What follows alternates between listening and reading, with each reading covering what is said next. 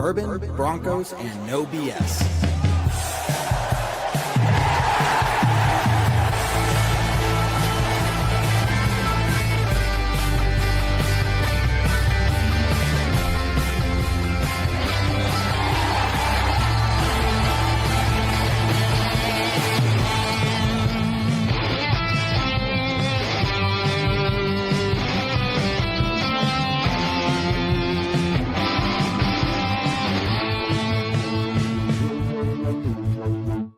Fans, brews, and Broncos news. Hello again, Broncos country. Welcome to another edition of the Bourbon Broncos No BS, not only tailgate talk, but full game day coverage. Guys, we are facing off against the Raiders today, looking to sweep them, which would just be another just cherry on top of everything else we've experienced this season so far. Looking for 10 wins in a row. Lots to talk about. Obviously, the Broncos are heavily favored, which is something to keep in track here. But you never know, right? You never know. Any given Sunday, the Broncos and Raiders games are always very good. The Raiders tend to show up, especially in their home stadium. Now, with that being said, I'm not scared, at least in this current time period. I got Adam with me here today. We might have some others pop on later on. So, Adam, let's start with you, man. Let's break it down. How you feeling about today's game? What are you looking at? Storylines, stats, any of those things that are popping out to you? I mean, you're going for 10 in a row today. How, if you were to say that the Broncos were going to be going for their 10th win of the season after that game versus the Chargers, I think you would be a little, that would be optimistic. And yet here we are getting ready for 10 in a row against a division rival. Again, like, it's going to be a test to see who I think is going to be sharper mentally. Do you have the Broncos who are maybe feeling that pressure a little bit more as the stakes get higher in each and every week? It kind of seems like each game it takes on its own level of importance a little bit. So, and then you have a Raiders team where looks like, oh, well, that is not nice. Not nice, Gary. Not nice. Anyway, and totally ruined my train of thought. But I think you also have the Broncos who are going to be, that it's going to be more of a mental thing right now. To have they played down to opponents before? Yeah. Did they necessarily have a world beater performance last time they played Vegas? No. And of course, this is a divisional game. These are the ones that, I'm sure Vegas would get a lot of joy out of spoiling some of what Denver has going on right now. So, with Vegas having almost nothing to play for and the Broncos having everything to play for, I could totally see a scenario where Vegas is relishing the chance to play a spoiler today. And again, even though games are, you have the game on paper, but then you have the game on the field. The game on the field always matters. So yeah, we should beat on paper. I don't see too many ways that Vegas is going to win this thing. But that's why you play the game, though, because if that were the case, then we would have boring, graph analyzation days, which doesn't even sound. That sounds terrible. Sounds very terrible. So almost again, as terrible as the Broncos just losing. So we're not even going to put that out there. We're not even going to go there. Not even going to put that out there. So yeah, guys, we're going to be here live throughout the entire game today. Do not go away. Obviously, we cannot show the game. We would get taken down so quickly, you wouldn't even know what happened. You may not even hear from us again if Facebook bans us for that. So we cannot show the game, but we will be calling it out as best as we possibly can, as the amateurs that we are, trying to. We're going to make it fun, just like we always do. However, the alcohol for me is probably going to stay away until the end of the game. Veteran move. Last time we did this. That's a veteran move. I mean, some people think we may be getting funnier and more entertaining the more the spirits are flowing, but we also like to provide some solid analyses on this program as well. And sometimes that gets a little bit lacking when the drinks are flowing. As you know, sure. Yeah, it happens. So let's start talking about some of these things here, guys. Michael says, I saw Max Crosby was questionable play. Let's talk about the inactives list. First off, Crosby is active for today's game. He is not out. He will be on the field. Looks like in general, the Raiders, they're not missing any big name guys, obviously, some maybe depth pieces, but all their key starters are going to be out there. For the Broncos, big news, Jonah Elliss coming back today. He is active for the first time in, it seems like forever. So we are excited to see what Jonah Elliss brings back out there, because we saw him, once he's out there, like, we've seen him make, key plays, key tackles, sacks, all those kinds of things. So I'm really excited to see him out there. The problem, I don't say problem, but maybe something to watch for. DJ Jones is inactive today with, looks like, an ankle injury, kind of popped up in the middle of the week there. So obviously with Ashton Jeanty, kind of wondering, like, what could the Raiders do to hurt us, right? And it's going to come down to, I think, that run game. They've got to find a way, just like they did before, to contain Ashton Jeanty is a big piece of it. So losing DJ Jones, right? Somebody step up today, right, Adam? Yeah. Oh yeah. I mean, again, I don't know that Vegas has a ton of ways to. I don't know that they have a ton of ways to win this game. But if one of their best ways is to get Ashton Jeanty going. I like Ashton Jeanty. Ashton Jeanty's playing for the wrong team, but he is also averaging less than 4 yards a carry. If there has been a way that Vegas has been competitive, is to get Ashton Jeanty going. If you are going to put the game on Geno Smith's shoulders, don't make me laugh, for one. And two, we actually saw that in the matchup not that long ago. And Mr. Smith spent most of the game on his butt. And I kind of get the feeling that if they don't get Jeanty going again, it's gonna be a similar, it's gonna have a similar look today. But again, Denver is coming in with reasonably good health. You're getting Jonah Elliss back. Now, my question is, do you think it was any kind of decision to start Jonah Elliss after or not start him, but put him back into the lineup, into the rotation, when Q Robinson has been actually playing really, really well? And I guess from a continuity point of view, would you rather have Elliss back in the lineup and back in the rotation, or do you want to ride the hot hand and put Q Robinson back in there? I think what they're going to be looking for today is working Elliss back in. I don't think you're going to see him out there full speed, full strength, every play, right? I think you're going to utilize the two and see how that looks, right? I think the want is to get Elliss back up to speed for this postseason run that we're going to be making here soon. And then you have a great depth piece in in Robertson. I think that's something that you can rely on. It's good to have depth. And when you have those depth pieces, get that experience and showcase the skills they have, it's something that you can kind of stow away for when you need it. But it's not to say that we're going to then bench or not play the player we think is better or more consistent or more reliable. And it's nothing against Robertson. It's just Elliss is a leg up, and that's what they've determined through preseason and tryouts and all those things, right? So again, I think they're going to be utilizing both today. Let's not push Elliss to the limit today. Let's get him back into the swing of things, back into the flow, work his body, in terms of warming it up for the rest of the season here. So, if it works out where, hey, these two complement each other, well, let's see if there's a way that we can keep that going for the rest of the season, have them both active. You don't need to have one inactive over the other.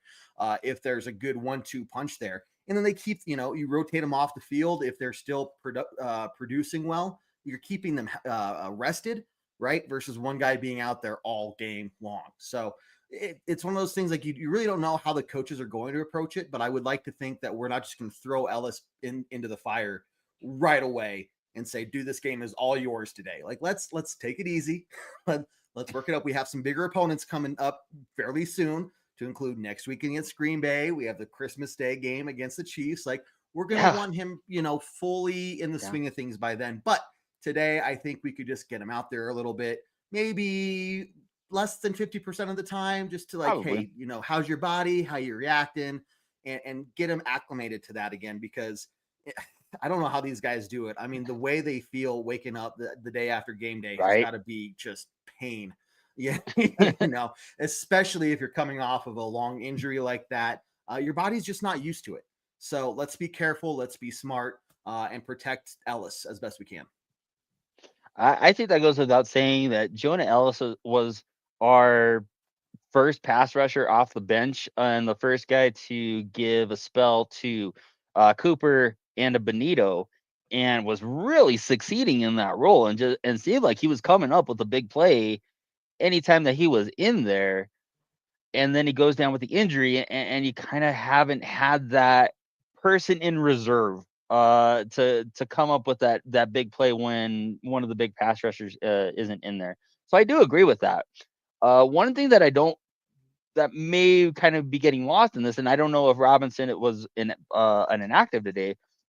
Hugh Robinson's a great special teamer, so that also could be that is factors into one of those things of maybe it's somebody else who has to sit so they can put Q Robinson in there because he's a really really good special teamer, and I just want to I know that we're not going to talk too much about Q Robinson today, but I mean, some of the plays that he had in the Washington game where chasing Mariota down from behind after he got beat on a play, he's been showing some crazy athleticism.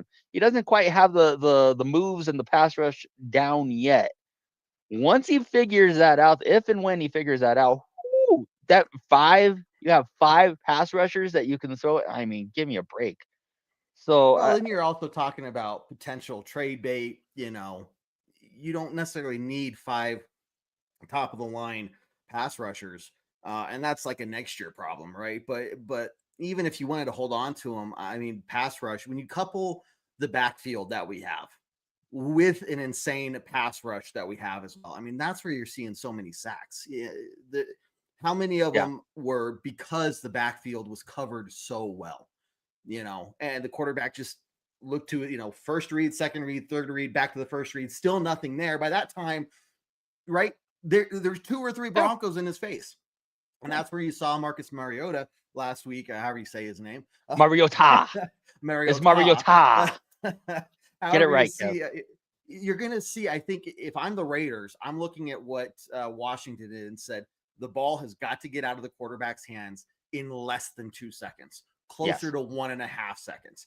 So and it's interesting because, what's his name on the Raiders? That quarterback, I just forgot his name because he's a nobody. What's Eugene something or another Smith, which is why I would want to go by Geno too. Yeah, Geno. I'd want to go by Geno too. He's been sacked 15 times, I think, in the last 2 games. So are they going to wake up and realize, hey, we have to change something to have a chance today? Or are they going to stick to it to try to hold on to the ball a little longer? Which in that case is going to result in another 6, 7, 8 sacks, against them today. Yeah, right. Honestly. So I know this was brought up in the Monday show, that Vance Joseph maybe tends to have some of his tendencies a little bit more figured out by opponents down the stretch of the year. Do you think at this point that the Raiders maybe have seen something from that first matchup and they can maybe bring it into this one? Or, I mean, taking off the Bronco glasses, obviously, or are we just kind of thinking they're going to be cooked either way because there's nothing that they've done so far to really threaten any team with any kind of offensive production? Look, if I'm the Raiders, I'm going to try something different. Just because what do you have to lose, right? I'm going to be super aggressive, both on offense and defense. I'm going to try to get the ball out of the quarterback's hands as quickly as possible. And I'm going to really try to get Ashton Jeanty going because we don't have DJ Jones. If they are able to just keep the ball moving, eat up clock, basically doing exactly what Washington did against us, they're going to have a chance, right?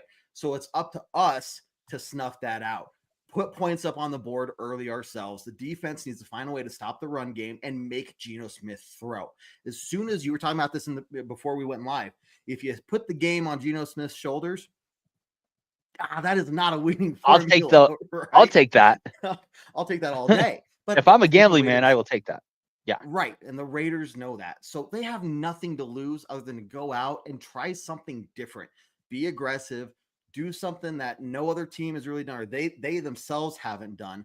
Now, the good thing that I heard from Sean Payton this week was he recognizes that their game plan against the Raiders last time was crap. So they recognize that they did not have a good plan and they did not execute well for that game, which is why it was as ugly and stupid as it was, right? So I think they realize they have to be a whole lot better. And this is a situation they have got to put this game away early. They cannot. Every other game this season, I really believe is going to come down to the fourth quarter, which I'm okay with that. We're going to be good in those situations. But this cannot be that game, man. Like, let's put this away. Let's have it, halfway through the fourth quarter, Bo Nix is sitting, because the game's just so far gone. Fingers crossed. Like the only thing you see in the stands is orange because all the Raiders fans, all three of the Raiders fans exited the stadium early. I am getting reports, guys, seeing, not directly, but seeing people post online that there are a ton of There's a lot of Broncos orange fans. there. Ken was talking about on Tuesday's show, one of our fans here, I'm sure you guys have seen him in the comments a time or two, from Arizona. There is a huge contingent of Broncos fans driving from Arizona to Las Vegas. So I expect there to be an absolute ton of orange in those stands today. Oh, yeah. Let's get to some of the comments, guys. Let me refresh this. Yes, once again, you have us all game day today. So if you want to stick around and listen to us talk for the next 4 hours, you are more than welcome to do so. I do appreciate who is it? Let's go back. Who was it? Somebody's being an instigator here. Andrew. My wife calls me the instigator, but you're the one saying, hey, let's go ahead and start drinking. And I'm just telling you right now from my experience in the last time that we did this, me drinking early, it causes a very painful, it depends on what audience that you fall into. It really does depend on what you like as far as entertainment. I thought it was fine, but we also don't peer pressure on the show. So yeah, right. Not at all. Not at all. No. Yes. Cat, how you doing? Good to see you here. Let's see. Somebody asked, do we think this will be, here you go. Andrew asked, would you be surprised if this is a 7-point or less differential game? You take it first, because I don't want to. Okay. Here's what I will say. Every week, every live stream we've been on this thing saying that this is gonna be the one. We're gonna open it up. We're gonna, Bo Nix is gonna look like Joe Montana. We're gonna run up for 500 yards and 40 points. I'm just gonna tell you, let's not today, because I have 1000% faith in my team every single week, delusional or not. So I will say right now, I think they're gonna. I don't see too many ways that Vegas is gonna win this game or can win this game. However, we have a body of work that says this is what Denver does. I think it's gonna be close for the first half, and then I think Denver's gonna pull away. I don't want to give a final prediction because we haven't gotten there yet. But we will get there. So do I think it's going to be within 7? Yeah, I do. Actually, I think it's going to be within 7 for most of the game, and I think Denver's going to pull away late. Yeah. We just haven't. That's kind of how that's been the Broncos' MO. Aside from one game against Dallas, it's kind of been what they do. So to expect something else, I think that's the exception that makes the rule. So and that isn't that I don't think that they're capable. I do. I just don't know that they will today. For sure. Gary, the Broncos do need to play all 4 quarters. Are they, though? Who knows, right? That's what we're going to have to wait and see. As much as we want to sit here and say, of course they can. I mean, we know they can. But like what you're saying, Adam, I can't say that confidently because we haven't seen that, right? They don't start really playing until the third quarter, maybe the fourth.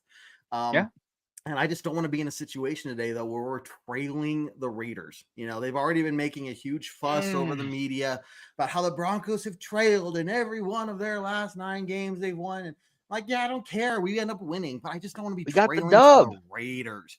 Yeah, but you know what people are going to be saying? They're like, but you were trailing to the Raiders. Right. Like, it doesn't matter. How did the game end? But I just don't want to have to deal with that bull crap. Brad, how you doing, man? I'll make sure you got your comment up here. Our friend over the big ocean down in Australia. Yeah, Broncos have been doing well enough that you deserve to take those Mondays off, especially with the time difference and everything.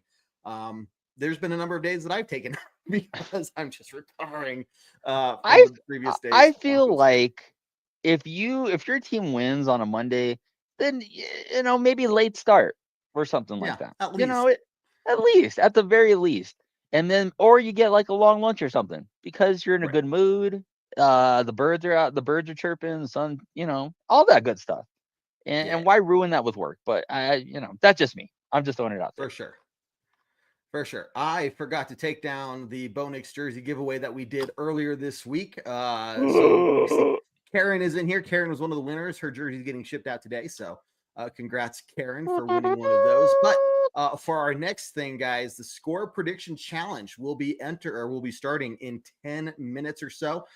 So hold on to your score predictions because we will be getting those up here and we'll be giving you the rules. If you get the score correctly and guess the Broncos to win, you'll also be winning a Broncos jersey of your choice. Add to the jerseys that we're giving away. We gave away 3 last week. Let's give away another one. So hold on to your score predictions. It's not going to count if you enter it now. We're only going to count them once we say it is open for predictions to be entered. And we'll go over all those rules here in a minute. Let's see. Jeremy says Broncos will play aggressive in the playoffs.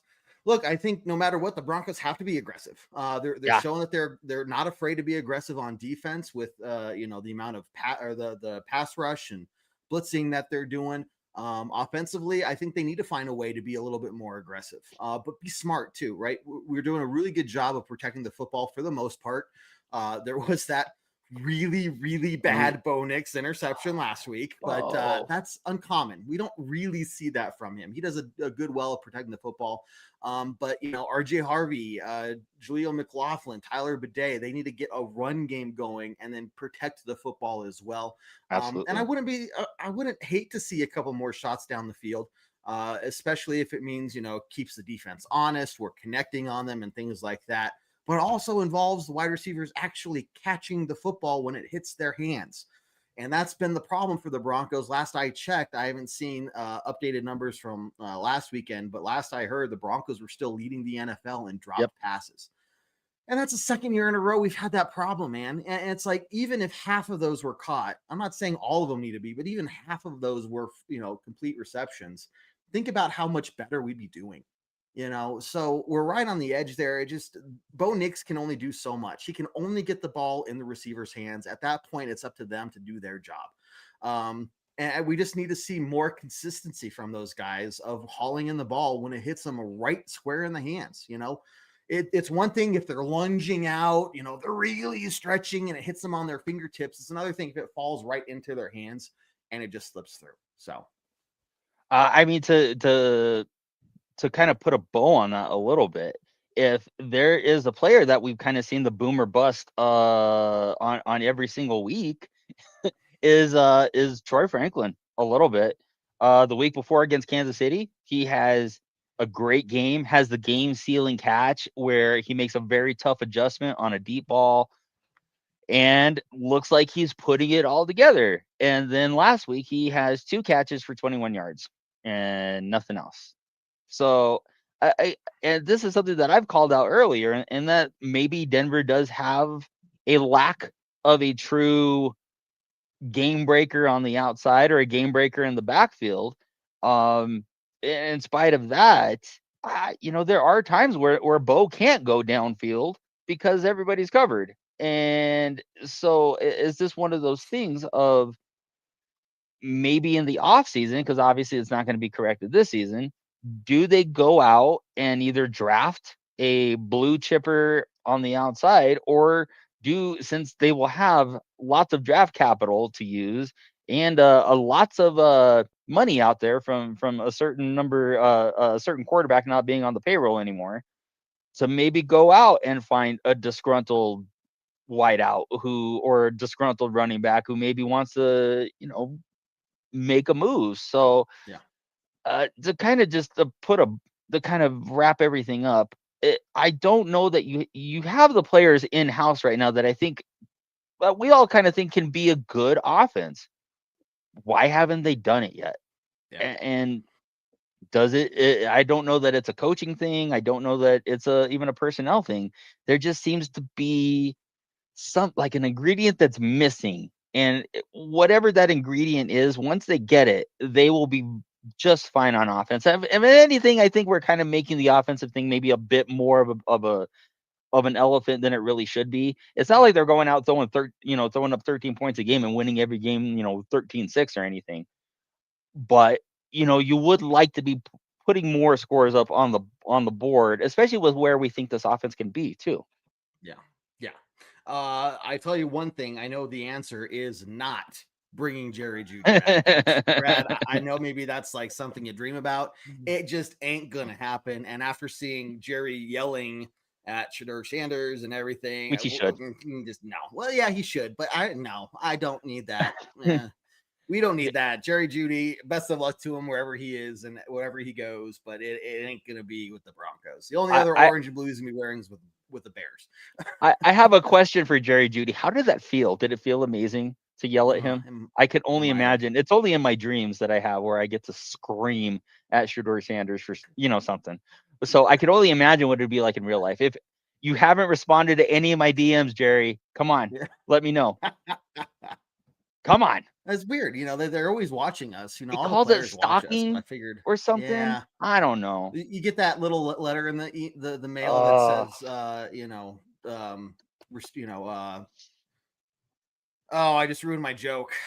Protective or Yeah, whatever. You get that little, whatever. It's just a piece of order. paper. That's the word. It's just a piece of paper. That piece of paper can't do nothing to me.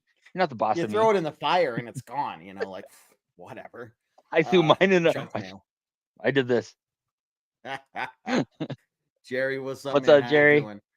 It is funny that Brad says get Jerry back, and then our very own Jerry pops up in the comments. So really good. He heard you, Jerry Wallace.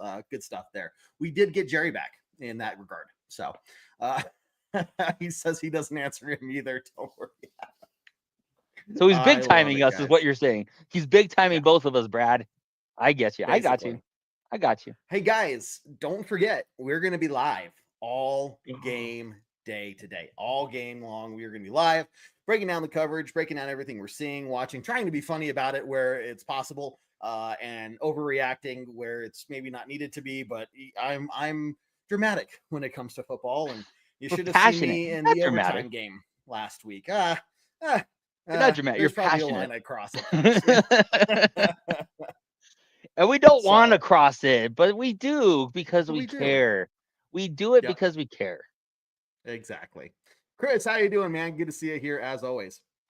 Okay, guys, couple things. We are getting close to the start of the score prediction challenge, so don't enter them quite yet. Think about what you're going to put in there.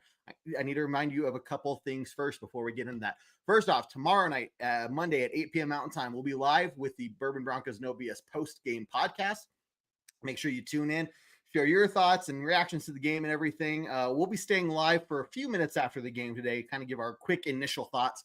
But we'll have a day's worth of time there to kind of really digest everything before we lay it all out. So make sure you join us tomorrow night at 8 p.m. Mountain Time.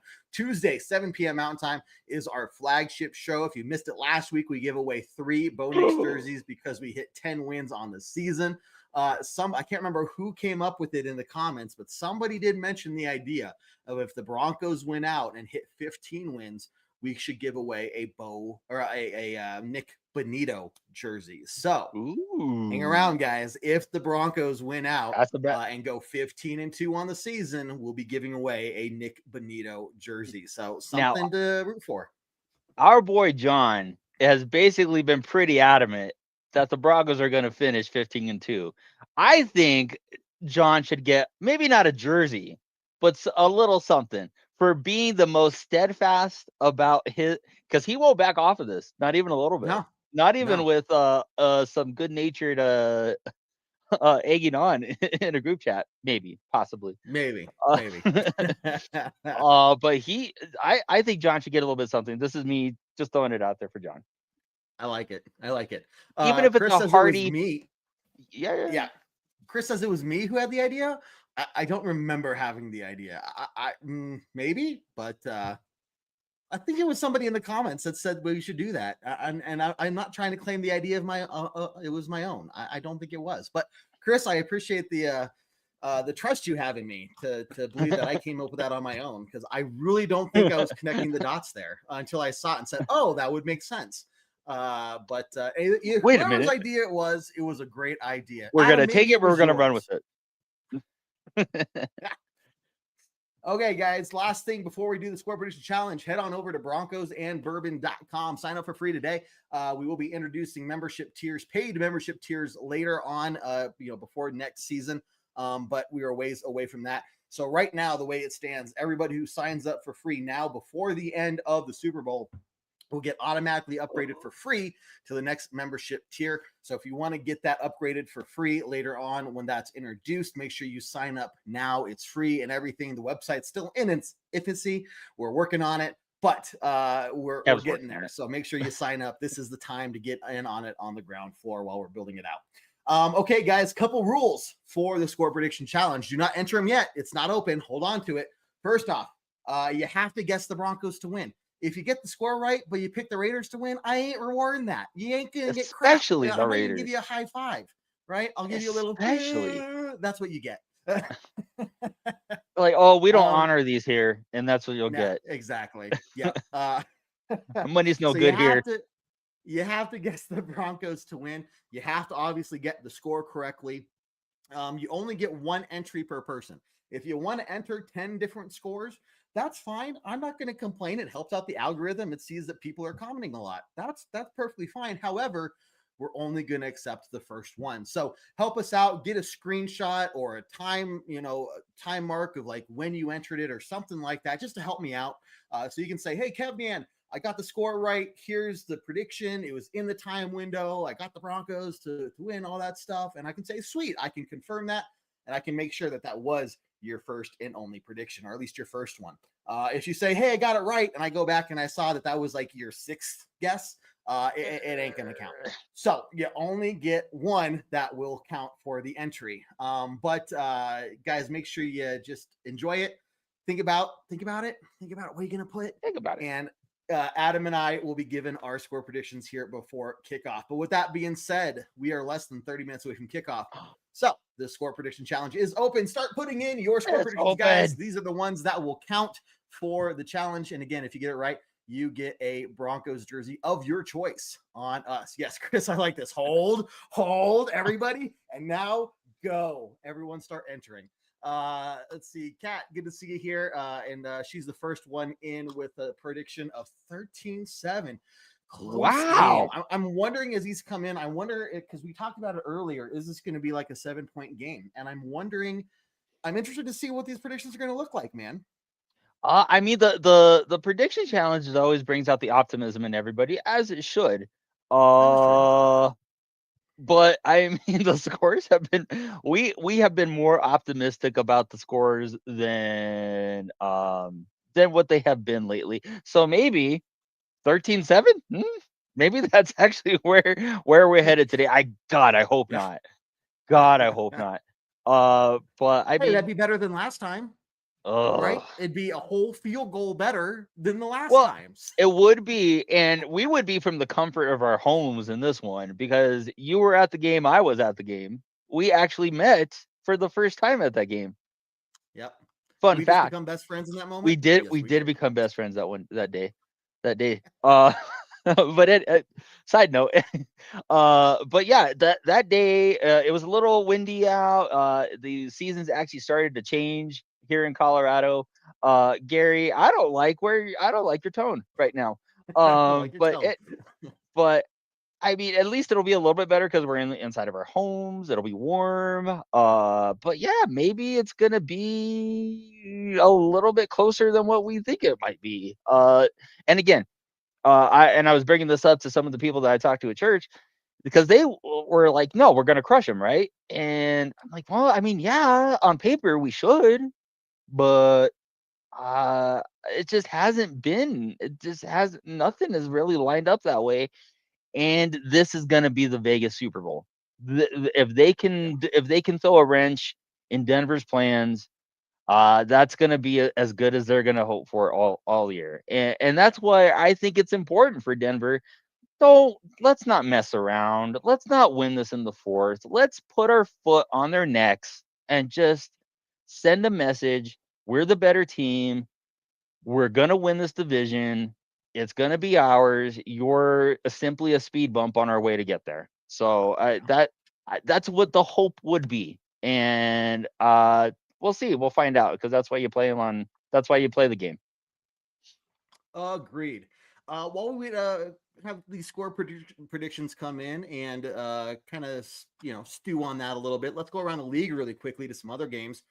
My dad here. Dad, how you doing? Good to see you, buddy. Bengals beating the Bills. Now, I don't think this is a game that has too many implications for the Broncos. Obviously, I think just having Buffalo lose in general Right. is definitely a win for us in this case, but it's not like it's going to have a monumental impact on the Broncos seeding at this point, assuming that the Broncos win the next four of their next five, right? If the Broncos lose more than one over the next five, then we're going to start talking about, some of these other games could be a whole lot more important. But Adam, what are you thinking from that game? And we got some news on the Colts game as well. And I've put this out there a couple times online to kind of give a bigger picture about what's going on in the AFC right now. So you have, of the division leaders right now, you have Denver, you have the Colts for a little bit. For now. You have, you have the Broncos, the Jags, the Pats, and the Ravens as your four division leaders. And then you have the Colts, you have the Colts, you have, I don't think, Texans. I'm not sure of the other four teams. Yeah, and the Chargers are in there. Of all those teams, can you really point at one team and say that team has a clear market advantage over Denver in some area? And as long as you're not a talking head that loves to find the negative into something, Nick, I don't know. Nick, right. Sorry, I can't. No. You got to get the lemon juice for that, man. Sure, yeah, you got the phlegm. Get the phlegm. So if you look at all these teams, and I hate, and I used this when we were talking earlier, I hate using the term scared. Oh, we're scared of this team, we're scared of that. I don't know that Denver's really worried about anybody. And if you look at everybody out there right now, does anybody really jump out at you as saying like, oh, I don't know, I better hope we get him at home, or oh, I hope we get him early? Like, no, I don't know that there's any team out there that I'm really, sweating too much. Again, Jacksonville is going to be I think is going to be a tougher game than people realize. And I think that's going to be a true divisional round preview. But at the same time, does Jacksonville inspire a lot of fear in you? Come on. I mean, what do you think? Serious? There's a difference between taking someone seriously and being afraid of them and be like, oh my God, I hope we play them at home. Man, even if we play the Jags on the road, we should be able to put them away, right? Now to say that, like, they're a competent team. I think they're a lot more well-rounded than the Patriots. A lot of people saying that the Patriots are the best team in the AFC. And I'm like, this reminds me of Super Bowl 48. Prolific Broncos offense, right? What happened? We got smashed by the Seattle defense. You fast forward 2 years, where are they talking about? Cam Newton and the prolific offense from the Carolina Panthers. What happened? They got smashed in by a defense. You look at the Patriots this year, I'll give them credit where credit's due. They're performing on the offensive side of the ball very well. Defensive, not so much. And you look at the teams they've played, they haven't played a defense like the Broncos, right? So even for the Patriots, if it ends up that we don't get the number one seed and it works its way to where we play the Patriots on the road, I ain't going to be afraid of them, right? I'll give them respect and say the defense had better play their A game. But if they do, we should be able to overcome that just like anyone else. And it goes back to what Jonathan Cooper was saying a few weeks ago. Who are we scared of? They've knocked out 3 of the top 4 teams from last year. And just what else do you have to do to say, like, right? who should we be afraid of? If we go out there and play our A game, we know we can beat anybody, anywhere, anytime.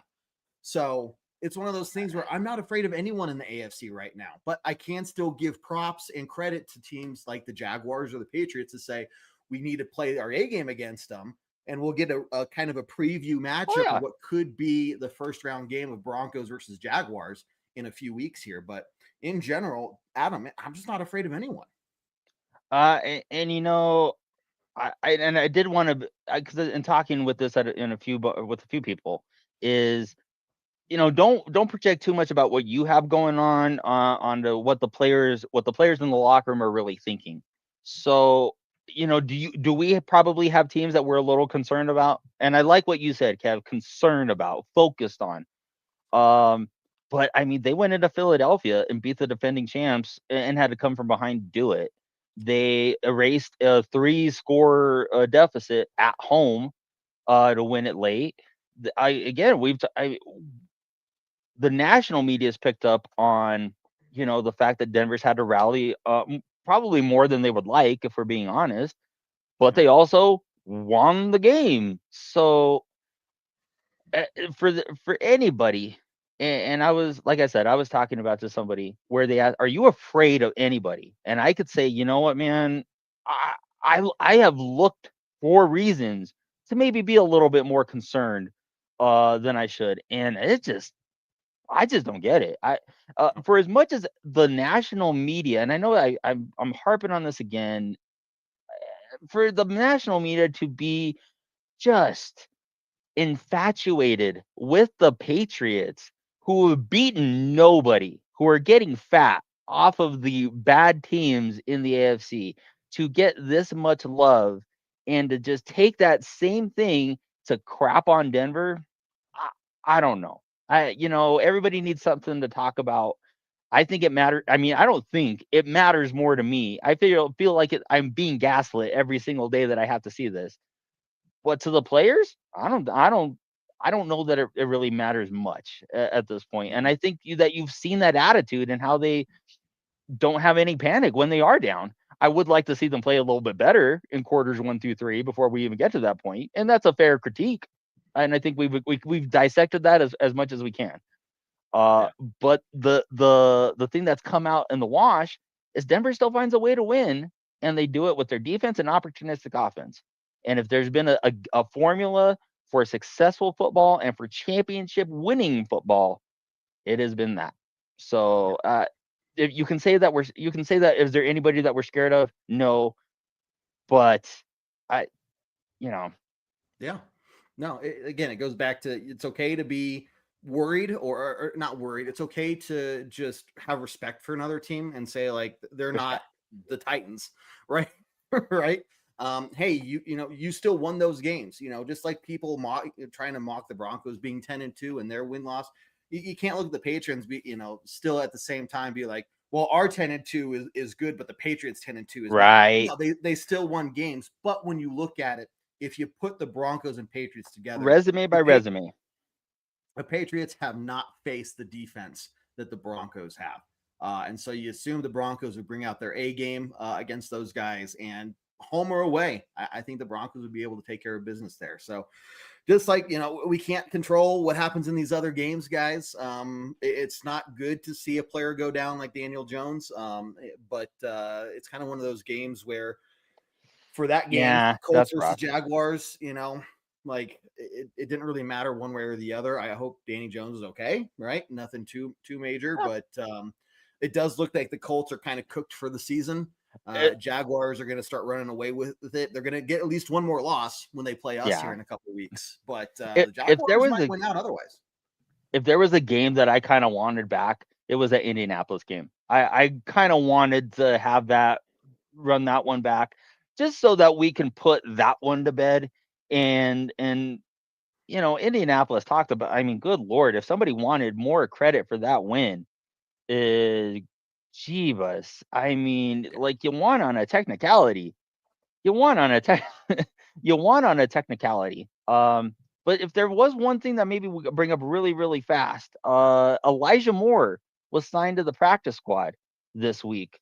And now he's not going to play today. He is not brought up to the active roster, but Elijah Moore is not a nobody that they signed to the practice squad. With the way that they've reshuffled the back end of that of the wide receiver room, first it was Trent Sherfield, then they outright cut him, brought in little Jordan Humphrey, who has been okay, but is he's a great blocker. It hasn't proven anything with the catching part of it yet. Is Elijah Moore maybe a guy that you bring in at the end of the season to maybe shake up that, the offensive doldrums that they've been in lately? It kind of seems that way, especially with Marvin Mims not really being that fourth wideout to be able to get any kind of production out of.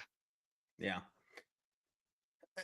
It's one of those things, like when you get close to the end of the season, you kind of want to just stick with the players you got, right? You don't want to start, messing with things too much, especially when you're winning games, right? If you're kind of on the cusp and, you maybe need a couple wins to just get in the playoffs and you need to find something to maybe get a little extra juice. Okay, then maybe there's more of a reason to bring in a new guy, right? But Elijah Moore, to me, it's like I can't see him doing any worse than little Jordan Humphrey, right? So, and I'm not trying to dig at him, right? That's just what we've expected from him, even when he was on the Broncos the first time, right? I'm not seeing anything different or new from him, right? So maybe today's the day where he has a breakout day and says, hey, no, I deserve to be on this team, right? Maybe the Elijah Moore signing is a sign to the rest of the wide receivers saying, hey, start catching balls, stop dropping them. You know what? We got these other guys out here waiting to take your spot. I actually think that's probably more, maybe not more, but I think that is that's a component of this, and it is telling our wide receivers and maybe a guy like Marvin Mims that you're not irreplaceable by any stretch. And while Marvin Mims has been great in the return game, it has it has not been the same catching the ball, and it hasn't been the same. He started off the season as the number 2 wideout, and now, I mean, Troy Franklin's pretty much taken that over. Pat Bryant has proven to be, proves that he's a little bit, he's got some Michael Thomas in him. I'm sorry. He just is that he's going to be our third down, automatic first down receiver, which kind of dictates that there has to be that fourth guy. We were hoping it'd be Evan Ingram, and he shows flashes of it every second or third game. So maybe you're looking for him, but if it isn't little Jordan Humphrey and it's not going to be Marvin Mims, then maybe it is a guy that is like Elijah Moore that comes in and is able, and plus he's fresh. It's not like he has a season's worth of bumps and bruises on him.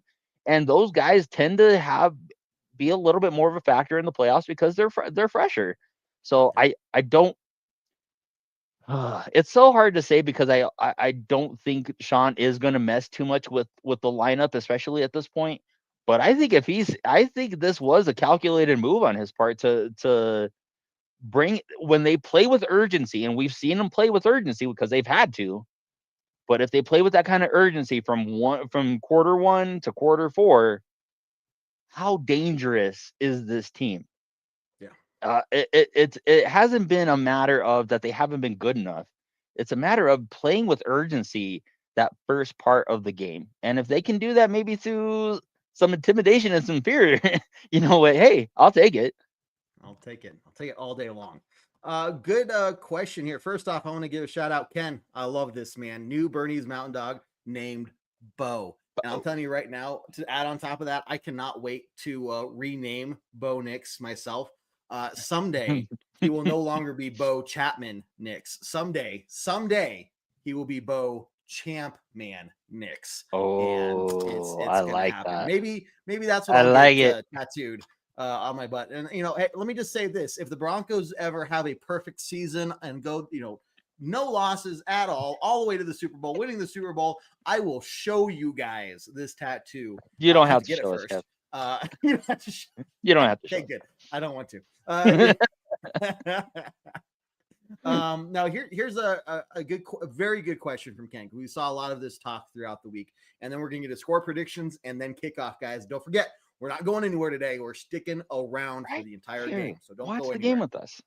And make sure you hit that share and like button, guys. We're 100 people away, 100 Facebook followers away from hitting 24,000. So tell your Broncos friend, your Broncos fans friends about us. Get them signed up. Make sure you're following us on YouTube. We were 2 people away from hitting 900 on YouTube this morning. So we're close to some of these benchmarks, guys. Help us out. Hit that share button. Tell people about us. The more fans we have in here, the better it is. But from Ken here, do the Broncos take the soul of the Commanders, or should we be worried they played us so close?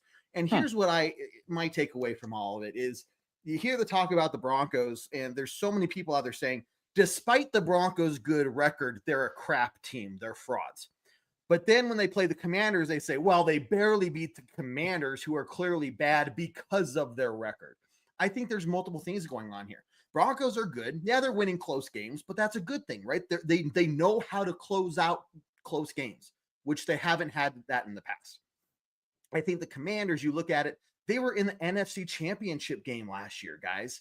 So, you take their quarterback away, you still have all these other players, the rest of the team that essentially helped get them to the NFC Championship game. So I think the Commanders are a much better team than what their record shows. I think through injuries and bad luck, they just haven't had a chance or been able to close out these games.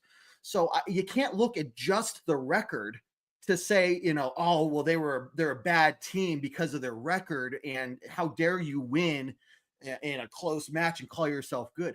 They're still a good team, right? You can still give them credit despite their record. So I'm not concerned. The Broncos played a tough game in prime time on the road in cold weather, right? It had been raining and everything out there. The field, it wasn't the best field conditions for both teams. So, Adam, I'm just not concerned. I see it as another hard-fought game in which the opposing team knew that in order to have a chance, they had to play their absolute best, and they brought their absolute best, and we were still able to find a way to overcome that. I mean, absolutely. Winning in the NFL on the road is hard. Winning in the NFL period is hard. Sean Payton has made a point to kind of re-emphasize that each week, that whatever we think as fans and whatever it says on paper, that goes out the door the minute that you strap it on, you start playing on Sunday. So while we get upset that there hasn't been this blowout impressive win, it's important not to miss the forest for the trees a little bit, because they still won the game at the end of the day. And Bo Nix, hey, he's made a point to even say this in his press conference, that you could probably find a stat that says that we're not very good, or you can cherry pick something that says, we're in trouble, this, that, and the other. But at the end of the day, we're 10-2. So what, kind of getting back to the slight, the disrespect, I don't know that they feel like, I don't think that the team itself feels like that they have earned that respect yet, but I also don't feel like they're getting hung up on that either. So we are coming up on 5 minutes or so to kick off. So guys, last few minutes here for you to enter your score predictions if you haven't done so already. Remember, you got to pick the Broncos to win. Only your first entry of a score prediction counts, and then get a screenshot or something, help us out, so you can say, hey, 𝐶𝐫𝐷𝐴N, I got it right. Here it is. Here's the proof. I can go verify that, make sure that was your first entry, and then get you a jersey of your choice. It's as simple as that. We gave away 3 jerseys last week. I want to give away more. I want more, reasons to celebrate the Broncos winning so much this year, our 10th season of covering the Broncos, all that good stuff, guys. So 5 more minutes or so for you to enter those score predictions, guys, and I like it. In general, Adam, I'm going to give you closing thoughts as we get ready to start the game and start our full game coverage for the day. But in general, a lot of these scores, for the most part, are within 10 points. How do you feel about that? I mean, like I said, this is a divisional game. This is still Broncos Raiders. This is still, we don't like them, they don't like us. And I think if the Raiders had any, or are going to build any kind of momentum for next season, they want it to start here. And with as embattled as Geno Smith has been all season, with as embattled as Pete Carroll has been all season, I don't think to put it past them if they came out and played their best game of the year today. Now, is their best better than our best on paper? I don't think so. And I don't think they have a whole lot of ways to win this game unless Denver hands it to them. So what we saw in that first game was kind of a rock fight, and it was which offense could suck the least, and whoever sucked the least got to win that game. And we were lucky enough that it was at home, and we sucked the least that game. I just kind of get the feeling it's not going to be like that today. I think once you compounded more things into that first meeting, short week, emotional win the week before, lots of travel, Denver playing a lot of games in a short period of time. Because if you did remember that game, it was about as stifling a defensive effort as you saw from Denver all day. Vegas did not do much on offense. Now, Denver also did not do a whole lot on offense either. But if anything tells us is that the Broncos have a little bit more in reserve than what Vegas does. So for me, I think you're going to see an inspired effort from Vegas. I don't know that that's going to be enough to win. I see the Broncos basically playing close all the way up until halftime and then finding another gear after half and pulling away. So I have it 24-13 Broncos. I like it. I like it. Look, at the end of the day, for me, guys, it's about playing smart football. The Raiders have nothing to lose. They're going to throw the whole kitchen sink at us, just like every team we play from here on out is going to. Yeah, you and Ken are on the same page. I think it's just a matter of being able to move the ball efficiently, right? Yeah. And enough of these 3 and outs. Like, I want to see solid drive after solid drive, and you don't have to necessarily score on every single one, but you can't have a solid drive and then 3 and out, and then solid drive and then 3 and out, right? We got to find some consistency, utilizing the run game, taking some chances down the field, making the defense stay honest. And then as long as the defense does what they always do, just play phenomenal football between Nick Bonito, Jonathan Cooper, Hua, number 9, right? Alex Singleton. And I mean, his story this year is, man, if you're looking for a reason for a team to like just go to that next level, and there's like an underlying storyline to a season, man, the Alex Singleton storyline is just so amazing. Everything he's done and overcome in the past month alone. So I think that the Broncos just have a lot going for them. They recognize how important this game is too, right? It's not a throwaway game. It's a divisional game against a team that's not in the playoffs anymore, but has major implications in terms of any potential tiebreakers with the Patriots, right? So if you want to sit here and say that our playoff destiny is in our own hands, well, here's the next chapter of that story.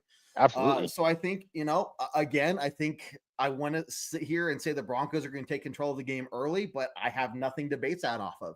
So I think it's going to be like normal. It's going to be struggling and close in the first half, but we'll pull away in the second half. And I wouldn't be surprised if we put up a few more points, call it 28. I'm going to say 28-13. I wouldn't be surprised if you let it's in the Raider Stadium. They get a few more points, but Broncos are going to get 4 solid touchdowns today. Pat Bryant, Cortland Sutton, maybe another RJ Harvey rush touchdown in there, maybe even a Bo Nix rush touchdown. Those are what I'm calling. But anyway, 28-13 for the Broncos, guys. And dude, Anthony, yeah, here's the thing. If you start pulling away from the game and make Geno Smith throw the ball, those sacks are going to rack up real quickly. I mean, Marcus Mariota is really good at getting the ball out quick. If you saw the game in Denver, Geno Smith was running for his life for most of the game. The rush was on top of him before he even got back into his drop sometimes. So if it's anything like that first matchup, Eugene is in for a long day today. For sure. Well, guys, get ready for it. Kickoff is coming up next. We are staying live. We are 1 hour into this broadcast. We've probably got another 3 hours to go, so we're going to keep limber and stretching it out as we go through today. Probably not going to bust into any alcohol until later on. later. We'll wait and see how it goes. But as you can tell, I am hydrating for whatever That's eventuality important comes. with liquor consumption. That is very important, especially the older you get. Especially at my age. Uh, Yeah. The I'm older not you get, 21 anymore. just get a drink of water in there. It's even make yourself, just lie to yourself. Say this is just vodka and just chug that really, really fast, and then you're good. Yeah. Yep. Well, you got the 10-2 Broncos against the 2-10 Raiders. Raiders are kicking off to the Broncos, it looks like, meaning Raiders will get the ball to start the second half. But get ready for it, guys. Adam, you good on your side? You got the stream and everything? Yes, sir. Okay. Well, here we go, guys. Let's start seeing what happens today. Man, I just hope they start it strong right off the bat. Bo Nix getting the ball first. Let's just work down the field and get a touchdown immediately. Actually, this is the second week in a row that we've opened on offense first. Yep. All right, Short come kick on, man. recovered there and down at the 18-yard line. Well, kind of not weird kickoff, but very weird. I mean, you have to take it there, but no, not the best return from Mims. Doesn't look like it was blocked all that well. So this is what I'm talking about. They're going to try things that other teams haven't tried, just to see if they can get some sort of momentum. And having this weird kind of, not a muffed kick or whatever, just a short kick to kind of throw off the Broncos return team. Yeah, I won't be surprised if we see all sorts of tricks being thrown at their way. But Bo Nix in the backfield.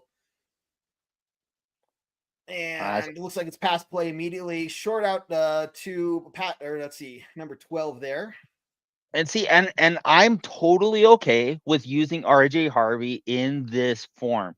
Not just running it up the middle for 3 yards, but like Bill Walsh used to call this the handoff, the extended handoff. Just giving them little swing passes. It keeps you on schedule. That's the biggest thing too. Let's stay on schedule with these drives. Don't worry about taking the chunk yard. Just take those 2 and 3 yard, first down plays and keeping yourself in a good position for third down. So, but a good play for RJ there. Bo Nix, empty backfield. Looks like he's changing the play here at the line of scrimmage. 5 seconds on the play clock. And looking out to his left, quick catch by Cortland There we Sutton go, for Court. about 7 or 8 yards. There we go, Court. I like this. It's just chunk plays, right? I love that. I think Bo is at his best when he's utilizing that short to intermediate passing game. I think, if anything, there's almost been too much of an emphasis on trying to push the ball down the field sometimes. So I like a start like this. Start off short, start off efficient, get a couple first downs, and kind of just get the drive going, get in a good flow before you start trying to press it down the field. Second down run for a gain of nothing. Tyler Bidet taking the rock there. Tyler Bidet getting a rare third and short. Yeah. A rare carry. Yeah. Yeah, what do we know? Let's see. Yeah, who is calling the offensive play calling for the Raiders now that Chip Kelly's been fired? Is it Pete Carroll? I mean, I don't know who would be calling it without if Chip Kelly, but I heard some pretty bad things about Chip Kelly this last week. So, ugh. But I mean, RJ Harvey out in motion to the left there, coming back next to Bo Nix's left. So they're showing zone. Passing play. And oh no, he's still up. He's still up? Good play, RJ. That's a play. RJ Harvey. Talk about a rookie play. Staying up on his feet. How many guys would have gone down on that tackle, man? Great play from RJ there. Great balance. Keeps his feet. Jamal Adams doesn't wrap up, and he's able to make to push that into a third down or into a conversion, keep the drive going. That's what you're looking for. I mean, that's what we've been looking for from some of these skill position players. It's just that little bit extra. So I'm glad that they're getting production from Harvey too. Kind of rolling out to the right there, catch by Troy Franklin for about 6 yards before he can push out of bounds. Yeah, guys, if it's off a little bit, if you're behind, I don't know what to tell you there. But if you're ahead, you can go ahead and pause it. Maybe you can pause our stream so it catches up to your TV, Jerry. It's probably the next best idea I have for you guys. But the best we could do is match up our own stream, so we're at least watching the same thing. But 2nd and 5, what are you expecting here, Adam? 2nd and 5. You booted there, so I'm actually expecting a run here. But now you get a offside. Nope. Oh, you're getting a timeout from Vegas. Right off the bat. Okay. Not sure. Yeah, unless it's a personnel mismatch. But why would you burn a timeout right off? Like almost kind of just let the play happen. Especially if you think it's going to be a run play like you were thinking. I mean, unless they were so out of position with the personnel, I don't know that this is. That's the only reason that you really call a timeout there, or you don't have, or that you're not going to be able to get adjusted before they snap it. I did see a stat today that if Bo wins, if we win the game today, Bo Nix would be 4-0 against the Raiders in his career. Yep. I would love to see that. Love to see that. I would love to see a Mahomes style streak against against the team. Oh, short passing game again. There we go. Another first down pass to the right. And this is where, again, we talk about the running game. We don't need a single running back racking up 120 yards on the field. Being able to utilize them in both the run game, but keeping them as passing threats out there too, really keeps the defense guessing. Yeah, I think you also have 3 backs that are really good at catching the ball. With McLaughlin, Harvey, and Bidet. Also, Adam Prentice has actually been pretty freaking good at the fullback. Pretty good catching the ball too. So Bo Nix looking in trouble and down behind the line. Loss of about 4 yards, bringing up 2nd and 14. It's a very rare sack. Good protection there. Yeah. Very rare sack from Bo. What happened. Bowles, kind of lost protection there as Bo Nix tried to step up into the pocket. So not good, but 2nd 14, not a big deal. 13, 2nd and 13. And if there is a down to take that sack, you want to take it on 1st down. So. Yeah, exactly. So just get another good chunk yard here as Bo Nix throws to Courtland Sutton for the. Well, you don't need a chunk yard. Just get the 1st down. Throw it to Courtland Sutton, man. Oh, good Lord. Beautiful, beautiful. Yeah, Bo Nix just had his eyes on Courtland Sutton the whole way there. He wasn't throwing that ball to anyone else. And that's been one of back I like from Bo. That's been one of those plays where if they really feel like they need something, that's where they go. So I'm glad that they were to execute that on the first series of the game. Now we're going into looking like kind of a run set here. Oh, look at him go. RJ. Harvey making it to the secondary. Almost. Tackle. He was almost gone. He would have been in the end zone. Look at the hole. He had a huge hole here and the patience he showed. Because if he had just run straight forward, he would have hit a wall. But he took a quick millisecond there to kind of read the field and find the hole and run through that, man. That's when you see that from a rookie, that's just super inspiring, I think this is actually where the usage is going to be for RJ. You're going to have him maybe run maybe 10 to 15 times, but also catch maybe 7 to 8 balls out of the backfield. See there, I kind of want Bo to maybe either use his feet or I want him to maybe let that play develop a little bit more. I don't know that I necessarily like him bailing on it to swing it out to Harvey there, but to kind of get back to RJ, no, I think if they're sprinkling in his usage a little bit more, I think that's exactly where you want him to be as far as what his role in the offense is going to be. For sure. No, look, use those slants and everything like that when the defense is kind of pushing back. But in this case, let that play develop, take the shot down the field. But Bo Nix under center, handing it off again to McLaughlin up the middle for 7 or 8 with a flag. I think that's going to come back. I think they're going to get something on Troutman for not being set. And this is, look, the Broncos were better last week with penalties, but this is just they were better. Issue. Oh, on the defense. Okay, we'll take it. On Max Crosby, offsides. Well, his mom doesn't love him, so I get it. Yep, there it is. Just a hair early. So 2nd and 5 coming up for the Broncos. Deep in long drive so far. Yeah, right off the bat, they're eating up. Half the quarter's gone almost, basically. Love it. This is what we're talking about. Broncos just control the ball, move it efficiently, and be safe, but they are in the red zone. Another run play. And first Come down. On. Oh, tough running. Tyler Bidet. There we go, Bidet. And you're talking about this earlier. When you have 3 wide receivers you can trust to run the ball and catch the ball, how can defensives really game plan against that? Right. It's not like this guy always runs. This guy always is in a pass play. You never know when they're out there. Right. And what I would say as well is that this is probably what the run game is going to look like in the absence of J.K. Dobbins. You're not going to have a featured tailback per se, but you're going to be calling on all 3 guys to maybe be more specialists in what they do well. Come on. About 4 yards there for R.J. Harvey. Like, I did kind of think that McLaughlin was going to be the 1st and 2nd down guy. They were going to sprinkle in Harvey as more of the pass catcher, and then Bidet was going to be the substitute back. And that's kind of how it's played out. Well, that's kind of how it's played out so far. If anything, I think it's been more Bidet taking snaps from McLaughlin, but that's they've actually run the ball pretty well on this drive, which is something they haven't done all year. So I like where this drive is going.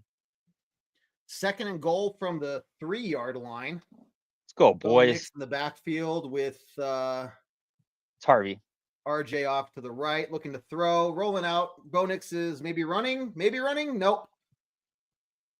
What are you doing? Bo Nix trying to make something happen, and I think he could have maybe just run there and at least picked up a couple yards. But 3rd and goal. And Jerry, your comment here, it scares me seeing the Broncos doing this good off the bat.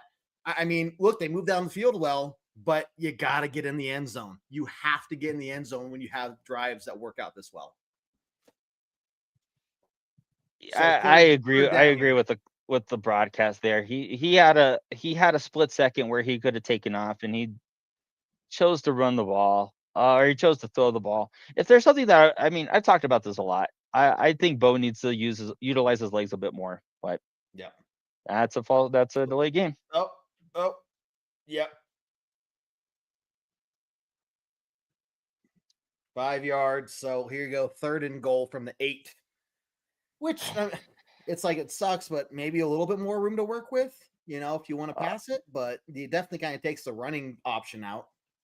And from what you're saying, Kev, that would be my gripe. I don't know that I really care about the penalty. I care more about that you've kind of pigeonholed yourself into a play call where it has to be a pass. Since you're probably not going to get that, putting the ball on the ground. And you can see from the formation now that it kind of looks like the same. I'm going to go, they're going to screen pass it here. No, Bo looks like he's going to take off up the middle. Bo with the touchdown. Hey, who called it pregame? Bo Nix. There we go. Touchdown. There it is. Hey, good job, Bo. So here we are. There we go, baby. They just can't do a rush play because it's 3rd and goal from the 8. And what do? They say, hold my beer. Watch this. That's why I don't coach. You're not smarter than me. That was great blocking. And Bo Nix just being able to read the field and find that hole right up the middle. So yes. Great job. Great drive. Great drive. Just, you have taken almost a third of the quarter off the books.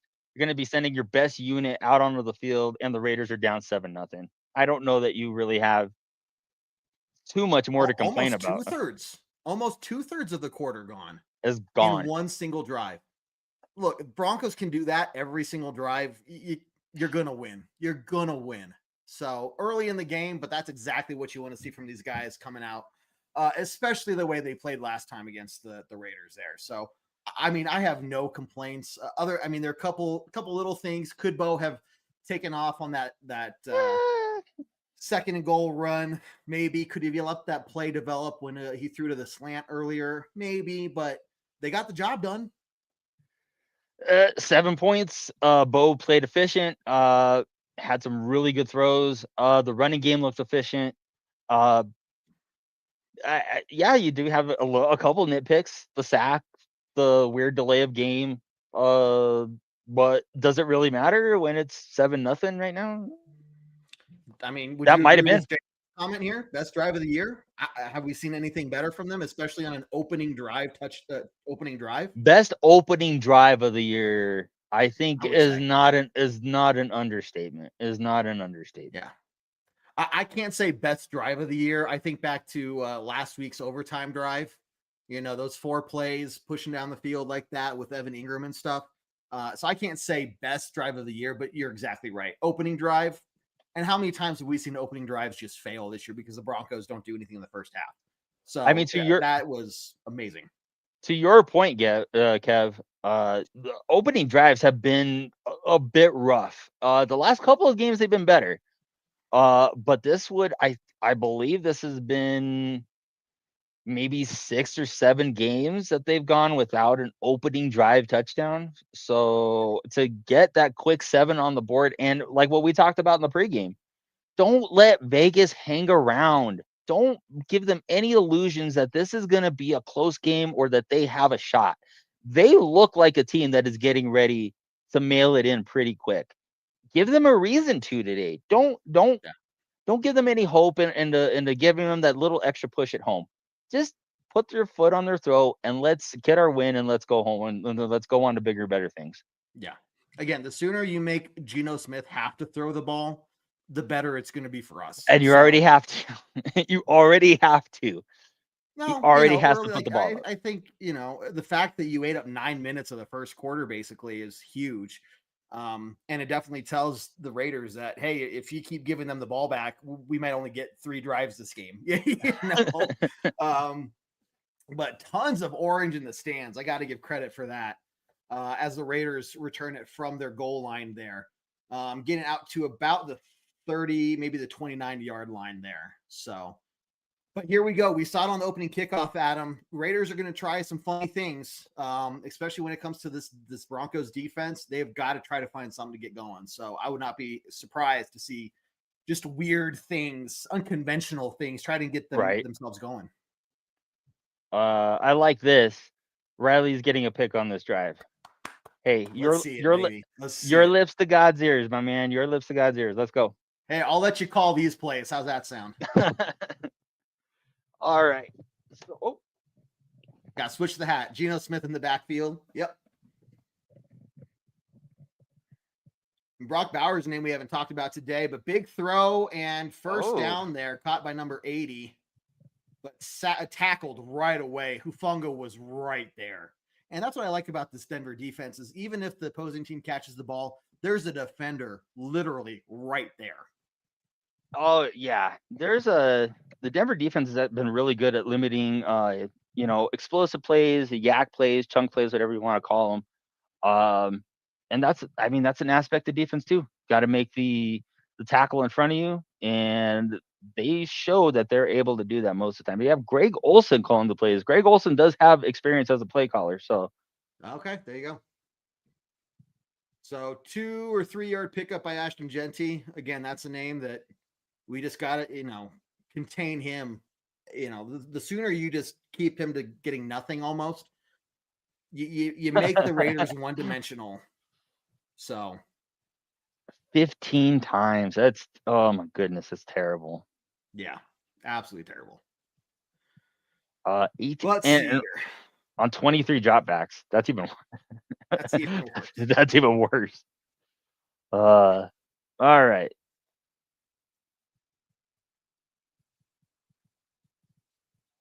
Pressure getting in the backfield.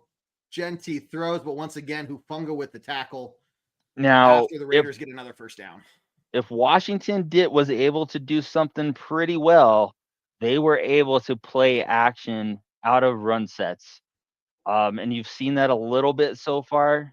So I don't know if it's me. I don't want to play straight up and I don't want to play zones, but I definitely want to still be aggressive here. And I think Denver is actually Yep. If About anything, 5 Denver has shown yards that for 𝐁𝐫𝐤. they were a little passive last week, at least in my opinion. It's one of those things. The Broncos definitely bend but don't break, right? So Yeah. obviously, I would have loved to see a 3 and out right away, but you're gonna see the defense here really soon start to solidify and kind of box them out. But yeah, 2nd and 5 coming up here after a 𝐁𝐫𝐤 5-yard reception. As I just hate 𝐁𝐫𝐤 standing in the backfield like he has his thumb up his butt. Anyway, another running attempt for 𝐁𝐫𝐤, getting pushed forward for about 3 yards, bringing up 3rd and a long 2. Coming down to 3 minutes or so in the first Man, quarter. already 3. Oh crap! I mean, that if you're an offense anyway, you hate that. You hate only getting one drive a quarter. This is where Denver's been good. Denver's been a lot better in the red zone and limiting touchdowns into field goals. So they're going to probably need to do that here. Oh yeah, 3rd and 3. for sure. Lots of noise coming from the stadium there. All Denver those showing Broncos fans 4. Need to get to him. From the backfield, getting the first down there for Thomas. Yep, giving him way too long in the backfield, man. That pass rush has got to get to him. I mean, Denver's been good at getting pressure with 4, but I mean, you have 1, 2, 3, 4, 5, 6 with the back.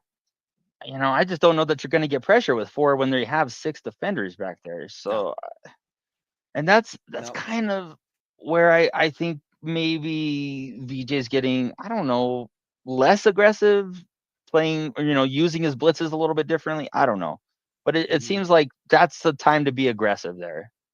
Well, yeah. So Denver showing blitz, and they managed to beat it. Yep. Yeah, Andrew. That pressure just has to get there. Clayton asks, "How was the weekend?" I'll tell you after the game. That's going to really be the determining factor, Clayton, of how my weekend was. Right.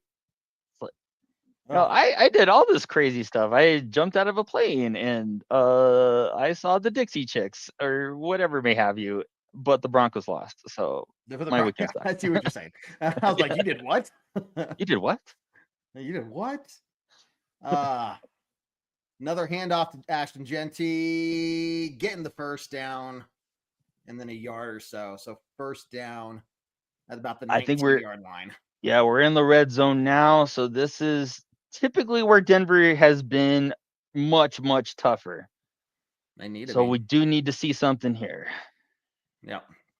But Vegas has been very balanced. 4 rushes, 4 passes. Yep. Denver going back to a 4-man front and looking to play zone in the back end. Now going to a 3-man rush. Oh, Benito. I wish Nicky B would have picked. Yeah, he saw it. He thought he was going to get there in time. He was about 1 step too late. But that's what we're talking about. They're getting the ball out of Geno's hand very quickly. That seems to be the antidote that teams are at least trying to do now. Instead of taking your chances with the pass rush, just try to get the ball out quick, and especially side to side, trying to maybe wear out that defensive line. And not a bad strategy. You saw how tired they were against in that Washington game. So maybe something to keep in mind. Pressure getting to the backfield, but not there, and throw to a wide open number 89. That would be Bowers. And that's the guy we didn't really talk about in the pregame, but he's definitely, between him and Ashton 𝐁𝐫𝐤, those are the 2 biggest threats on the field. So Broncos giving up a touchdown at the very end of the first quarter. Not what you want to see, Andrew. Not yet, but making me want to. I mean, it is going to zone, and they've been going to a lot of soft cover 2, a lot of soft.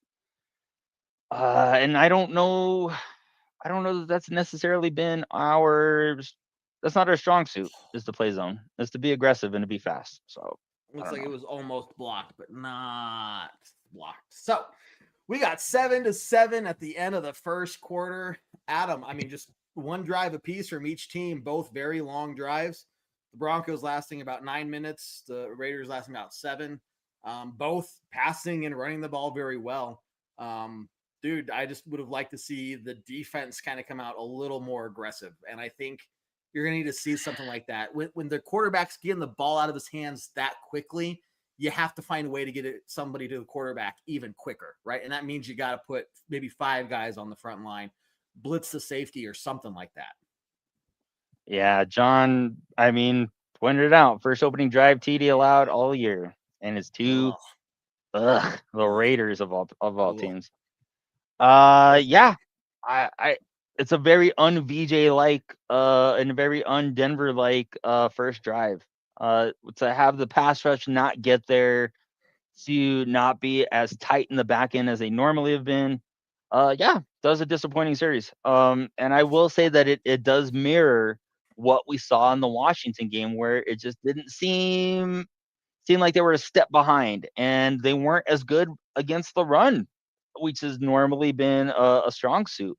So yeah, you're kind of hoping that this won't be the modus operandi for the rest of the game, and it's not going to be the offense saving the defense like it was last week. On that note, that's it's not always going to be that, right? Like, you're going to need days where the offense helps out the defense. Yeah. And that was a little bit of last week. And I think you're going to need to see, and thankfully what we saw from Bo Nix and the offense last year was after the bye week, they really got in their groove. And I think you're kind of seeing more of that now, between last week and this first drive so far. But yeah, it was a really weird first quarter. I think if anything, the statement from the Raiders is, we're not afraid to throw to you. We're not afraid to take deep shots, and we're going to make you stay honest. You're not going to be able to blitz us every single play. Yeah. You got this one for a sec, Kev? I'm going to go get some Wawa. I got it, man. All right. So look, guys, 25 minutes first quarter definitely flew by, but when you have long drives like that, it's just going to happen. I think it's a matter of the Broncos defense tightening up and definitely finding a way to throw Geno Smith off. He's looking way too comfortable. He's looking like he has a little bit too much time. Like, there's pressure kind of getting to him, but he still is able to kind of sit there and make some reads. Brock Bowers, they're going to be targeting him a lot. And you're going to have to find a way to stop that. So going into the next 3 quarters here, which might go just as quickly as this first one, I don't know. But it's up to the Broncos offense to come out here and respond. So good kickoff, recovered at the 5, being taken back by Mims. And there is the 25-30 being brought down to the 34-yard line. So better there, but there is a flag on the field. Possible block in the back or holding. I'm guessing the Broncos can be moving backwards based off where they're running out on the field.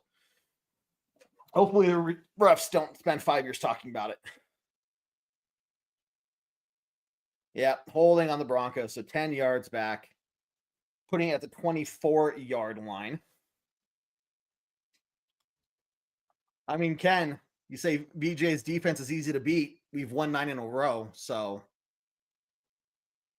I mean, is he really that easy to beat? So, I don't know. Are we going to stop teams every single time? No, of course not. But at the end of the day, when it matters most, they find ways to stop, and it goes back to the last week, the timeout they called before that 2-point conversion to change the play call so that, they got to the quarterback, got the ball batted down and everything. So, but here you go. Bo Nix looking to pass, bootleg out to the left, deep shot down the field to number 17. There's little Jordan Humphrey for about a 12, 13-yard pickup. I think his first reception back as a Bronco. I think that might be. And I just want to reiterate that I feel very weird calling a man that large little. I'm just saying. Little Jordan? Yeah, he's a very large gentleman. LJ. Let's just call him LJ. Is that LJ That's a little more mature. LJ works. LJ, I'm totally okay with LJ. Totally okay with LJ. Oh man. You got let's see, 2 back. And an off run up the middle to RJ for about 6 or 7. Bringing up second and short. RJ's playing. He's playing good ball. I mean, it's only been 2 drives, but this is about where I think his ceiling can be right now, as far as his role in the offense. So I really like how they're using Harvey so far. Well, it's like, we spent that draft capital on him, and Yeah. it looks like it's looking good so far. But Bo Nix in the backfield, RJ off to his left. Two receivers down to his right, throwing to his left. 1 yard reception to PB13. First down, nevertheless. And speaking of another guy who is starting to carve out his own little place in the offense, it's been Pat Bryant. Especially on third downs. He's showing more and more that he can be a guy that you can rely on and that you can do some different things with. So really like the development of Bryant these last probably since the Kansas City game. First and 10 for the Broncos. Yeah, go for another it. First down for the Broncos. Oh no. RJ swallowed up in the backfield there. Loss of 3.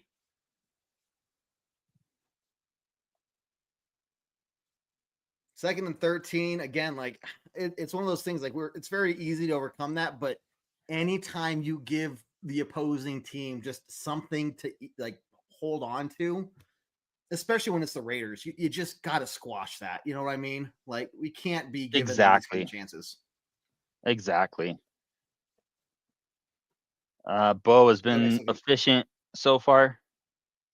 Catch to Marvin Mims for about 4 or 5, making it 3rd and long. That's still a good catch from Marv. Injured Raider on the field, number 36, Kelly. Looks like he's holding his knee pretty badly. So, well, from the body language on Cortland Sutton and for him calling out for the training staff as soon as he could, it does look like this is probably pretty serious. So hope it's nothing serious. Yeah, for sure. But this is what I'm talking. Like here it is, 3rd and long, man. We just had a very solid drive, and here we go out here, barely, like really kind of struggling right off the bat here. So obviously, 3rd and long. We overcome 3rd and 20 plenty of times this season. I'm not concerned, but you can't be putting yourselves in these situations, right? You got to be able to be consistent on offense, and we just see them go back and forth in these games of really good drive, punting the ball, really good drive, punting the ball. Hey, man, you just at least got to get in field goal range, especially against a team like the Raiders.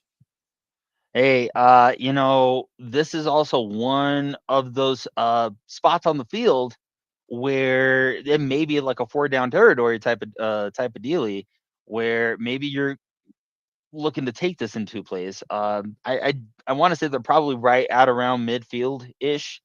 So they are kind of in no man's land as far as what to do as far as punting or anything like that. I do want to get back to what Ken was saying earlier and what he's said last week. Yeah, I do want to say that it has been weird not seeing the Denver defense be as aggressive as we've normally seen them. And again, I can't really point to a specific reason as to like circumstances or anything like that.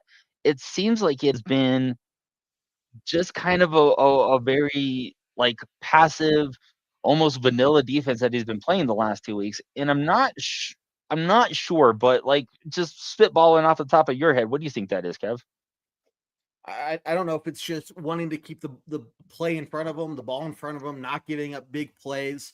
Because you don't want to give up that momentum, right? You don't want to cause the other team to all of a sudden get a 60-yard bomb down the field or something like that. So I think it's kind of making the offense work for it. But at the same time, when you recognize that the other team is just going to get the ball out of their hands really quickly, you don't want to send 6 guys because you're going to leave somebody open down the field. So it's maybe an adjustment to the adjustment the teams are making against us, right? Let's make sure that the ball stays in front of us. Maybe they get 10 yards, but that's better than us rushing 6.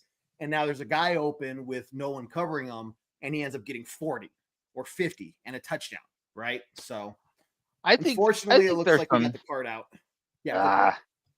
I think there's a lot of truth to that. I think it's been where maybe teams are just putting themselves in better positions and they're maybe using Denver's aggressiveness against them a little bit. Yeah. So I really do think that they're being more opportunistic about taking what's in front of them instead of looking for bigger chunk plays or trying to beat Denver's blitz in some way. I do want to say though that it is weird that the teams have been able to run the ball on them a little bit more effectively in the last 2 games than what you've Yeah. been normally used to. Especially when they have Alex Singleton in there, when they have Dre Greenlaw in there, when they have Hufanga in there. I know DJ Jones is missing today, but they were getting Well, not chunks of last week. yardage last week with Chris Rodriguez with him in on the field. So I don't. If there is something to maybe keep an eye on, not be concerned, but keep an eye on. It's how is the defense called going forward after this next drive when they get the ball or when Vegas has the ball.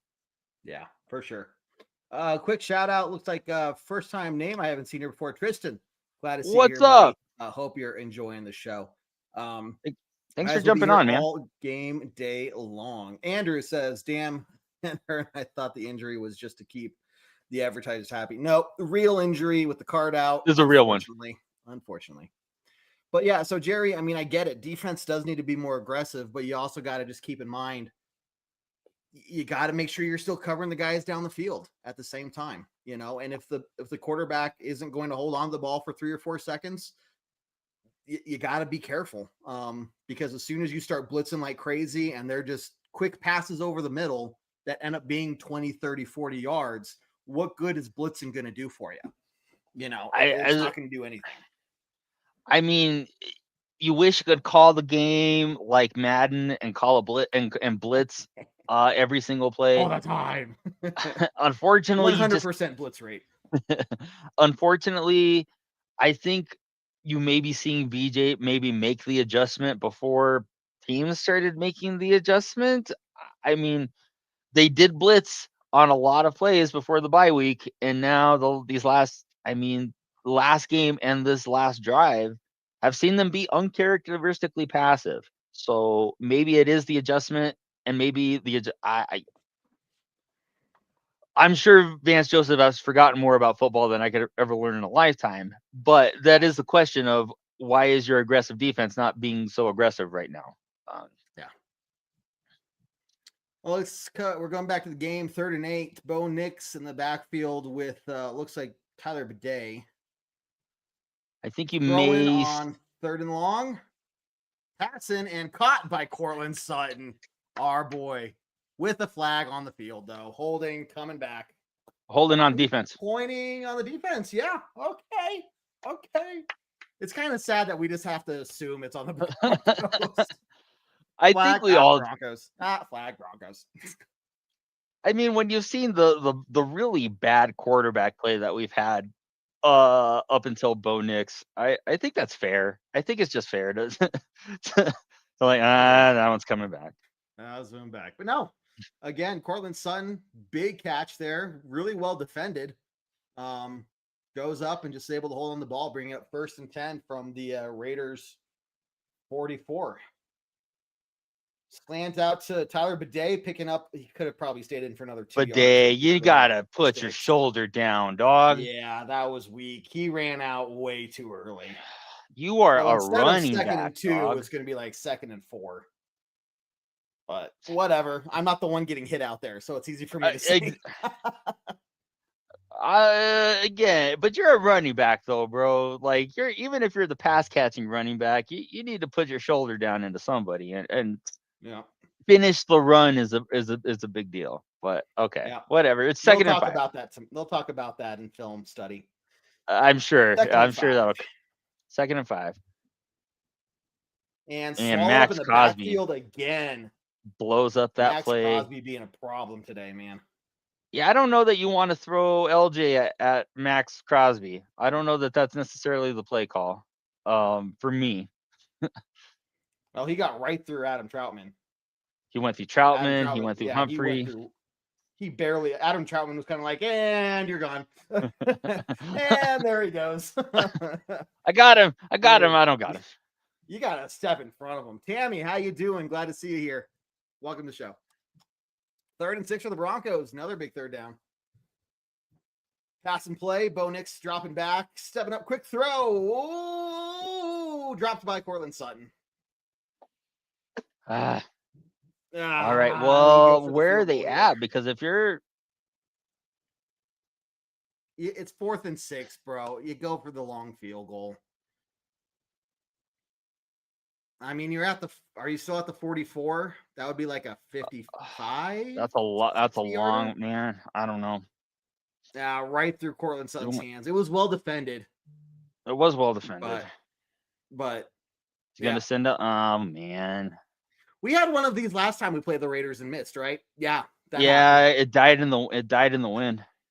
Well, here we go. No wind. Snap the ball. Why aren't you snapping the ball? They're trying to draw him off. So now you're going to go for the punt. Now you're going to... Not sure I got the logic. I mean, even if they draw him off, it's 4th and 1. Right, which so you would still go have for it to... on that. But if the play clock is down to 1 and they haven't jumped off sides, just go for the field goal. Just go for it. Yeah. Because you're still going to have to run a play to get the conversion. If you know you're going to have to run the play, then why don't you just go for the field goal? I mean, now you're pinning him deep and you're giving your punter a little bit to work. I don't know. But then why don't you just punt it? Deep. Right. So punt is up. It looks like it's going to be right at the 5. Thank you. Good punt from Big Nuts, or not Big Nuts, but from Crawdaddy. Crawdaddy. Craw is my daddy. And here we go, man. Really good opening drive, and second drive, just inconsistent. I don't know that I necessarily like that. I mean, I just don't like the last sequence. I don't care for... I still think you can make a case to maybe trying to go for the conversion there.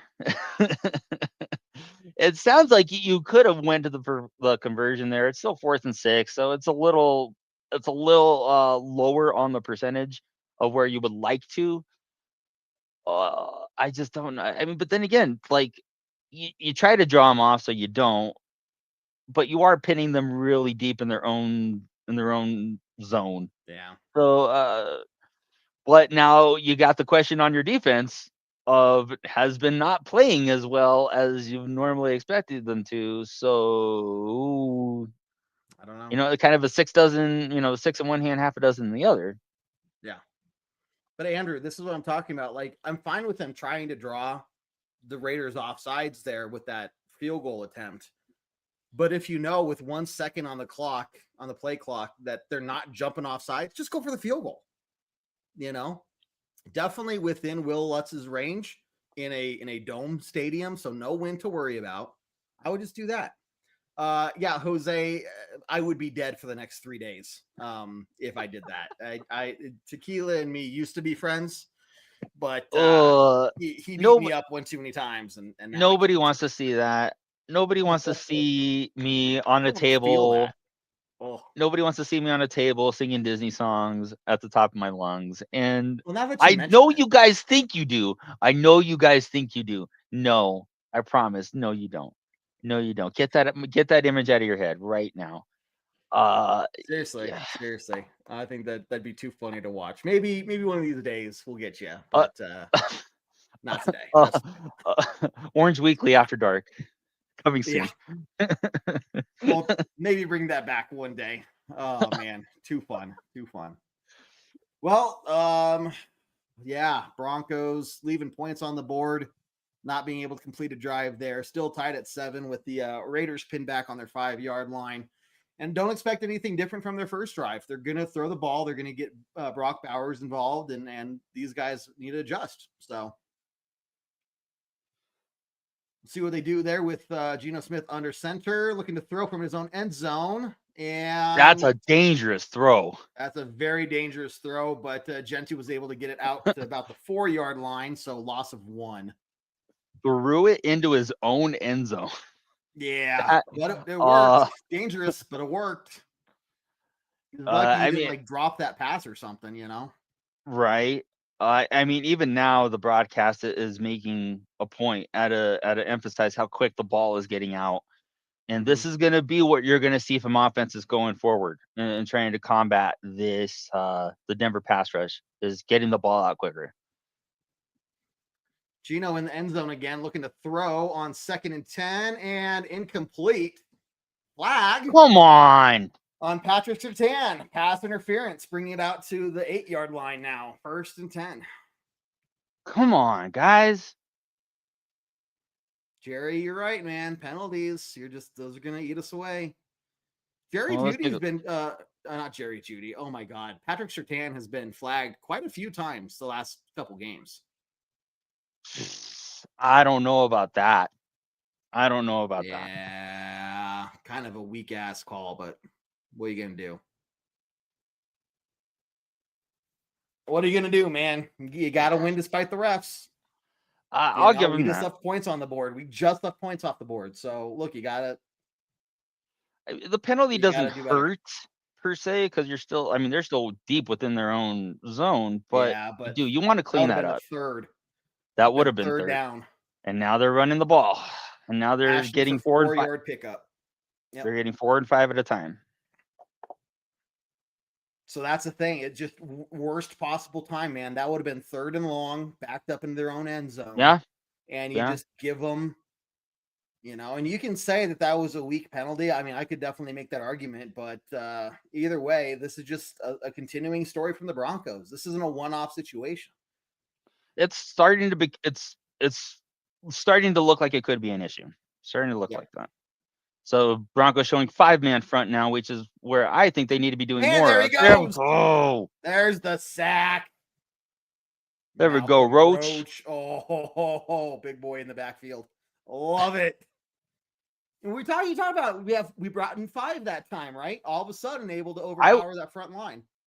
I think if you're gonna be a defense that's gonna show some attitude, then it's not gonna be we're gonna drop 4 and play coverage in the back. It's gonna be no, we're gonna stay aggressive. We're gonna bring 5, or it's gonna be your 5 versus our 5, and we're gonna get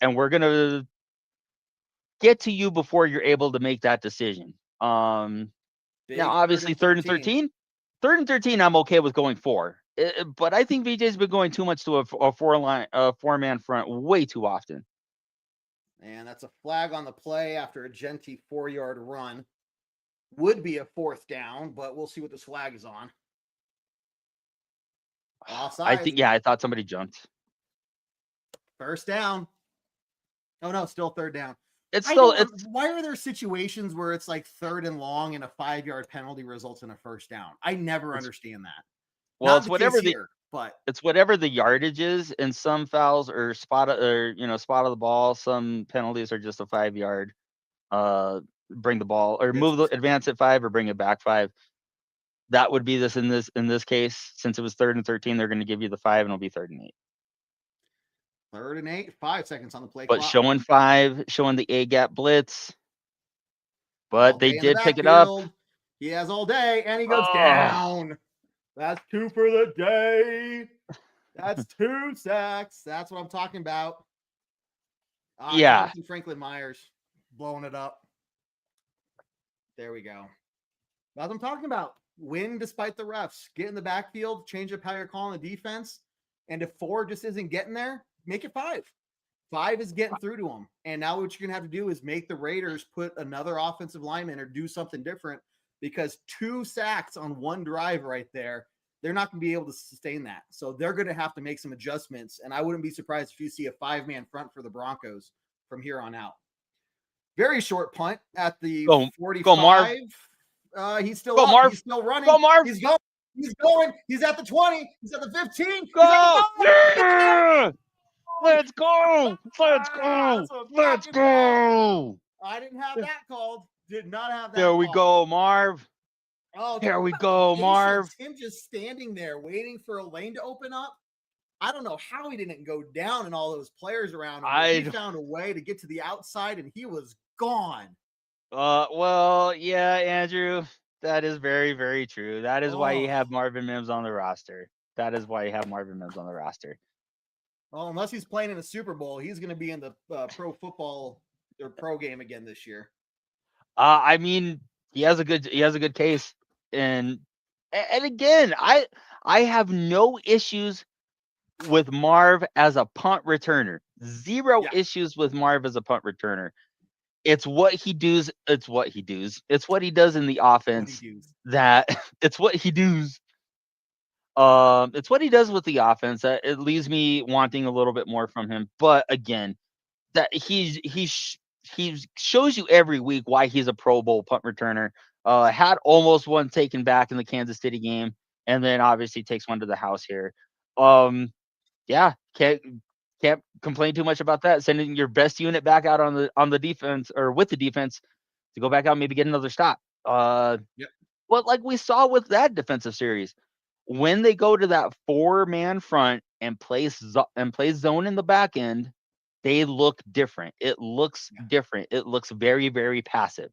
When they go to that 5-man front, even if they play zone in the 5-man front, you're still being more aggressive because you're still asking that offensive line to hold up for 3 seconds, of which we've shown that we're going to get there or cause pressure inside those 3 seconds. So, I mean, Kev, do you like that? I mean, what do you like out of that defensive series? What do you still need a little bit more from? Well, penalties obviously you can't just stop. Yeah. Right. Play clean football. And ticky-tack calls you can't always control, right? But just make sure your emotions don't get the better of you. Hold yourself in check. But obviously what it shows is that 4-man front just ain't going to work. And I think from here on out, the rest of the season, you can't go out with a 4-man front. It's not who you are as a team. It's not who you are as a defense. It's not your identity. Your identity is this strong powerhouse, aggressive defense. So I see the idea that is probably, or maybe, and I might just be making it up, like why we would start with a 4-man front to see if that's good enough. But when the other team's sending out maybe 6, 4-on-6, make it an even fight, right? And say that we're going to take your best 5 against our best 5, and you're going to lose the vast majority of those battles. You know, you don't need to start wrapping it up to maybe rushing 6 or getting anything crazy like that, but just, Jerry, more aggressive is working. So I was gonna pile on. I was still just blown away with that punt return. But Jerry, exactly. I'm of the mind that you want your defense to be aggressive. You play defense aggressively. I don't ever like a defense that just sits back. Michael, yeah, no, I've just been drinking water, bro. I don't know what you're talking about. It's not vodka or tequila. No, of course not. Of course now, not. If you start singing Disney songs and taking off your shirt, I could show you. No, nobody wants. I am not gonna do that. Almost got you. Got you there. You gotta. I gave you a free sample the other day when I serenaded Kev with my rendition of "Happy Birthday." It wasn't Marilyn Monroe-esque, but it was close. It was close. It was close. Raiders starting their drive from the 30-yard line, 31-yard line. So better field position than they had before, but yeah, this run back from Mims. I mean, he's a guy. I don't know how he does it, but he goes from 0 to 100 in absolutely no time. When you're letting him be fast and athletic. I love this. I don't know. I think I called it better. What do you think, Adam? What do you think? That was good. That was good. I'm gonna give you. That's good. All right, going back to the 5-man front. Looks like VJ's been listening to the pod. Oh, yeah. He's been, and almost got stripped too. Abrams Green almost got to him though. Yeah. Coming up on 6 minutes left in the second quarter here. I want to say first because I can't believe it's. I know, right? We're getting into the half. 1st and 10 coming up here for the Raiders from about their 42-yard line. And again, 5-man front. Like I'm saying, this is what we're talking about every drive here. Toss out to the left there for Genty. and about, Actually, again, Genty 3 makes a little yards. bit more out of that than what it was defense, because that was strung out pretty well. Look, you got to respect them. You got to respect Yeah. them. What you're also seeing a little bit more that I've been noticing earlier in the drive is 𝐂𝐫𝐤 coming in for Roach, and Ellis and Tillman coming in for Benito and Cooper. Almost like they're trying to almost limit their snaps a little bit. So I want to say maybe late, like this is a later in the year thing where they're trying to keep them maybe a little bit fresher, but just something to keep an eye on as well. Denver going back to a 5-man front or 4-man, dropping somebody into coverage, now bringing the blitz. Some rushing. Oh no! Whoa. Get in his face, throw him off. Geno Smith is a guy you can throw off his game very easily. And he wasn't going to get hit there. And he just, oh God. Oh God. That was a panic throw from Geno Smith. That was a blow the whistle. Yeah. That was a panic throw. And he's only been sacked twice. Geno Smith, he does not have a calm head on his shoulders. All right, so big third and 7. Big third down. The first time I've said big third down all day. If you're at home, keeping track. Denver showing blitz. Oh, there it is. Almost picked off. But that is another Broncos incomplete. Love it. Bring it up. 4th down. Bring out the Broncos offense. There we go. That's what I want to see. Defense. Yeah, this is being what we wanted to see right off the bat. Bringing 6. Exactly. Bring 6. And you don't have to do 6 every time, but if you have a baseline 5, then you can add that 6 on those big third downs like this or those situations. Well, and especially in that situation, it's 3rd and 7. That's an offensive play that you're going to have to take a bit more time for. That's where you can be a little bit more aggressive. And especially in that Washington game, it didn't feel like we saw that. I mean, they converted a 3rd and long, a 3rd and 13, a 3rd and 15, and like a 3rd and 9 off of being cute in the back end. And so for them to actually show and be more aggressive, in just that short time, and especially from the last game, I mean, you definitely want to see that. So I like that they're actually blitzing more. 6 on the line. Zach dropped it. Look, I can't be mad at Zach. He's not a wide receiver. He's just not. Maybe this offseason he'll practice catching a few more balls just so he's ready next time. But it happens, and he wasn't expecting it. It kind of just popped into his hands. How many dropped interceptions have we had this year? Oh, so many, dude. Like in the Washington has game, 3. Hufanga has like 3. Jahdae Barron almost had one that ended the game before it ended the game last week. I mean, it seems like the ball is hitting the DB's hands. It just isn't being caught for whatever reason. I mean, Alex Singleton's had a couple that have. When Dre Greenlaw has like your most acrobatic interception of the season, it just goes to show that for whatever reason, I think turnovers are come in bunches. That has been a weird thing all season, where the Denver defense does not seem like it is, for as aggressive as they are and as many sacks as they get, doesn't seem like they've forced a ton of turnovers off of those turnovers. I mean, if you look at it, I think we're actually in the bottom of the league as far as turnovers go, at least in the bottom half. I know that. So yeah. Yep. Either way, Broncos up 14-7.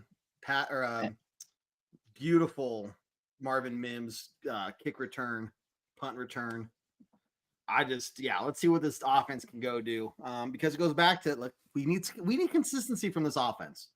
And I'm not saying a touchdown every single time, but you can't move the ball really well on one drive and then absolutely struggle to move it on the next drive. So Angelo makes a good point. I guarantee he's already yelling at the TV, wherever Scott is. Yeah. Wherever Scott is. If you're out there, Flagman, if you're not watching, why aren't you watching? How dare you, Scott? But no, if anybody has been harping on the lack thereof of turnovers all year, it has been the Flagman. And it's just been a little bit of a weird kind of stat that Denver, for as dominant as they've been, doesn't have a whole lot of turnovers to go with it. So Nope. something that we can do against a not great Vegas offense. Rush up the middle by looks like Tyler Bidet. About 5-yard pickup. So here we go. Hey, did you ever play that game? You know what game they're referencing right here? I want to say that old Windows 95. You know what? I do game. remember this one. And if you're not careful, the little Yeti will run and eat you up. So yeah. Anyway, that makes me feel old talking about Windows 95. And back in my day. Anyway, 2nd and 6 for the Broncos with Harvey now in the backfield. Back then, everybody was doing a dance called the Funky Grandpa. I still do that dance. Bo Nix rolling out to his right, passing with another throw. Is that? Yep, that's LJ. LJ again. LJ, okay. Don't call me little Humphrey. Don't call me little. Another first down. So here you go. I like how they're getting him involved though, because we didn't see that last week. But look, here he goes. 2 catches for the day, both first downs, I believe. And if they're going to get the boot game going, this is where I would really like them to start looking for Evan Ingram. Evan Ingram is such a weapon over the middle and in these matchups, and it just does not seem like they're like maybe Nix always looks for him, but both throwing, caught for a first down again. Is that Troutman? Yes, it is. There we go, Trout. I think we should talk about how good Bo has played so far. He has been very, very clean and very, very efficient. So in the first half so far. Yeah. Pulling up the stats. What we got? If the page reloads. It looks like Bo Nix, 13 for 15, 98 yards. Yeah. You can't ask for much better than that. And now we're getting close to 2-minute drill. Exactly where you want to be. They're gonna boot again. Don't get a hold.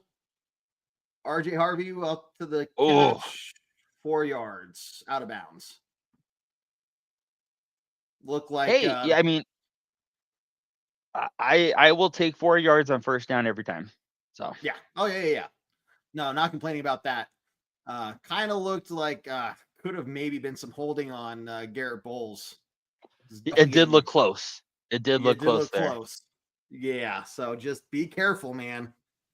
What do you think of he's rolled? Yeah. What do you think of Marcedes Lewis getting promoted to the full roster?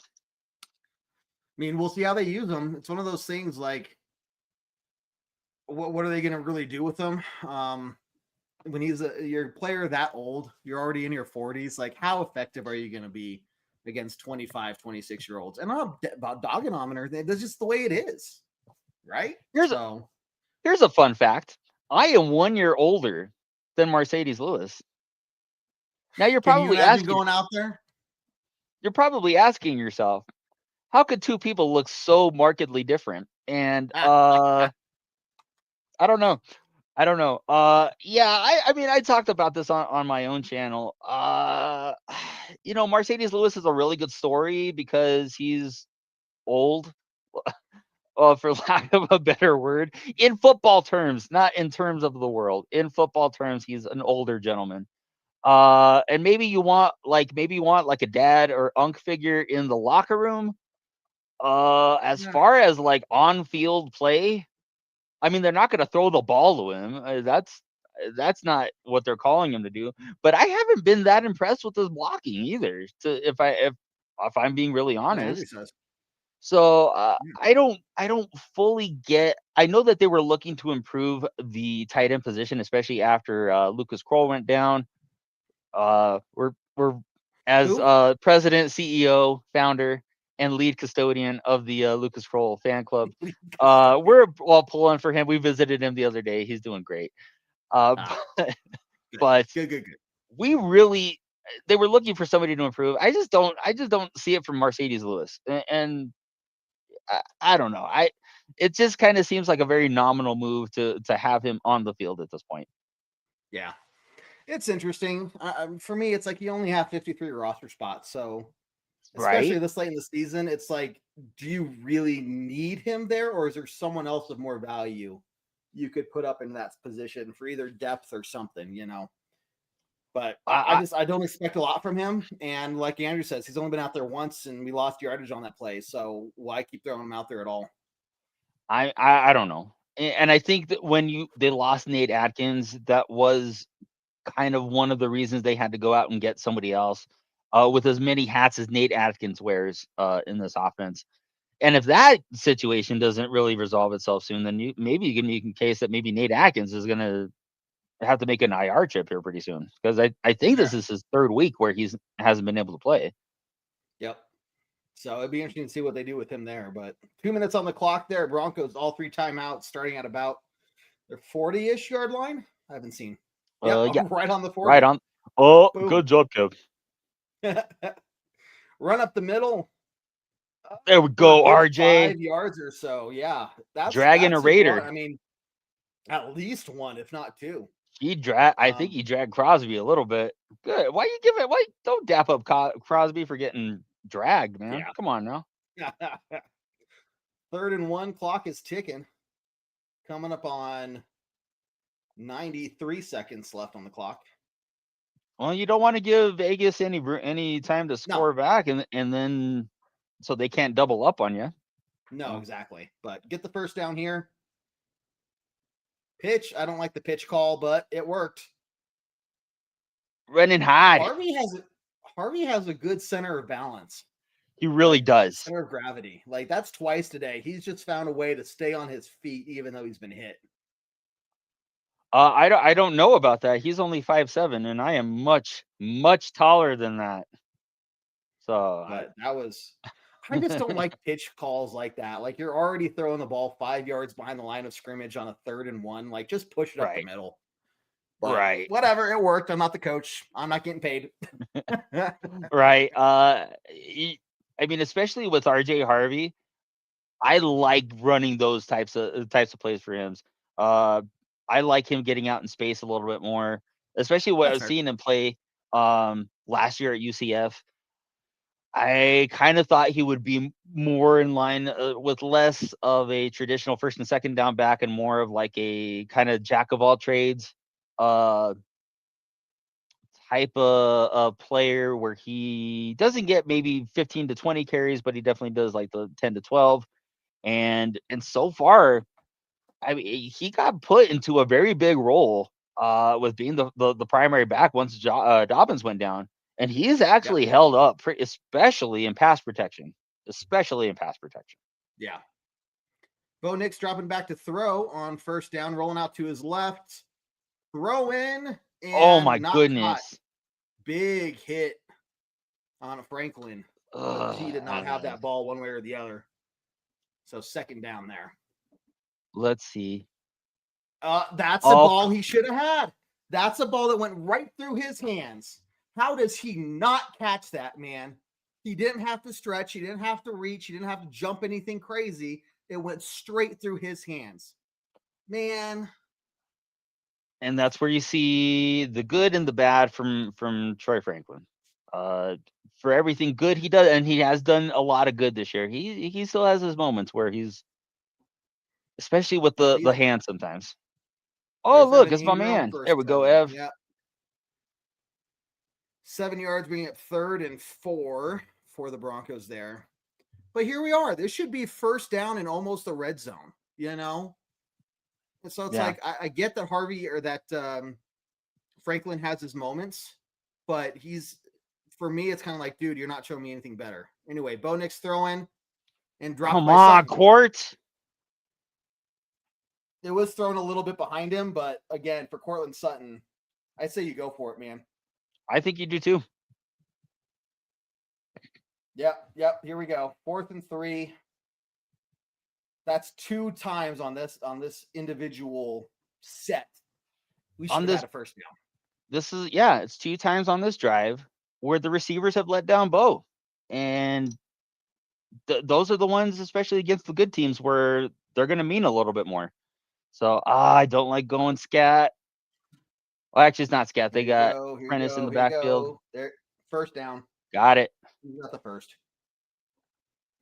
So good job. So there's Franklin Troy catching the ball, but again, it's Time. like, dude, we should have been 20 yards further down the field. You know, like we should be talking touchdown right now, not potential field goal. But with 20 seconds, I think you basically, I don't know what you do. 20 seconds at your 39. You're still in field goal territory. You probably want to maybe get another first down or another 7-8 yards and make this a little bit more of a makeable field goal and less of a, I mean, long distance. I mean, now it's still 50 plus. But as far as field goal. Yeah, at this point, I think because they let too much time elapse in the lead up to this, they lost the opportunity to maybe take that chance at getting the 7. Now that's under review. Denver completed that. He caught it and then was pushed backwards. Forward momentum, right?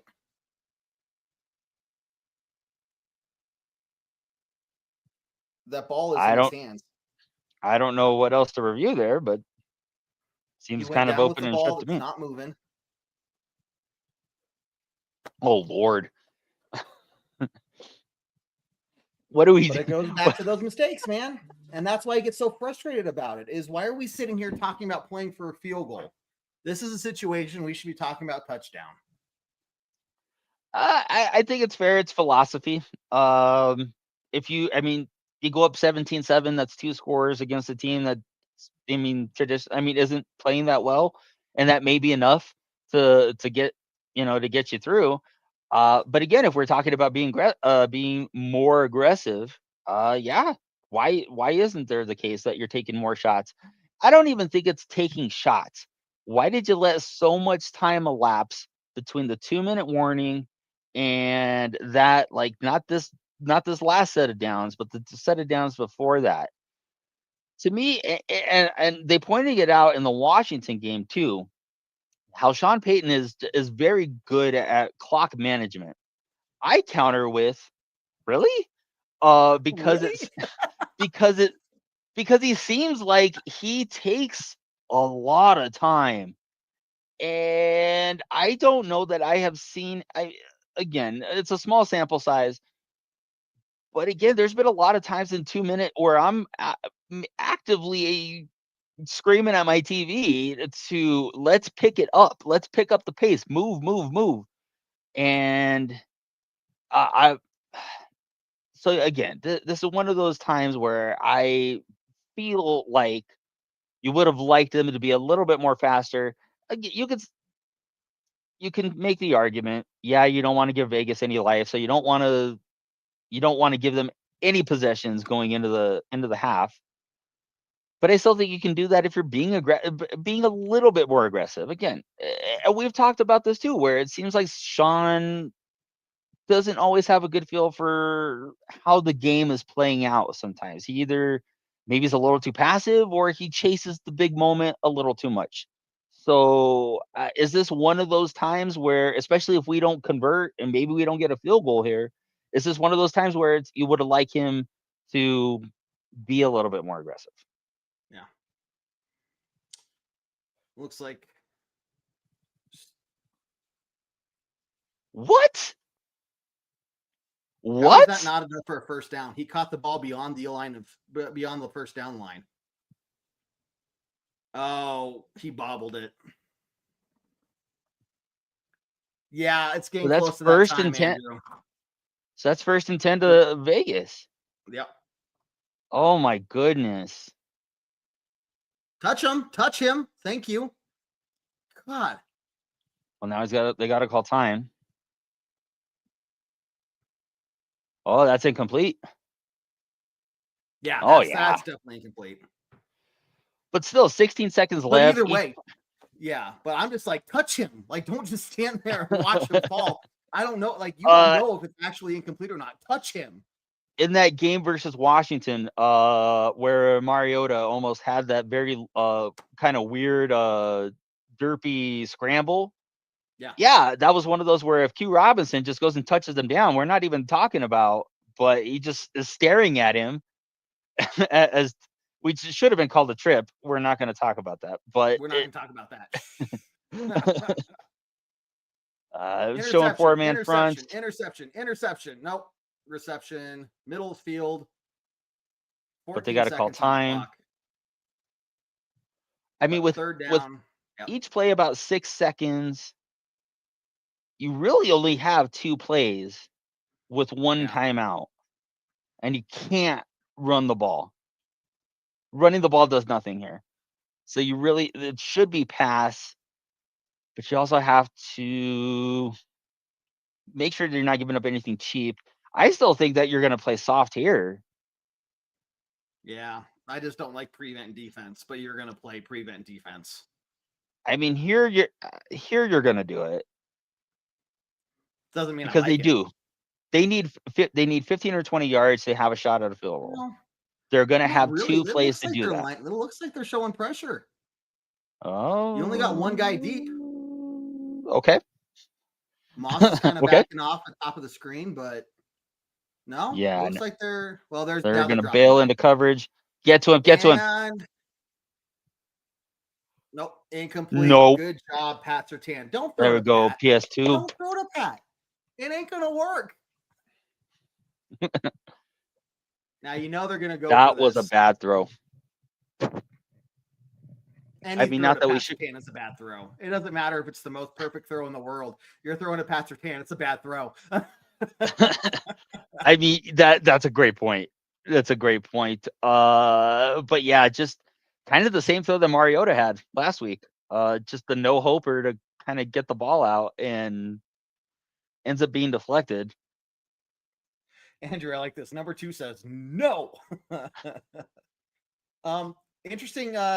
Adam, I'll let you take this one once halftime starts, but possibility of Bryant taking some more of the Franklin reps. I think it's maybe time to start looking at that again.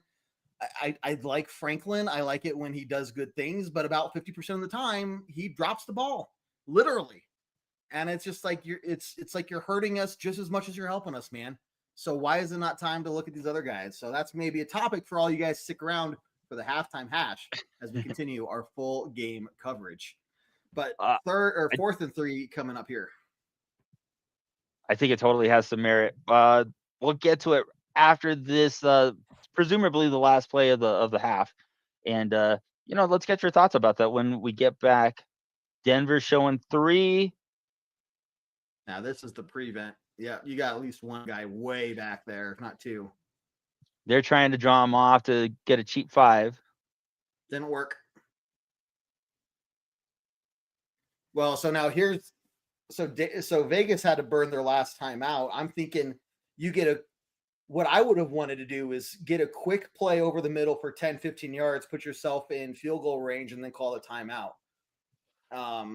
Trying to draw them off sides here and burning your last timeout with only 7 seconds on the clock. You're not going to be able to get a significant play and spike it in time for the field goal. So I think that's a coaching blunder right there. Yeah, I don't like that. I mean, if it were me, I would hate that call. I love that Vegas did it. So that works with me. Pete Carroll is a dumbass. Yeah, I'll say it. So again, Denver showing prevent. Nick Bonito in the backfield. Oh, Nick Bonito, big Nick Bonito, bringing him down. There we go, Nito. Ladies and gentlemen, is the half. We are in the halftime hash, guys. Broncos up 14-7 after Nick Bonito getting the 3rd sack of the day. Not him getting 3rd, but this is the Broncos' 3rd sack of the day. And the Raiders will get the ball to start the second half. But Adam, I'll let you take it away really quickly while I go take a quick break and start breaking it down for us, man. All right. Well, it looks like I mean, what I have liked so far from the game, and let's see what we got going. Jared might be joining the other stream. He's currently in the game stream. Oh. So let me put the. There Jared. There he is. Jared, what's up, man? I read. Man, y'all pulled me in immediately. I was like, give me a second. Oh, okay. Kev's got to go do the deed. He's ignoring you. Don't. Yeah, no, that tracks. Don't read it out too much, Jared. So what have been your thoughts so far from our first half? Our very quick first half. Yeah, no, it was. You're right. It was a very fast first half. I honestly, like, I think the offense is doing what they need to do. I don't know what we're doing here. Like, let's run the ball out. Like, send it. Oh, or Oh, okay, YOLO. okay. So, Watch him come down with it. Oh, oh, I thought. Oh man, I thought Pat had it. I thought Pat had it too. Oh, he went up for that. I mean, like you saw his hands. I mean, old basketball player, right? You saw his hand 3 feet above everybody else's. I Man, that was saw. crazy. Let's go to Here it this. is. Oh, look at how high he is. Oh, it also helps he has those orange gloves. Oh, it hit him. It did hit him in the hands. That's right. Yeah. So the first half, like, look, our offense started strong. I honestly think our offense is doing pretty well. We had one stall out. Obviously the fourth down, like that's not really on anybody on the offense, but Troy Franklin, like he's got to stick that, and he bobbled it a little bit, got the turnover on downs, no big deal. I honestly think our offense is playing pretty well. I am a little bit disappointed in that defense on the first drive. They picked it up in the second drive and the third drive, right? It worked out pretty well, but that first drive was really frustrating to watch. Even Pat Surtain kind of being out of position a couple times, really Right. frustrating to kind of watch. And like this isn't what I was used to. This is what I was expecting. Obviously, he picked it up in the second 2 drives. And then let's give it to Marvin Mims, who another person we just cannot get working in the offense, but with a beautiful kick return or punt return for the touchdown. Just an absolute fantastic play there by Marvin Mims. And everybody thought that he was out. Everybody thought he was down, including both offensive and defensive. Like both teams thought he was down. Like he had 5 people on top of him, and he somehow bounced out of that pocket. It was amazing. Yeah. Whatever critiques that you have of Marvin Mims in the offensive game, and I think there are plenty out there. You can't make too many about it in the return game. He gives you that little bit of juice and that playmaking ability to be able to take one back to the house every once in a while. That really does help out everybody. It helps out your defense. It helps out your offense. It's complementary football. It's 3-phase football, and that's what good teams do. Jeremy, what's up? Just want to say hi. And, I think what you're saying, Jared, has been pretty consistent with what we thought as well. That first defensive series was very uncharacteristically passive. Just, Yeah.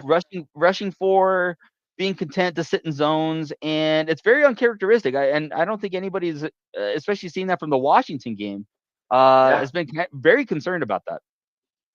And I'll say this too, and even with rushing 4, we're not getting the pressures. No. And that's concerning too. Like it's not like they're double teaming Cooper and Bonito. They're not really getting and again you saw it in the next couple drives, right? We send 1 or 2. You rush 5 and somebody's getting there, even if it's 5-on-5, we're gonna get there. Right. We rush 4 and we used to be able to. We used to be like Nick Bonito used to be able to take 1-on-1s like a champ. And for some reason it hasn't been happening. I also saw weirdly, I'm not sure if you saw the play, but I was watching and I was like, what is happening? Zach Allen was lined up on the outside. Yeah. And it was weird. I don't know if Nick Bonito took like a play off, but like Ellis wasn't in there. You know what I mean? Like it was weird that they had Zach Allen kind of lined up as an edge. And then I don't know if we were just trying to like, I don't know. And maybe it was like, I wasn't paying attention to the down and distance really. I was kind of weird about like maybe they had him, Malcolm Roach, and Franklin Myers were all in there just to try to get like a stone wall built up, which is possible. But yeah, I was a little concerned. And like I said, like you said, rushing 4, and then he had plenty of time. Like you can't give Geno Smith that. I mean, you can't give really any quarterback in this league that much time. But like Geno Smith is one of those guys. Like you give him time, he's gonna hit the deep shot. And yeah, for as average as everybody thinks Geno Smith is, you give any quarterback 4 to 5 seconds to sit back there, and that's a lot to ask out of your secondary, and that's a lot to ask out of any secondary. So it has been that big critique of if you rush 4, it seems like that it's easier for them to be run on, and they haven't been getting that pass rush even with the big guns out there with Allen, Bonito, and Cooper. So yeah, that is something to keep an eye on for the rest of the game, for the rest of the season at this point, especially if it's an adjustment offenses are making against us. Yeah. Kev, welcome back, man. How was your break? Dude, it was good. But then this last week happened and it was busy and it's like, Yeah. I'm just as tired as I was before I left. So Yeah, that tracks. Yeah. Oh man. Hey, while it's halftime and while we have you, I was going to say this just in case you were here, guys. I do want to take just a quick second to call out. It is Pearl Harbor Remembrance Day. I do want to again thank everybody out there, the men and women who have served this country. Jared, you were just underway this last week, man. But it's so easy for us to forget our history and everything. And it's just, take a moment today, guys. Remember Pearl Harbor, all the men and women who lost their lives that day, and thank everybody who's still serving. So, Jared, you're still active. Thank you, buddy. Absolutely. Yeah, no, I appreciate it. We go back, especially being in the Navy, we research and we dissect our history a lot, and it's really done not to make the same mistakes and to move forward on a lot of things. And we remember every year Pearl Harbor in bigger ways. And no, I appreciate you remembering that. From an Air Force guy, I'm surprised that that came from me. I appreciate that. Yeah. Hey, the Air you Force guys are part of that too. You guys launched stuff out of HICM, and to help support the facts after the initial attack. But yeah, no, I appreciate that. It was a joint service, experience. It was. And it launched us into World War II. So it launched us into a greater battle where all the services worked out and came away with a win, back-to-back World War champs. And just saying. But like Pearl Harbor, where we look back on our history and figure out what we need to do in the second half. What do the Broncos need to do going forward after looking at this first half of the game to be able to take? Obviously, we're up by a touchdown, which is great. But against the Raiders team, you'd think there's something more we could do to kind of separate ourselves. What is it? I think some of it just boils down to consistency and catching the ball, man.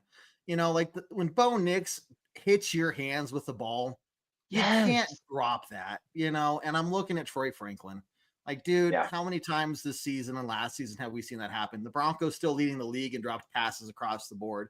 There was that one to Courtland Sutton at the end there. It was kind of thrown behind him a little bit, so not so much. But, man, with the ball sails right between your hands and there's no defender on you, those are things you have to, because that would change the end. I mean, this could be a 21-7 game right here. It changes from looking at, hey, can we get in field goal range to, or, it should have been, we're trying for the touchdown. But as soon as he dropped that catch there, now it's like, well, maybe we can get in field goal range here. And that didn't work out. So huge dropped pass, huge missed opportunity. And Bo Nix did everything he was supposed to in that play, but it counts as a, incomplete against him. And I'm just like, this, these guys need to be a little more consistent. Penalties were pretty good for the most part in the first half, but you just got to play, good, smart football. We're not turning over the ball. We're not taking any stupid chances. And I think that's really what it boils down to is just play a little bit better in terms of consistency and catching the ball. But don't be stupid in terms of turning over the ball, and don't give the Raiders any reason to believe that they can win this game. Yeah. Adam? I mean, if keys for me are continuing to play clean football, not turning the ball over, like Kev was saying, and continuing to maybe make this a more efficient offense instead of trying to take shots down the field. I think when we've seen them work the short to intermediate game and the passing game, and then letting the pass kind of dictate the terms on when you're going to run the ball. I mean, we've seen it, for a half, and we saw that it looked pretty good. I think that's probably what you want to do for the rest of the season. If there's somebody that I think that we can get going in that short to intermediate game, and not to phase out Franklin, but maybe mitigate any kind of prediction you're not going to get from him, let's get Evan Ingram going. This is where he can thrive in, especially in those one-on-one matchups that we saw last week versus Washington. On defense, every high school says it: be aggressive, be aggressive. Let's stay on, blitz, just blitz, show some fire and some passion out there instead of just sitting out, playing cover two, staying in squatting in zones and letting them paper cut you to death. So that if it were me, be more aggressive on defense, keep doing what you're doing on offense, and maybe add in some Evan Ingram. I think we take this going away. Yeah, I agree. First thing I want to say is if I know if Adam was a cheerleader, he'd be a flyer. That's an easy answer there. No, but I agree with you, Adam, on all of that. And here's the thing: is that I think Franklin is starting to show his. I mean, this isn't his contract. Is this contract year? This is year 2. Is year 2? Yeah. So like, I don't know, man. Like, we talked a little bit about Marvin Mims and obviously the punt return, and there's been a lot of frustration about him not being involved in the offense, other than the screenplays, and that's super frustrating. Let's get Marvin Mims back out there for Troy Franklin. Let's get him in there and get him some targets, because he has not had targets downfield this whole season, right? He's had a couple targets maybe total this whole season. Let's get him targets downfield. Let him run that drag route as opposed to Troy Franklin, right? Like, let's get him a little bit more involved. I think we have a guy that can do it. And he's got the sticky hands. Obviously, we have this punt returner. He can be able to catch it. And Kev's gonna probably charge me for this, but you know who I miss? 2 people I missed. I'm gonna get charged for both of them. The first one, you guys probably aren't expecting, but Tim Patrick. Yes. Right? We know Tim Patrick would you throw the ball. If it hit his hands, it was like sticky, man. Like he would catch anything thrown in his general vicinity, and I kind of miss him for that. And then the other one, man, like I know you guys are gonna get mad at me, but Javonte, like we don't have a run game, man. Like I miss JK, right? Having JK. But even in the times, like Adam, to your point, we are our identity right now is pass to set up the run, which is fine, right? There's teams that have run to set up the pass, and there's teams that have pass to set up the run. Ours is pass to set up the run, and it's still not working. Like RJ was getting hit 3 yards behind the line of scrimmage on a lot of the times he was carrying the ball, and we have this three man thing where we got Bidet, McLaughlin, and RJ, which I'm not mad at. I think it's actually working, surprisingly, but we just can't get the ball in between the tackles. We have nobody big enough to be able to run in between the tackles, and not just that, but the offensive like blocking. And I disagreed wholeheartedly with every single statistic. And you look at the Excel spreadsheets, and like we had the best run blocking offensive line last year, and it was because of Williams that we didn't. I don't believe that. My eye test does not tell me that. We have a very good pass blocking offensive line, 100%. I'm there. Yeah. We do not have a good run blocking offensive line, and that's okay. But we need to make that part of the identity. We got to figure out what that is, and that's what we're trying to do. And this game, we're just not. And they have a very decently. I mean, other than Max Crosby basically just blowing up everything that we try to do, they're getting pressure. And I got to throw it out there. Like Garrett Bowles letting up his first sack. Now, was that Garrett Bowles' fault? No, I mean, he had him in the right spot, right? He stepped up. Dubois kind of like had to step up into the tackler, and he lets up a sack. Is that one of those things that's going to go down? Like, that's his first sack he let up. Like, yeah, but like, right? Like, I'm not holding that against Garrett. Like, I don't think that's his fault. I don't know. I think that the offensive line in general is playing pretty decently, but we just cannot run block, not in between the tackles. It's just not working. And so we need to get that ball out. That's why the swing passes are working. That's why, and RJ Harvey with an absolutely beautiful his focus and his care and his want to get that first down on that first drive. We could have stalled out at the 50-yard line. Yep. And he got the ball. He got hit hard, and he stayed on his feet to get the first down. Yeah. Beautiful play by RJ Harvey, and that's the guy. That's why we drafted the guy. And I'd like to see more of that. Yeah, I mean, absolutely. I think that's understated that we haven't been able to run the ball inside since Ben Powers went down. Yeah. So, we should be getting Dan Powers back here in the next couple of weeks, I believe. If I thought that that he was on track to play again this season, but I haven't heard any update on where that's at. I know probably won't hear anything until it's like, oh, he's back practicing. I know they gave us an update on what's his face, the linebacker Drew Sanders, saying that he's actually pretty close. But yeah, I haven't heard anything about Powers, and I was under the impression that he was on track to play again at some point. So yeah. Well, all right, here we go. They have the ball back. Getting ready to drive. They got the ball. Look, 32-ish yard line. Denver starting on defense. Let's see if our defense can stop them. Let's see if our defense can hold them. That like I said, that first drive, while you were gone, me and Adam talked very, very in depth about that first drive and how disappointed we are in the first. You were probably listening while you were doing your thing. Very in depth about the defense just being very passive, and the 4-man rush is just not getting there. There we go. Yep. All right, run to the right side, just stopped at the 1 yard gain possibly. That might be Ashton Genty's worst run of the game because he's been picking up 3-4+ yards on every attempt. So that was a really good stop right off the bat. Here's a guy, like, I'll tell you what, man. I hate the Raiders as much as the next Bronco fan, but I love Chauncey. Like, I think he's a great running back, and he is not getting the opportunity that he needs to by being drafted by the Raiders. Like, this is unfortunate. He's one of those guys I can see after 3 years with the Raiders go somewhere else and is just like a 1,000-yard rusher. Yep. I can totally. 2 in a row, 2 stops. 2 in a row. They're trying to get him the ball. They're trying to get him established, and it's not working. And now it's a forced pass down. All right, here's the bets: 4-man or 5-man rush, or do we bring the pressure? 5. Let's see. What are we at? 3rd and 8. 3rd and 8. I think you. 3rd and 8, 3rd and 9, maybe. I mean, they are deeper in their own on their side of the 50, so I'm going to say they're going to go 4 here. No, never mind. 5 on the line. Let's see if they drop. We got 5 on the line, and we send all of them. There it is. There's the pressure.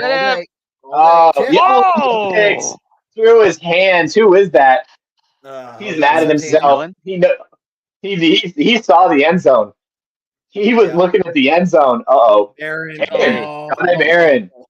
𝐁𝐫𝐢𝐳 Barron's had a couple. He had one last week. He had one this week where he is been in the exact right spot. Oh yeah, it was in his hands. Zach Allen with a beautiful tip on that back swing, I guess, for lack of a better term. Smith's stand knocked a little bit. See if that's going to be an issue later on. But good free and out from the defense right off the bat. Somewhere the flag man is screaming. I mean, he's probably already yelling at the TV anyway, but he's going to let that go. With the backspin. We're going to get it at the 9-yard line, 9.5-yard line. He got a gash. Workman says he got a gash on his throwing hand. That'd be interesting. Oh, yeah, they're looking at it now.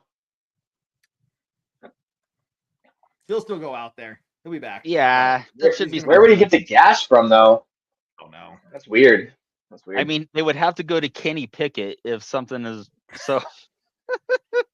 I'm sorry. Kenny Pickett. I'm sure Kenny Pickett is a nice person. I'm sure he's picks up his garbage and takes it in at the end of the week. Yeah. We're gonna start getting a freaking rep for hurting starting quarterbacks, man. It's not like we're playing dirty. No, I mean, it's just, we lead the league in sacks. We're hitting them more than anybody else. So, like, it really just comes down to that. We're getting a lot more pressure on these guys than they're used to. Yeah. And I think that's what worked on their first drive. What worked on their first drive was the quick passes. They had to get the ball out of his hands, and it was working. And then the times that he did have time, it was just well played. Like, firing Chip Kelly, as much as a lot of people were frustrated about that, like Greg Olsen calling the plays. I was talking to my buddy who's a Raiders fan. Yes, I have friends that are Raiders fans. I'm sorry. That's okay. But yeah, he was telling me, he was like, I'm happy that Greg Olsen is calling it. But he was also joking. He was like they want to make this the Seattle Seahawks so bad. Yes. Like, he was the offensive coordinator up in Seattle when he was up there, and now he wants to pull him down here, and he wants this to be the Seattle Seahawks so bad. Geno Smith, Greg Olsen calling the plays, like Tyler Lockett, it's clearly not working out for them. And John T, who is very Marshawn Lynch-esque. That is a good point. That is a good point. All right, guys. Now if you get the defense, bro. Yep. Man, this is definitely move that there. I'm frustrated. I don't want to say frustrated. That's too strong of a word. I think this game, as Ken said earlier, maybe it was Michael, this game should be 24, something, 21 at least. And so it's, if I'm looking at like what the Broncos have in front of them these coming weeks, they have to find ways to consistently put points on the board, man. It's so frustrating when you see the Broncos put together such a beautiful drive And then the Yeah. next one, it's like, like 3rd and long again. And oh, look, we have to punt. You're like, where's the consistency from the team? All right, so it's nitpicky, but Gino's in a lot of pain, man. He's throwing it around, but he looks like he's frustrated. All right, we got the ball, 10. Roll out to the right, throws it to Sutton, who takes it for 6 yards. 6 yards, yeah. And dude, I'm just so happy we have Cortland's son. He's just such a baller. You know what? Like, as terrible as like our team overall was through those years with Tim Patrick, having him on this team would have been so nice. Yeah, I get it. There's money, and he took the money. He's doing very well right in Detroit, so good for him. I miss him. Yep, I do. I miss him. All right, here we go. Another short throw to the fullback. It looks like. Yep. For a first down. Yep. First down though. I mean, well played. Good call. Good read. You know what? Another thing I want to say is like Bo Nix is playing very well.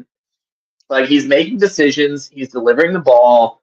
There's not, at least once a game, I'm usually like, oh, what are you doing, man? And I haven't had that yet. Like he's really been stepping up. For sure. But it's all about just moving the ball efficiently. Just be smart. Take chunk plays. You don't have to throw down the field every time. But see what they do with the run. Run right up in between the tackles. He gets 4. I'll take that. You're talking about the running backs earlier, and it's like we do have 3 running backs that are very good about just their speed players. As soon as they get an open field, like they're good to go. But we don't have that power back, and I'll pay into the jar myself, like Javonte Williams, that could just carry 3 or 4 guys 5 yards down the field. If we had absolutely. had someone like that right now, I mean, this offense would almost be unstoppable. All right, here we go. 2nd and 6. In the gun. Bo scrambles up the middle, finds Evan. Nope, that's Pat. Right. Pat Bryant, I think, for the first down. 13. Another great pickup. I think we got him in like the 5th or 6th round. Pat Bryant. He's a guy that I definitely see developing in this. As a rookie, he's going to develop in this league really well.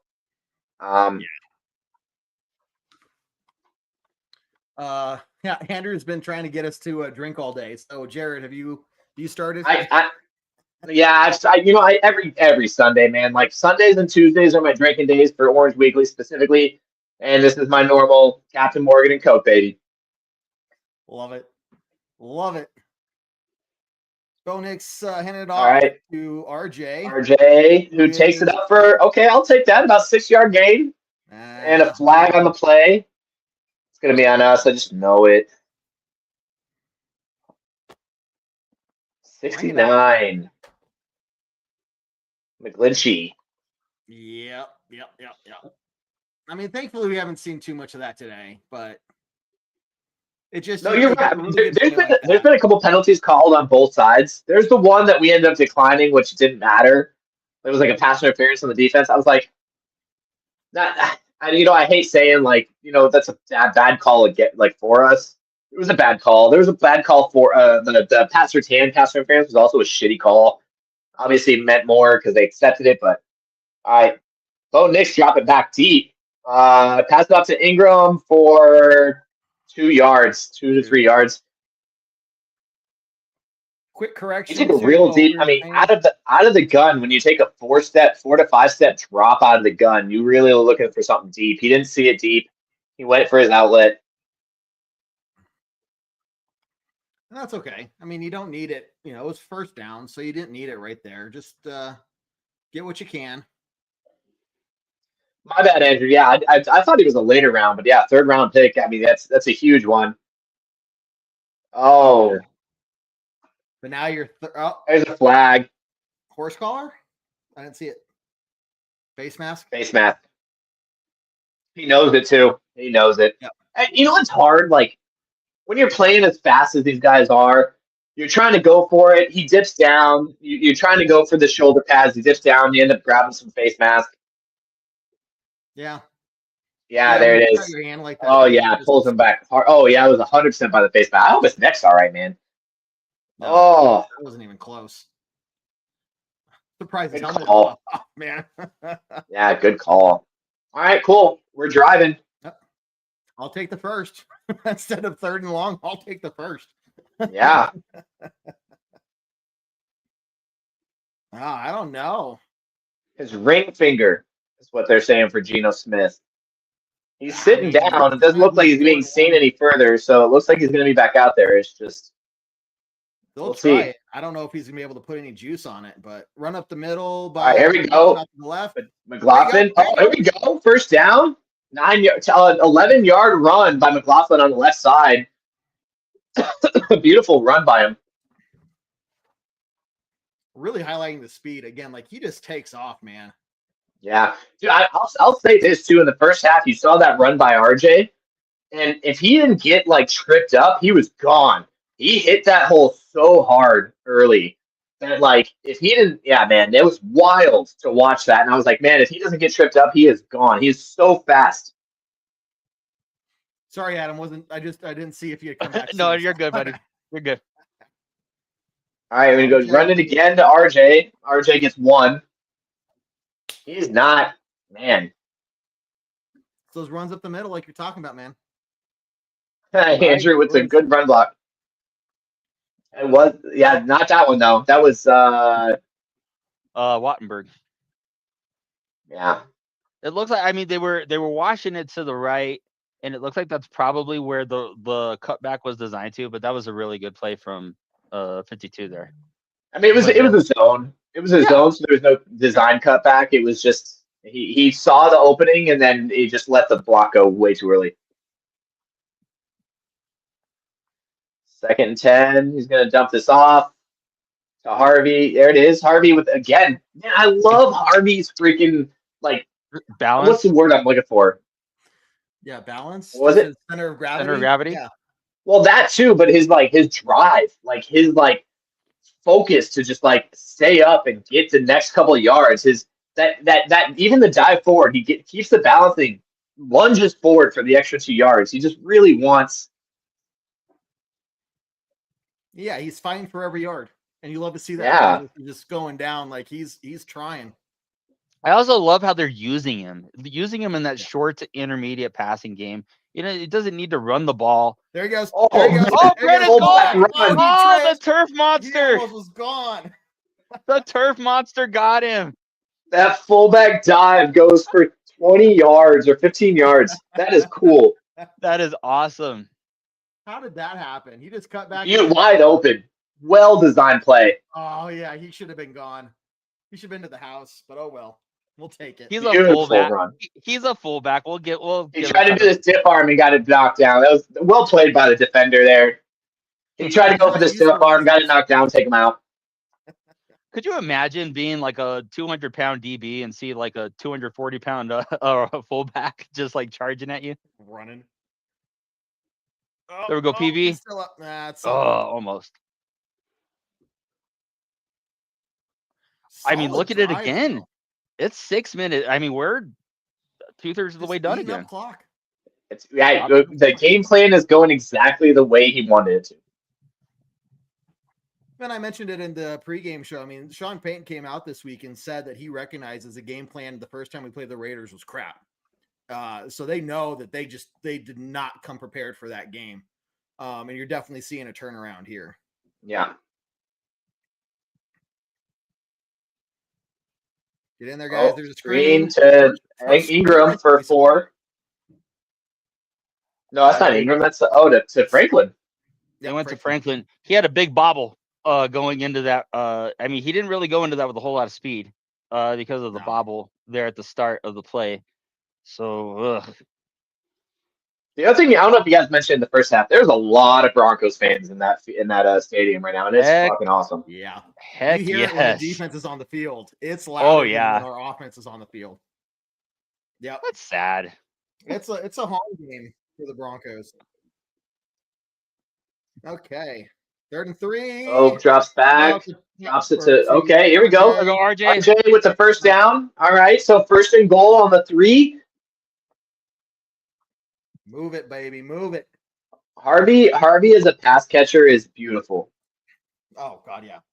And that's the thing. Like, I get that we're struggling in the run game, but when you have all 3 running backs being threats in the passing game too, that's hard to defend, man. It's got to be hard to defend against them. As much as we don't like Chris Collinsworth, he actually made that point in the game versus Kansas City where RJ Harvey could really impact a game is in that short passing game. And we've been seeing that so far. And I think that's really added another dimension to our offense.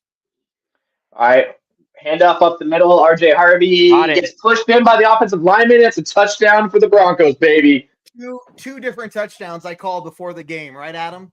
Then I said a Bo Nix run and a RJ Harvey there run. We go. Touchdown. Let's go. 2 for 3. 2 for 3. Oh, Mystic Kev. Just saying. All right, here we go. Money down. Here's the momentum, right? Here's we took up like 5 minutes. Yep.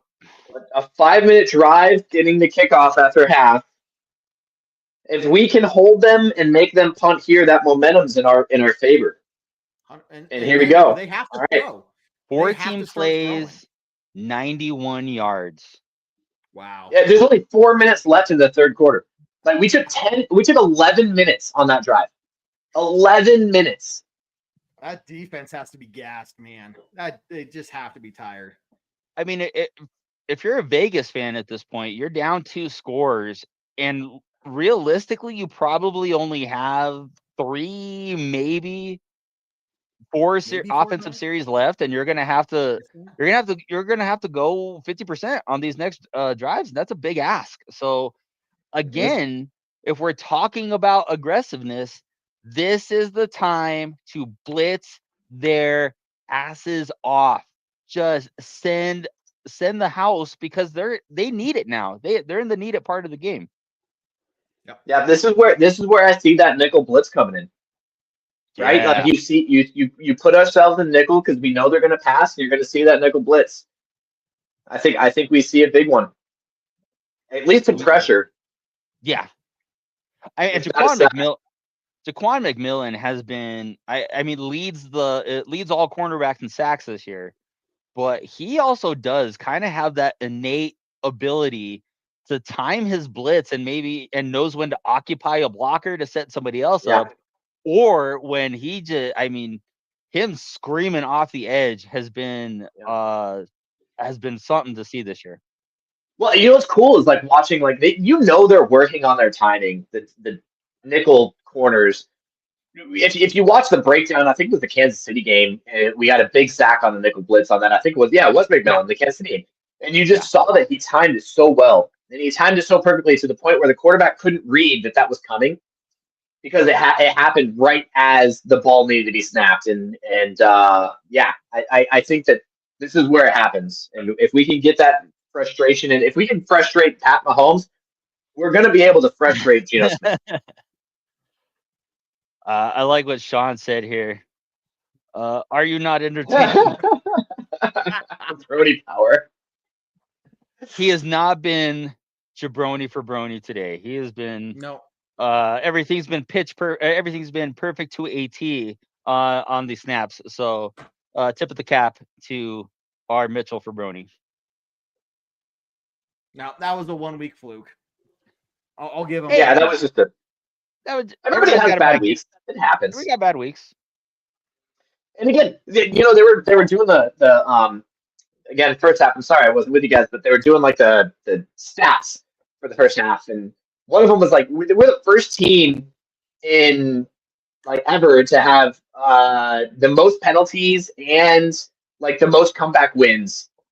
Outside of Kansas City did it last year. Kansas City has the most comeback wins by 1 game in the league, and we still have 4 games left.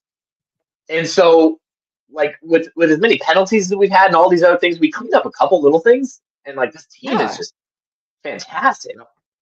it also ties into the how powerful narratives can be, because Yeah, last year, I mean, nobody talked about the chefs being flukes or frauds or right. anything like that. They were battle tested and always found a way to win, and da da da da da da da. And Mahomes this.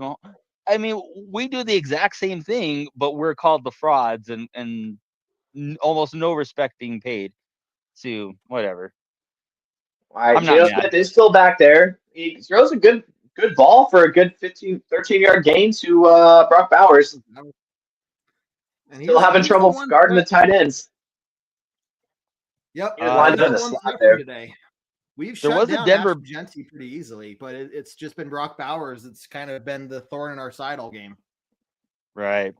No, the Raiders did have they didn't get a penalty, but Denver got a penalty on the kickoff. So Yeah. that actually moved them out to the 40. And so, I mean, they're already on the plus side of the 50 right now. Denver's going to have to come up with something. Yep. And we sniffed out they were trying to do a screen to Brock Bowers there, and we sniffed it out. Yeah. Thrown into the ground by Geno Smith. Just gave up on the play. Lots of orange in those stands, guys. Lots of orange. Yeah.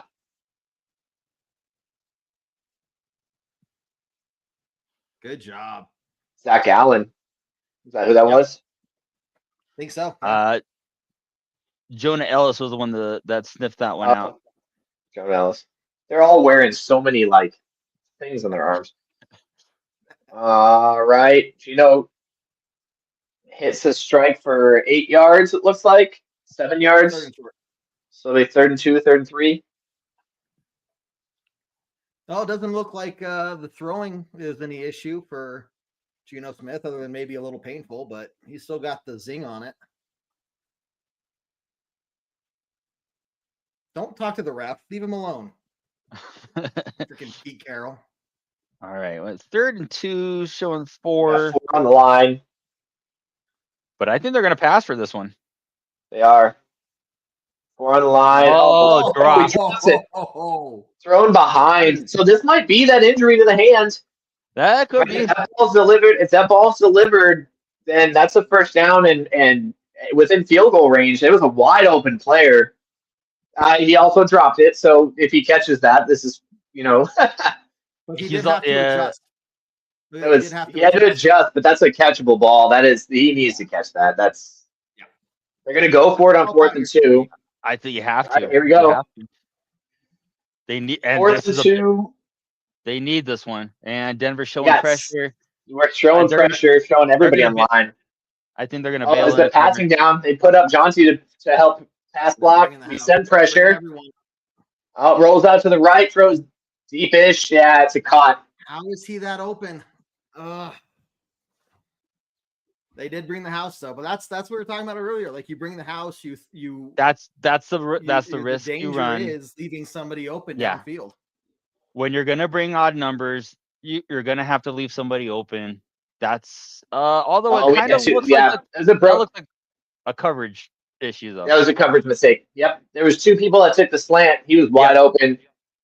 I think someone was supposed to go in the flat there. Regardless, I think that would have been open.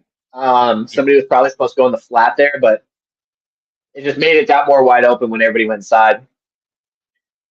Geno for the rush. Rushes for 5. Slides down 4, maybe 3. Just don't let them get a touchdown here. Again, I just don't give them the feeling that they have any chance to win this game. Right.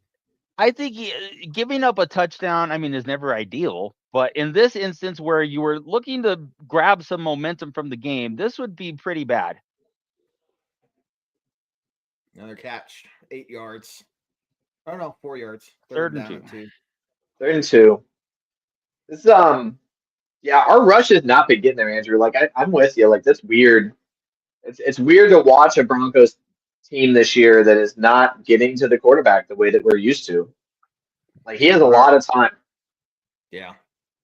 3rd and 1. You have Genty. It looks like in the offset. No, he's in the back. He's doing his Freddie freaking false start. Give it up the middle. False start. There it is. False Nah, they're not start. gonna call it. Yeah. I know they're not gonna call it. Minnesota beat Washington 31-0. That's wild. Yeah. Yeah. That Cincinnati Buffalo game this morning was good too. The That's what I comeback from saw, 'cause I Buffalo saw was that huge. Buffalo was down, and all of a sudden they just steamrolled.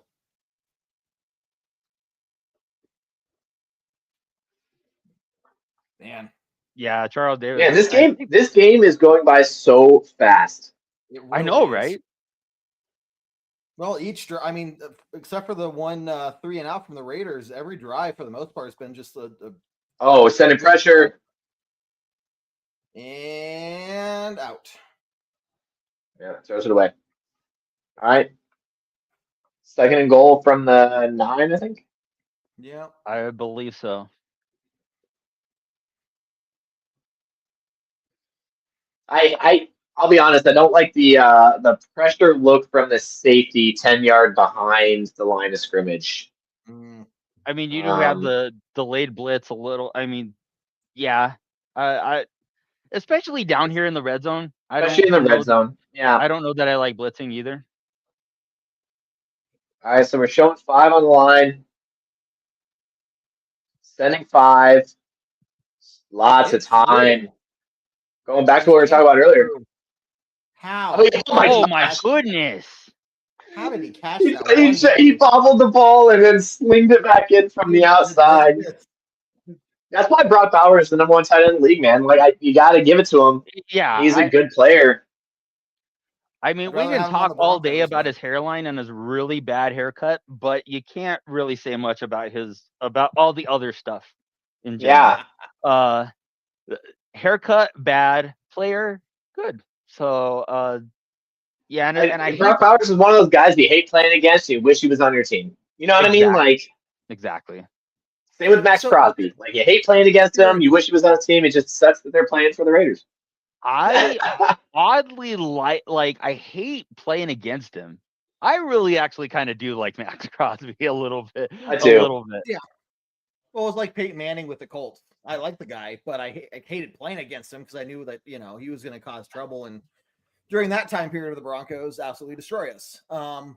Yeah. Guys, what is happening with the pass? I mean, it just a couple times there we see, blitzes, we see them bring the house, and it just like they get stood up at the line. And I figure like this pass rush, as talented as they are, you would think that those would be sacks almost every single time. Yeah, the most frustrating part about the whole thing is that Oakland, the Vegas Raiders. I don't know why I want to keep. I call it the Chargers are San Diego and the Raiders are Oakland. Get over it. All right, that's what they are. So the Raiders are second to worst in the league for sacks allowed. We are the #1 in sacks for, and we're not getting pressure. It's weird. It's I don't know if it's because they've set the established, like that first drive, they established that the quick passes, so we're trying to stop those, or what the case is. But yeah, like you said, Kev, like we're bringing the pressure, and we're still not getting the pressure that we need to. Geno Smith is also rolling out to where he needs to. He's reading the blitz pretty well, but still, like you'd like to see more from Cooper and Benito, which they've been very quiet this game. He had that one sack before the end of the first half, but that was it. Right. One thing that I've noticed with Coop and Benito is that it seems like they're not closing the fence a little bit. They're rushing wide, and that's fine, but then they're losing contain too many times. Or they're not setting the rush up to where they can go upfield and maybe take that inside route. I haven't seen that effectively in the last few weeks. It seems like everything has been tailored to try to just beat the tackle one-on-one. Which is crazy because like Geno Smith is the poor man's Mahomes. And we played well against Mahomes and we got to him. We were able to control him and make him stay inside the pocket and not get outside. And we just, for some reason, can't against Geno Smith. And I don't know why. All right, here we go. 3rd and goal. Kenny Pickett. That's Kenny Pickett. Kenny Pickett at a quarterback. That's a really Kenny Pickett throws quick. That was a terrible play call for 2 yards, 4th and goal. Unless they knew they were going for it. They're sending Geno Smith to the locker room. They probably know that they're just done. He's pulling his hands. That's a really tough tough situation to put any quarterback in, much less a guy like Kenny Pickett. And what you're saying, what you were saying, Jared, that's an absolutely crap ball. That's a crap call. That is just crap ball, crap call. that crap. It's just crap. All right, big fourth down here. Showing 4, going straight coverage. Good news is we're gonna. Yep. Hold. He feels pressured quicker. He throws it to. Yeah, bad. Okay, cool. Broncos Get ball. out of here. Get out So of here. here's the thing, right? This is what's going to play in our. And obviously we have 14 minutes left in the game, and Kenny Pickett, not an established quarterback in the league. He's had a couple good, he's definitely a mobile quarterback. We know that he can get upfield. I feel like if he was in the position of Jackson Dart, he probably would be in the same position that Jackson Dart is in right now, as far as like being able to play. But he is going to feel pressure a lot quicker than Geno Smith as far as like how long he's been in the league. And so the things that Geno Smith was able to calm down when the pressure was shown, Kenny Pickett will not. And that's going to play into our effect. Yeah. I mean, if you're gonna have to go to Kenny Pickett to win you a game, I mean, if I was really confident in not being able to put the game on Geno Smith's hands, I'm even less confident about needing a drive from Kenny Pickett. And what's wild about this whole thing, I think, is that they pulled him out like they were driving and he was throwing good balls. Right. And he was getting downfield. They pulled him in third down. Right, it's 3rd and goal. And you pull him for Kenny Pickett there? Like, let him finish the drive. You really think Kenny Pickett's going to be the guy to finish it when Geno was the one that got you there in the first place? I know. I don't understand. It's not exactly like you're going to Geno. Yeah, I hope Geno wasn't like, I'm done. Like, that's a really bad move for your quarterback to make. So if the coach called that, like, that doesn't make any sense either, though. Unless the injury was bothering him that much that they felt like that he wasn't the best option to throw out there. I don't know why. I mean, to what you're saying, it's very weird seeing a quarterback get pulled mid-series in the pros. You see it in college, you see it in high school. It's very weird to see that in the pros, and for them to have to go to Kenny Pickett there kind of shows that maybe Geno's really hurt. Geno drove him the entire field. Yeah, that's why I'm like, yeah, it's also like, yeah. Start of the drive, I can't do it, but end of the drive, He wasn't like there was the play before that he wasn't hit. There was no like. It's weird to me. It's weird. I'm interested to see what the conversation is going to be around this. If there is a very maligned guy in Vegas right now, maybe Geno Smith maybe actually did just say like, man, no mas. I'm going to go get my fingers taken care of. It's possible. It just seems really like, a competitor and all these guys, they're all competitors, right? The NFL is like, they don't get there without being there, but man, that's I'll take it, whatever the case is. But let's see if the guys can drive down the field here about 95 yards. Just kind of. We got RJ deep with the fullback. RJ gets the ball, dodges a tackle in the backfield, gets about 4. All right, here we go. Injury update.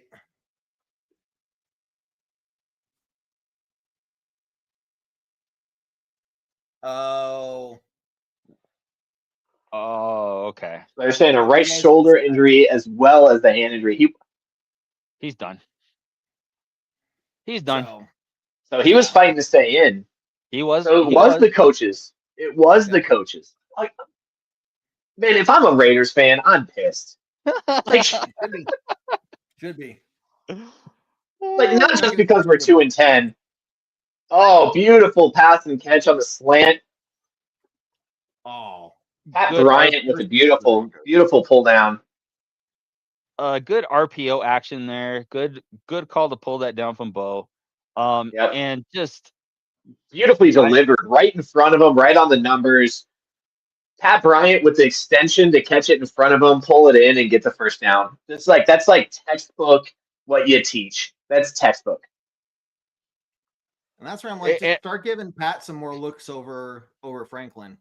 That's I was Franklin in that situation.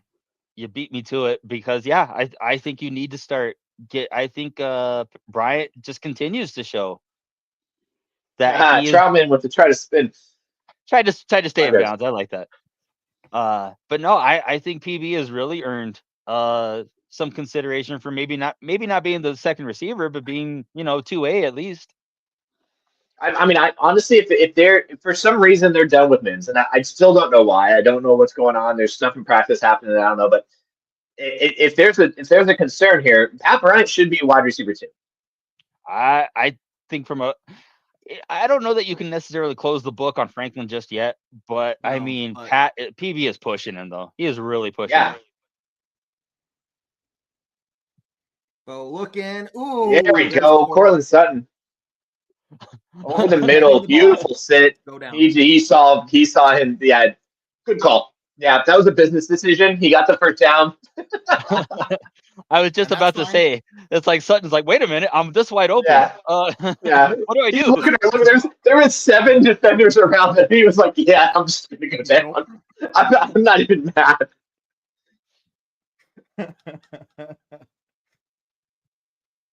What great. Yeah, look at man, him. look at the velocity. The velocity on that ball that he throws off target too. Like he was backed up on the foot.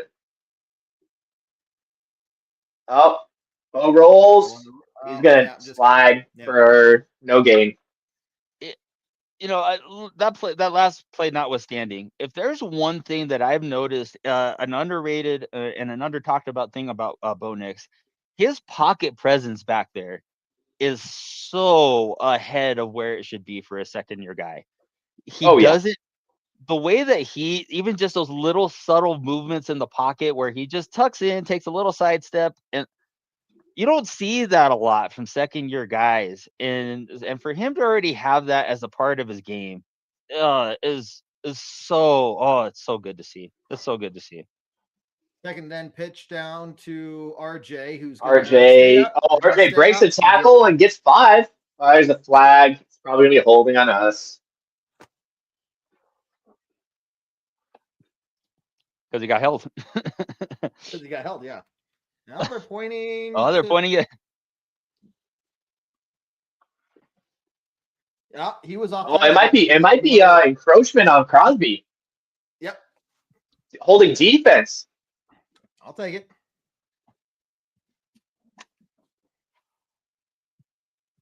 I love seeing Pete Carroll just look absolutely befuddled, which is most of the time. How big of a piece of gum do you think he has in his mouth right now? Like, that looks like a 4 sticker. Adds on to it. That looks like a 4 sticker to me.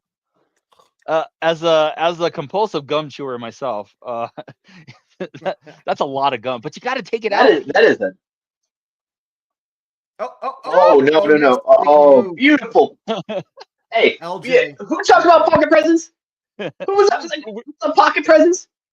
That's beautiful. Bo is on it. Like, this is the Bo that we all know that we could trust. Like, that any other quarterback in the league, that is a sack. Yeah. And he ends up turning into a 6-yard game. And those were during the evaluation process, that was one of the things that Sean Payton was really impressed with, that he doesn't take negative yards and negative plays. Oh, going deep. Oh.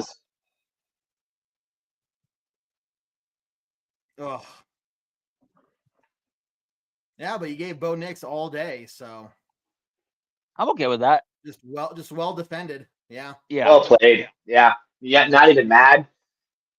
No. Really well played by the defender there. The rookie.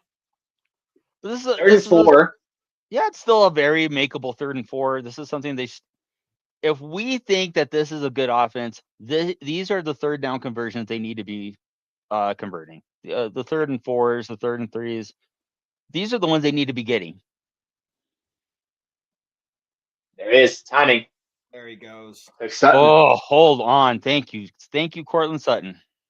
Man, here's the only part of our game on the offensive side that's going to be frustrating in the playoffs. It's 3rd and medium. You know what's going to Sutton. Yeah. Yeah. Yeah. Right? Now that one, they played him soft, so yeah, absolutely great read. But man, Sutton with a beautiful catch, an off-thrown ball. I think he was expecting to come back to the ball a little bit more than he did because it was only 4. It was a 10-yard route, and I think he was supposed to come back to it a little bit more. Right. But still, good catch. Well, you got Mercedes Lewis out there, and we've been watching. It seems like when he's out there, the run play does not really go very well. So we'll see if they stick with that. Yeah, But you know what? I'm not even mad. Yeah, Like picking up the Mercedes Lewis to be an extra run blocker at his age, and if he doesn't pan out, he doesn't pan out. I mean, we picked him up for nothing. Like it's not like we went out and got like Evan Ingram, right, where we went out and like paid some money to get the guy. Like it is what it is. So I think it's an indictment on how much they miss Nate Atkins and how much Nate Atkins actually does in this offense. They had to go get a guy. Me and Kev were talking about it. Like this is the 3rd week that Atkins has missed. He hasn't practiced at all. Is this going to be a situation where they're going to have to send him to IR because they can't get him back in enough time? No, I mean, if we were going to send to IR, we would have had to do it week 1 or the week that he got injured. And if we send to IR now, he's not coming back until the playoffs at least. So I think we're just playing it week by week and letting it happen. Yeah. We want him back, and I think that this was a experiment on the offensive coaching front of let's see if we can get a guy in here, and it's not working out. And Mercedes Lewis is done. I think as much as he's had such a stellar career in the NFL, he's getting up there in age, and I think it's showing, and it's fine. We get Nate Atkins back, and I think Mercedes Lewis is done. I think he's seeing his last few snaps here. I mean, he did say that he was retiring at the end of this year. Yeah. I'm also, while it's still commercial break, I'm going to call this. I don't think we see J.K. Dobbins back next year.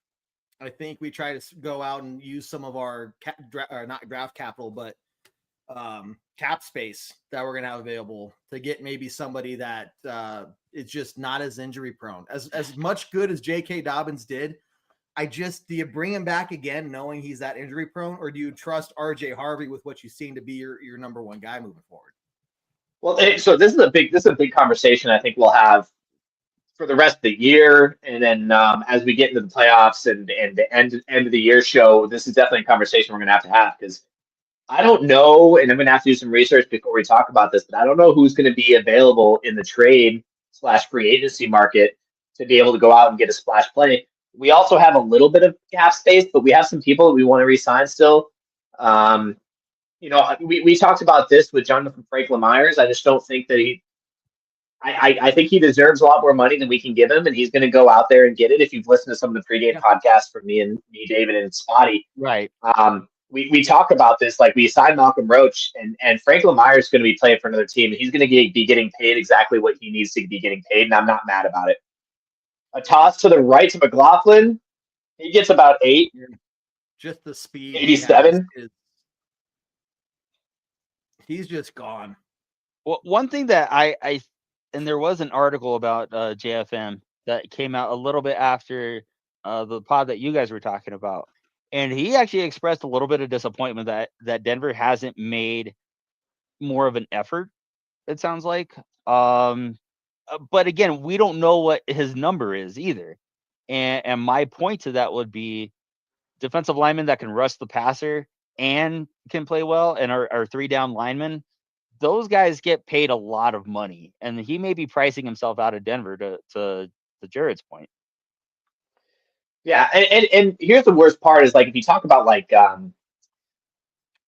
negotiations when you're talking about first down for the Broncos. When you talk about negotiations for those types of players, that they don't know what the conversation between the front office and their managers is, right? And their agent. So the agent may be talking, saying, "Hey, here's my number," and the Broncos organization is like, "Hey, we want to pitch. Like, we'd love to have him here, but like, we can't pay him what he's worth." And I 100% believe we will not be able to pay him what he's worth. Yeah. Bo Nix in the shotgun, steps up into the pocket, beautifully steps up in the pocket, runs for the first down. Man, tiptoes the line, runs for the first down. Bo is on fire today. He's balling today. He's balling. The athleticism Yeah. is just. He's cool, calm, and collected. He's reading the pocket. He was Oh, out. no, he He stepped was out. like He stepped out. close though. Close.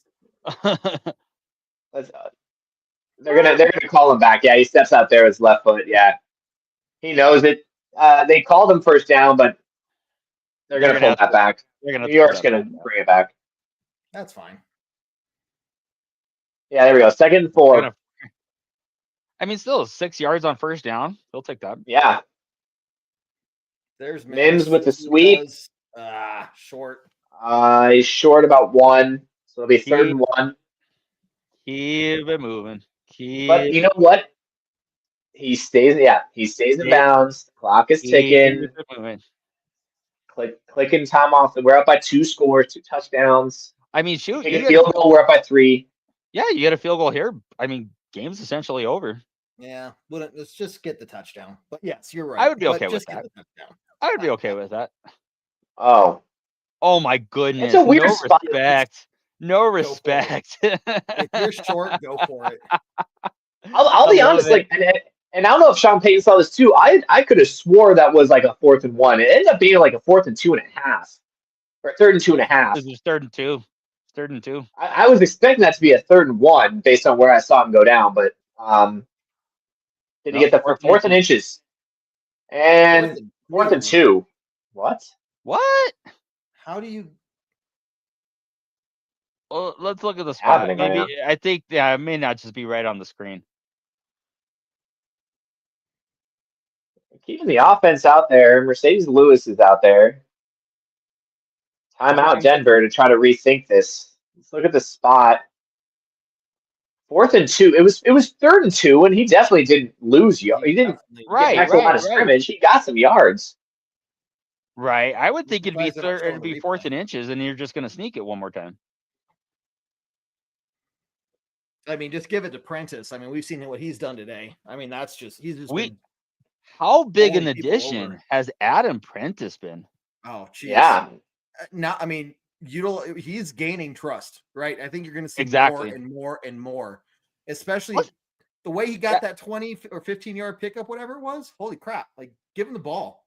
Well, he had 2 plays in the Kansas City game where he's picking up blitzers, catching balls out of the backfield, and not like looking clunky doing it. Like, he looks like he has a little bit of receiving ability out of the backfield.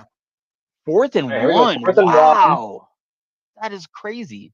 They're stacking the line. We really want to put this away. Got it. He's got it. Yeah. He's got it. All right, I'm going to stay through this drive. I really got to go. Got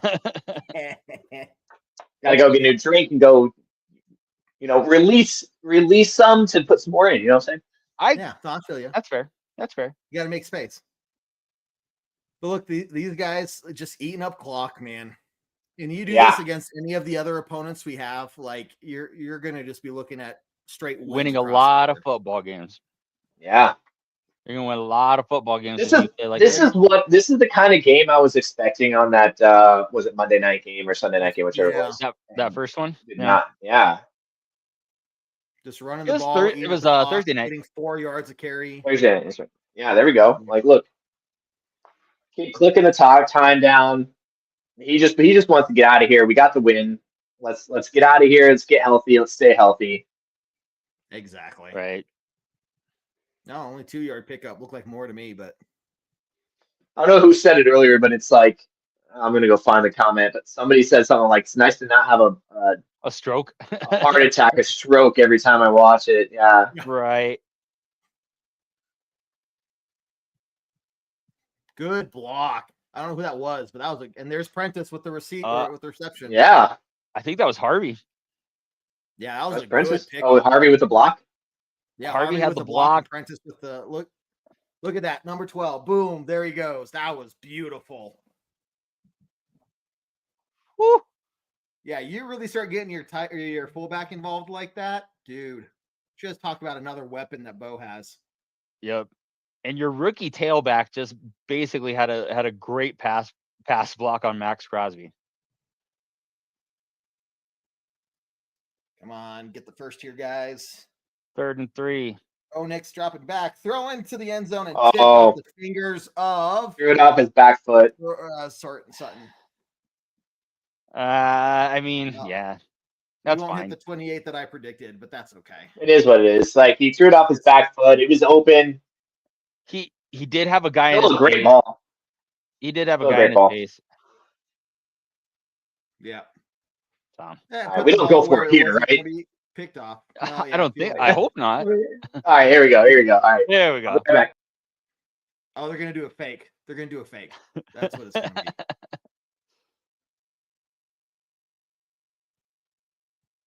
Big nuts Lutz with the kick, and it's good. That's a chippy. Making it 24-7 Broncos. Yeesh. Just end this game. Put it out, So I mean, you got to think that Vegas is right. What is this weird feeling? This weird feeling don't of know. relaxation. I feel like I should be stressed. Like I feel Right? like why am I Right? not feeling insane amount of pressure right now? It's like your but, I'm brain. not.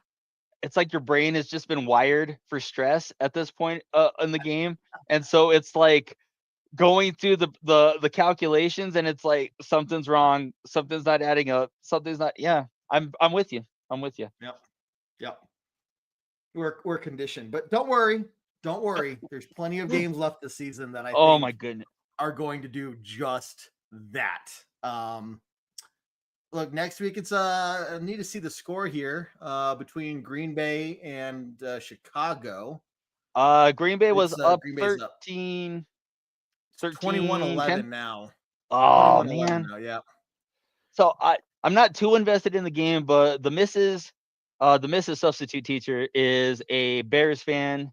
They actually have a very, very weird schedule in that they have to play Green Bay twice in the next 3 weeks. So, and then the way that the playoff seeding lines up is that they could theoretically still play Green Bay again in the postseason. So having to play your division, I mean, we were talking about it. Like, man, if we had to play the Chiefs 3 times in less than 5 weeks, it's tough beating any team that many times. It's tough beating a division rival that many times, and then have to do it in a 1-game playoff. Ugh, that's just terrible. But that's the Bears' problem. Well, guys, the game is not over yet, so stick with us as we go through the rest of the game, and we'll stick around for a few minutes after to give our quick thoughts.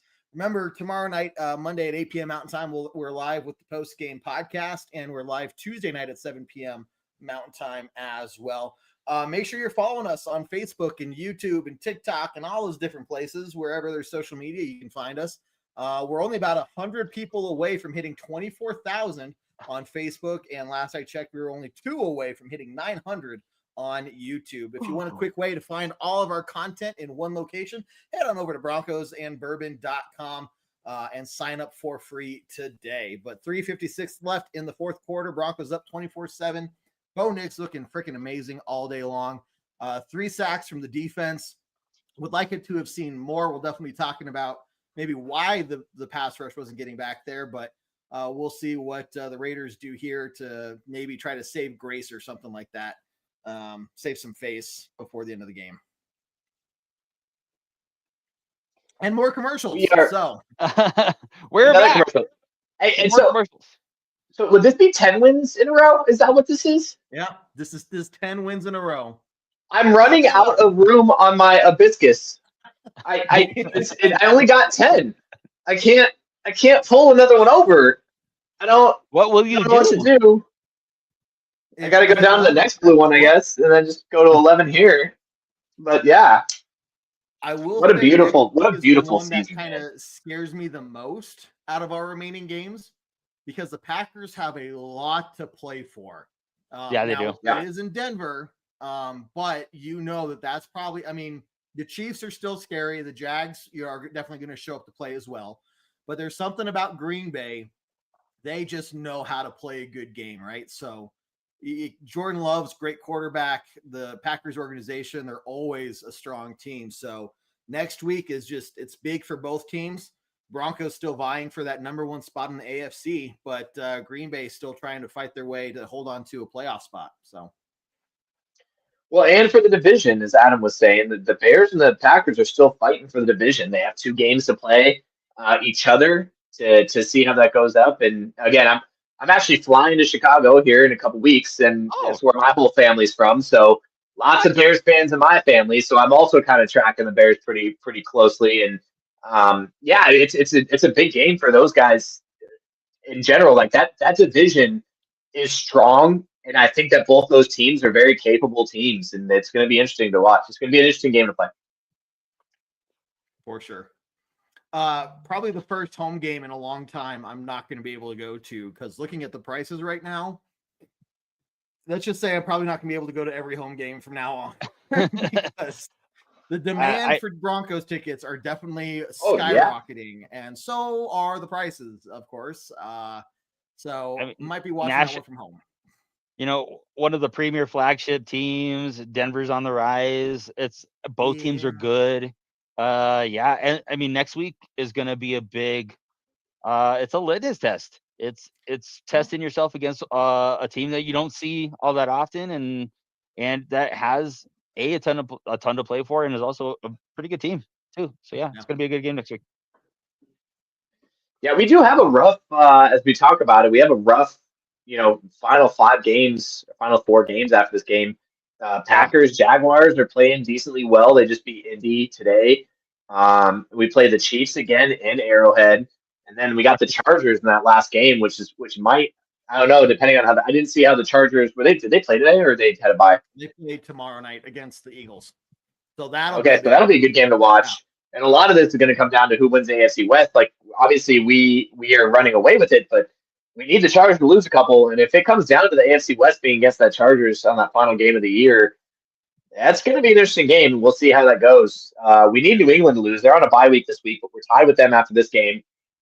Lots of New England, man. Just 2 lost teams. It's crazy this late in the season for that.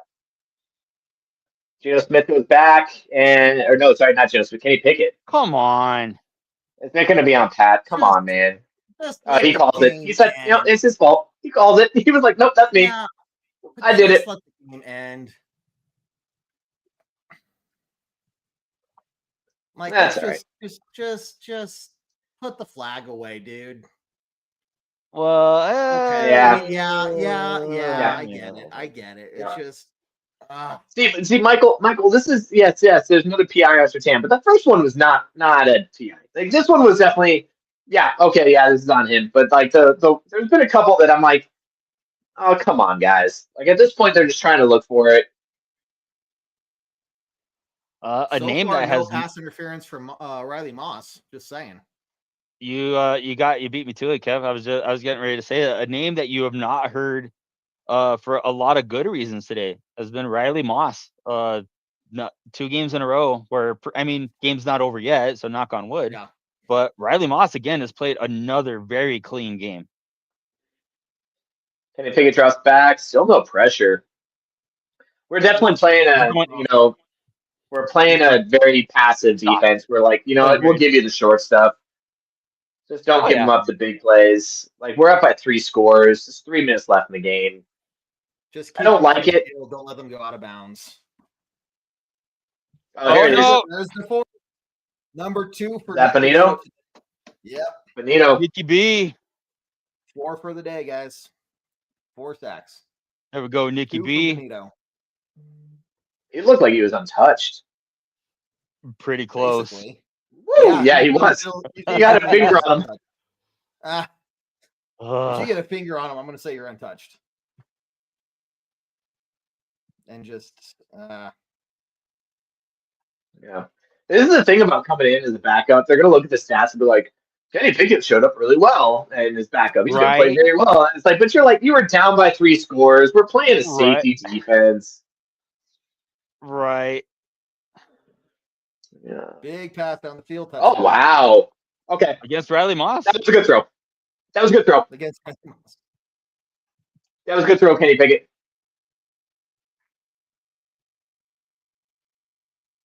Oh, well. Oh, I didn't know that was the great nephew of Bo Jackson. Cool.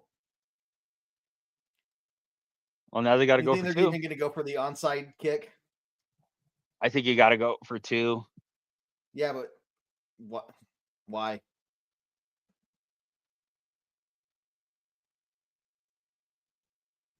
You just be down by a Beautiful throw. touchdown if you Beautiful throw and catch. That's Yeah. Like I I'm know not that even mad. Kenny Pickett had that really good year in Oh, I see. Pittsburgh his rookie 24. year, and then he totally flamed out in his next season.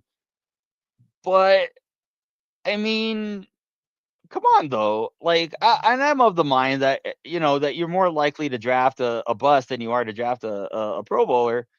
But still, it doesn't seem like 1 year is like really Enough. a good enough Yeah. evaluation period. And then you see like a throw like that. That's a big Right. boy throw. That's a big boy Yeah. throw. No, he was wide open and everything, but that ball had some zip on it for sure. Dead on the Yeah, money. he layered it exactly where it needed to be. Michael. Michael saying he called it the pregame. I'm gonna need some proof, but if that's We're gonna have to go back and look at the numbers. Did you take a picture of yourself with today's newspaper in Yeah. front of the Capitol building with a red balloon? That's all I'm saying. That's all we need. Our lawyers are We've already given away 3 Bo Nix jerseys for the 10-win season. So if we can give away a 4th, it'd be awesome. And we decided, because somebody came up with it in the comments last time. I really don't think it was me. Like Chris in the comments said, if we win out and we hit 15 wins, we'll go ahead and give away a Nick Bonito jersey as well. I'm not even mad at that comment. I think that's probably a good. If we get 15 wins, you know what? Someone deserves a damn Bonito jersey. Yep, 100%. Kev, I'd also like to pitch that we buy ourselves all a Bonito jersey, but we can talk about that later. We can talk about that later. Sure, we'll talk about.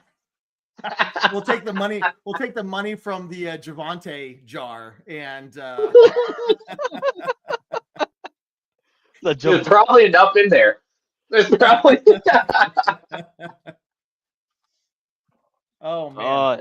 No shade. I actually do have a Javonte Williams jersey still. If Jared, I'm just saying, if you need a Javonte Williams jersey in large, I can make that happen.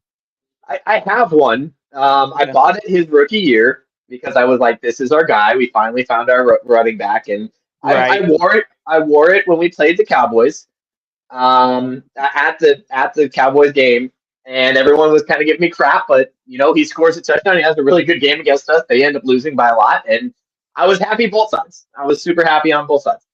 Okay. I still think he's an amazing running back. I do. I think that he was not given the credit he needed. He was not given the credit he deserved here in Denver, and I'm glad he's doing well on another team. And for a lot of people, right? Tim Patrick, we talked about. Right. Even Jerry Jeudy, as much of a kind of a a-hole he was before the Cleveland game that year. I respect that they're doing well in their other teams. I just Javonte was the one that hurt the most. The onside, onside we got it. Yeah, we got it. They already got it. They got 3 timeouts. I mean, they're down by 2 scores. In field goal range, Mike. I'm just saying, I want you to win, but oh no! I know, Mike. That's bad. That's bad for you. You almost needed the Raiders to recover that onside. You did. Yeah, he did. He did. Oh my goodness. If we kick a field goal at the end of this, just to honestly, if we pull out the timeouts, like if we can make them use their timeouts and we run the clock out, we don't kick a field goal. Yeah. We're just gonna run it up the middle. I mean, if I'm rooting for Mike on this, I know that we're gonna have to pay it, but I'm down. Let's go. Yeah. Yeah. I mean, you run it once, it takes it down to 2-minute warning. You still have the 3 timeouts. I mean, you got to take it onside. They're kicking onside, so they're going to try to win it. So you got to go. You got to get at least one first down, and then you need you need a first down after the 2-minute warning. You can't get it here. I'm pulling for you, Mike. Okay, that's not good for you, Mike. That's 7-yard run The there. countdown is.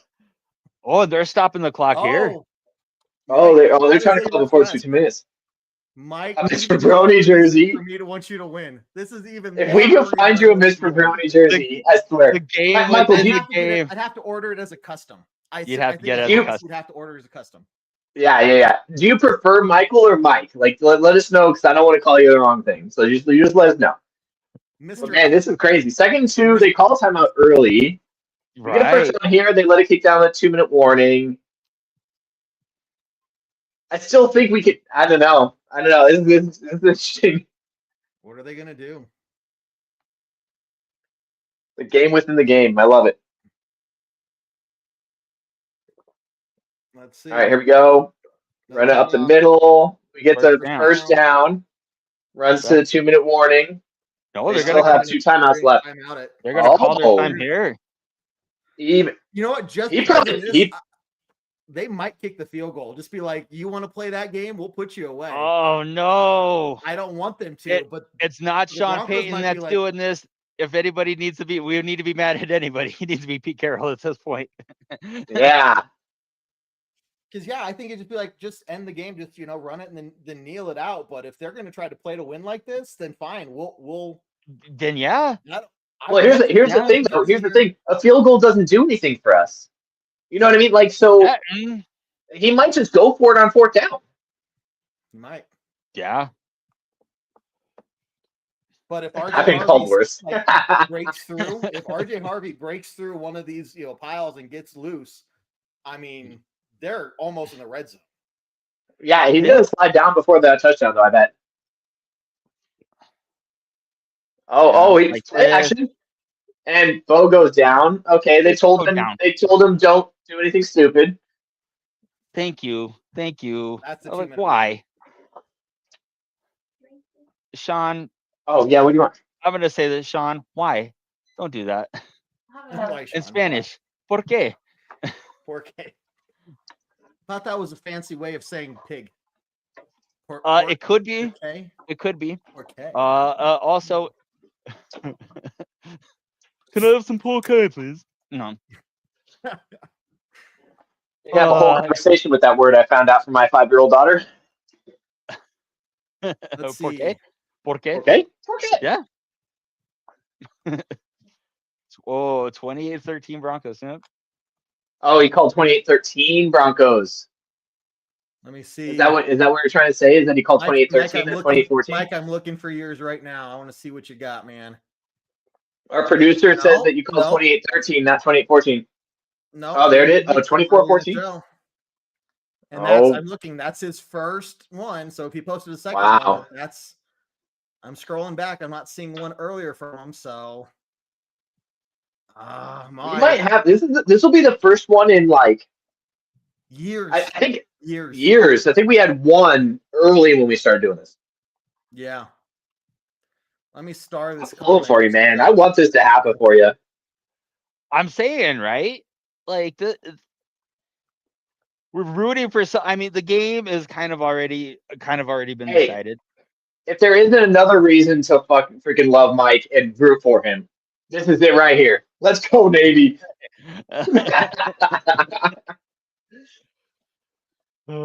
can't say anything. Air Force sucked this year like they normally do. So, man, you've been decently competitive in your test. What did the Zoomies do this year? I think they won like 2 games, maybe 3. Oh wow! Like Troy Cal. I think if anybody maybe on the hot seat a little bit is Troy Calhoun. A little bit. Air Force likes to hold on to their coaches for way too long because they're like Fisher DeBerry was past his sell-by date. He should have been let go like 10 years before he was. Yeah. And the thing is, they hit a home run with Calhoun, so I don't know where you would even go at this point, especially for the service academy and a team that likes to run the triple bone like they do. So yeah. So we'll see. All right. 2nd and 15. The Raiders have 1 timeout left. Well, they stop them here. Don't let them get the first.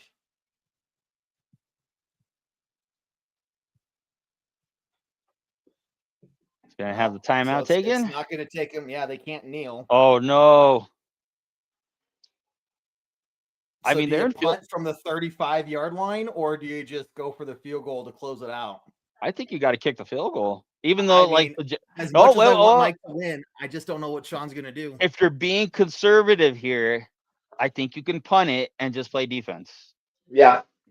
But from the 35-yard line, you don't want to give it to them from the 35 if you miss the field goal. That's why I mean, he trusts Lutz. he does. Or they drop back to try to get the first down so that they can just end this thing. He goes down because he doesn't see anything, and then we punt it. Let's go, Mike. Rooting for Mike here. Let's go, Mike. I want it to be a Mike win more than anything. I don't know. They trotted out Tyler Bidet for this one. Oh, they're going to let him run. Bidet breaks it for... Oh, that's a field goal. Like, you can't punt it here. Or because it's 3 and 3, he goes for it to try to ice the game. Go for it, Sean. Go for it, Sean. Look at him trying to do math in his head. There's Pete Carroll. Here's Sean. Sean Payton here. Surprised he doesn't have an hibiscus with him. Yeah, what does he do? Yeah. Oh, they're out of there. Oh, they're staying out. Oh, they're going to let the clock run down. They're going to let it run down to nothing. No. They're going to take the penalty. Or are they going to timeout? Timeout. Takes a timeout. Oh, that's his field goal. Takes a field goal. No, Mike. No. Have I ever wanted Will Lutz to miss a kick? No, but now I do. No. Am I gonna start now? And I don't know. We were saying that, like, this game would have like no stress at the end of it. Here I am. Right. Right. Specifically. For all the wrong reasons. For all the wrong reasons. Broncos to score here. Oh, they're gonna go for it. They're gonna go for it. He's gonna go for it. Oh, come on. Here we go. I've never wanted us to not make a 4th and 3 in my life. Let's go. Let's go. Well, even if they or they're going to try to get it, or they don't have any timeouts either. Yeah, right. Even if they get it, they kneel it, right? Yeah. If they get it, they kneel it. So either way, I think Mike is good unless, Raiders, but you don't want Vegas to score because now they're going to have time. All right, let's go, Bo. Let's get this first down. Come on, B10. Let's go.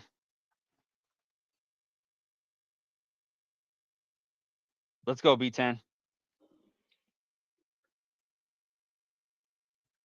Oh, it's a run. Nope. Oh, he does not get it. He does not get it. 58 seconds. Raiders have the ball on their own 25? 30? No, 30. Not the 30. Wow. Okay. I mean, I don't want you to put the ball in the air either. I mean, we won this game, and I'm stressed. I don't want this. Right. All right, come on, defense. The first team is around. Let's go, defense. You don't understand what's on the line here. Interception. We need a pick here. We need a pick in the worst way here. Come on, let's go. Not a pick six, yeah. Not a pick six. Strip sack. Let's go. No, that's okay. He gets out of bounds. But only a couple yard pickup, so not anything significant. Because what they normally do in these situations, they just try to get in field goal range first. Yeah, and then they kick the field goal, try the onside. Here we go. When it's get him. Oh, that was a good step up, but he's in bounds. There we go. All right, clock's ticking. Clock's ticking. They're probably going to get it up at least 35. Field goal range. Everybody else stopped watching this game, and we're all in it. I know we're locked in. Get him. Get him. Oh, he's going to run for it. He's going to get it. Oh, why not out of bounds? That's a young move. Oh, man, that's a young quarterback move, and he's been in the league for 3 years. So dumb. Yeah, he's. Oh, man, he had the out of bounds. You get the first down, you go out. Kenny Pickett, can I call you Kenny? I gave you some love. I'm like, why would they cut bait on you? Why would they cut bait on you after a big boy throw? That's why. Because you're a moron. Because you're a moron. Get out of Hey, it's bounds, good for Mike. bro. It's good for Mike. Good for Mike. I meant to say good for Mike. 16 seconds left. So realistically, they got 2, maybe 3 plays left. Denver showing a 4-man pressure. Now bailing to 3. Jonah Ellis almost. Oh, he finds him in Oh, field goal range, but that's time. Yeah. yeah, there's a flag. Come because- What a on. silly! Oh my gosh, He we pushed did that him to down. ourselves. That's gonna stop it and put them. They're gonna kick the field goal. Well, they're gonna go. Nah, they're gonna go for it. They're gonna go for it. I mean, it's 3 seconds left. But they need to get a stop on this play. It's now just come down to 1 play. Yeah, that was dumb. There's no way they were gonna get to the line. Yeah, Come on, Brandon Jones. Come on, Jones. Come on, dude. I mean, it kind of looked like he was. It didn't look like it was on purpose. He was like trying to get up, but there was. He did that on purpose. He did it. Just touch. Oh, they are going to kick the field goal. Oh my! Oh I'm sorry, no! man. Block that kick.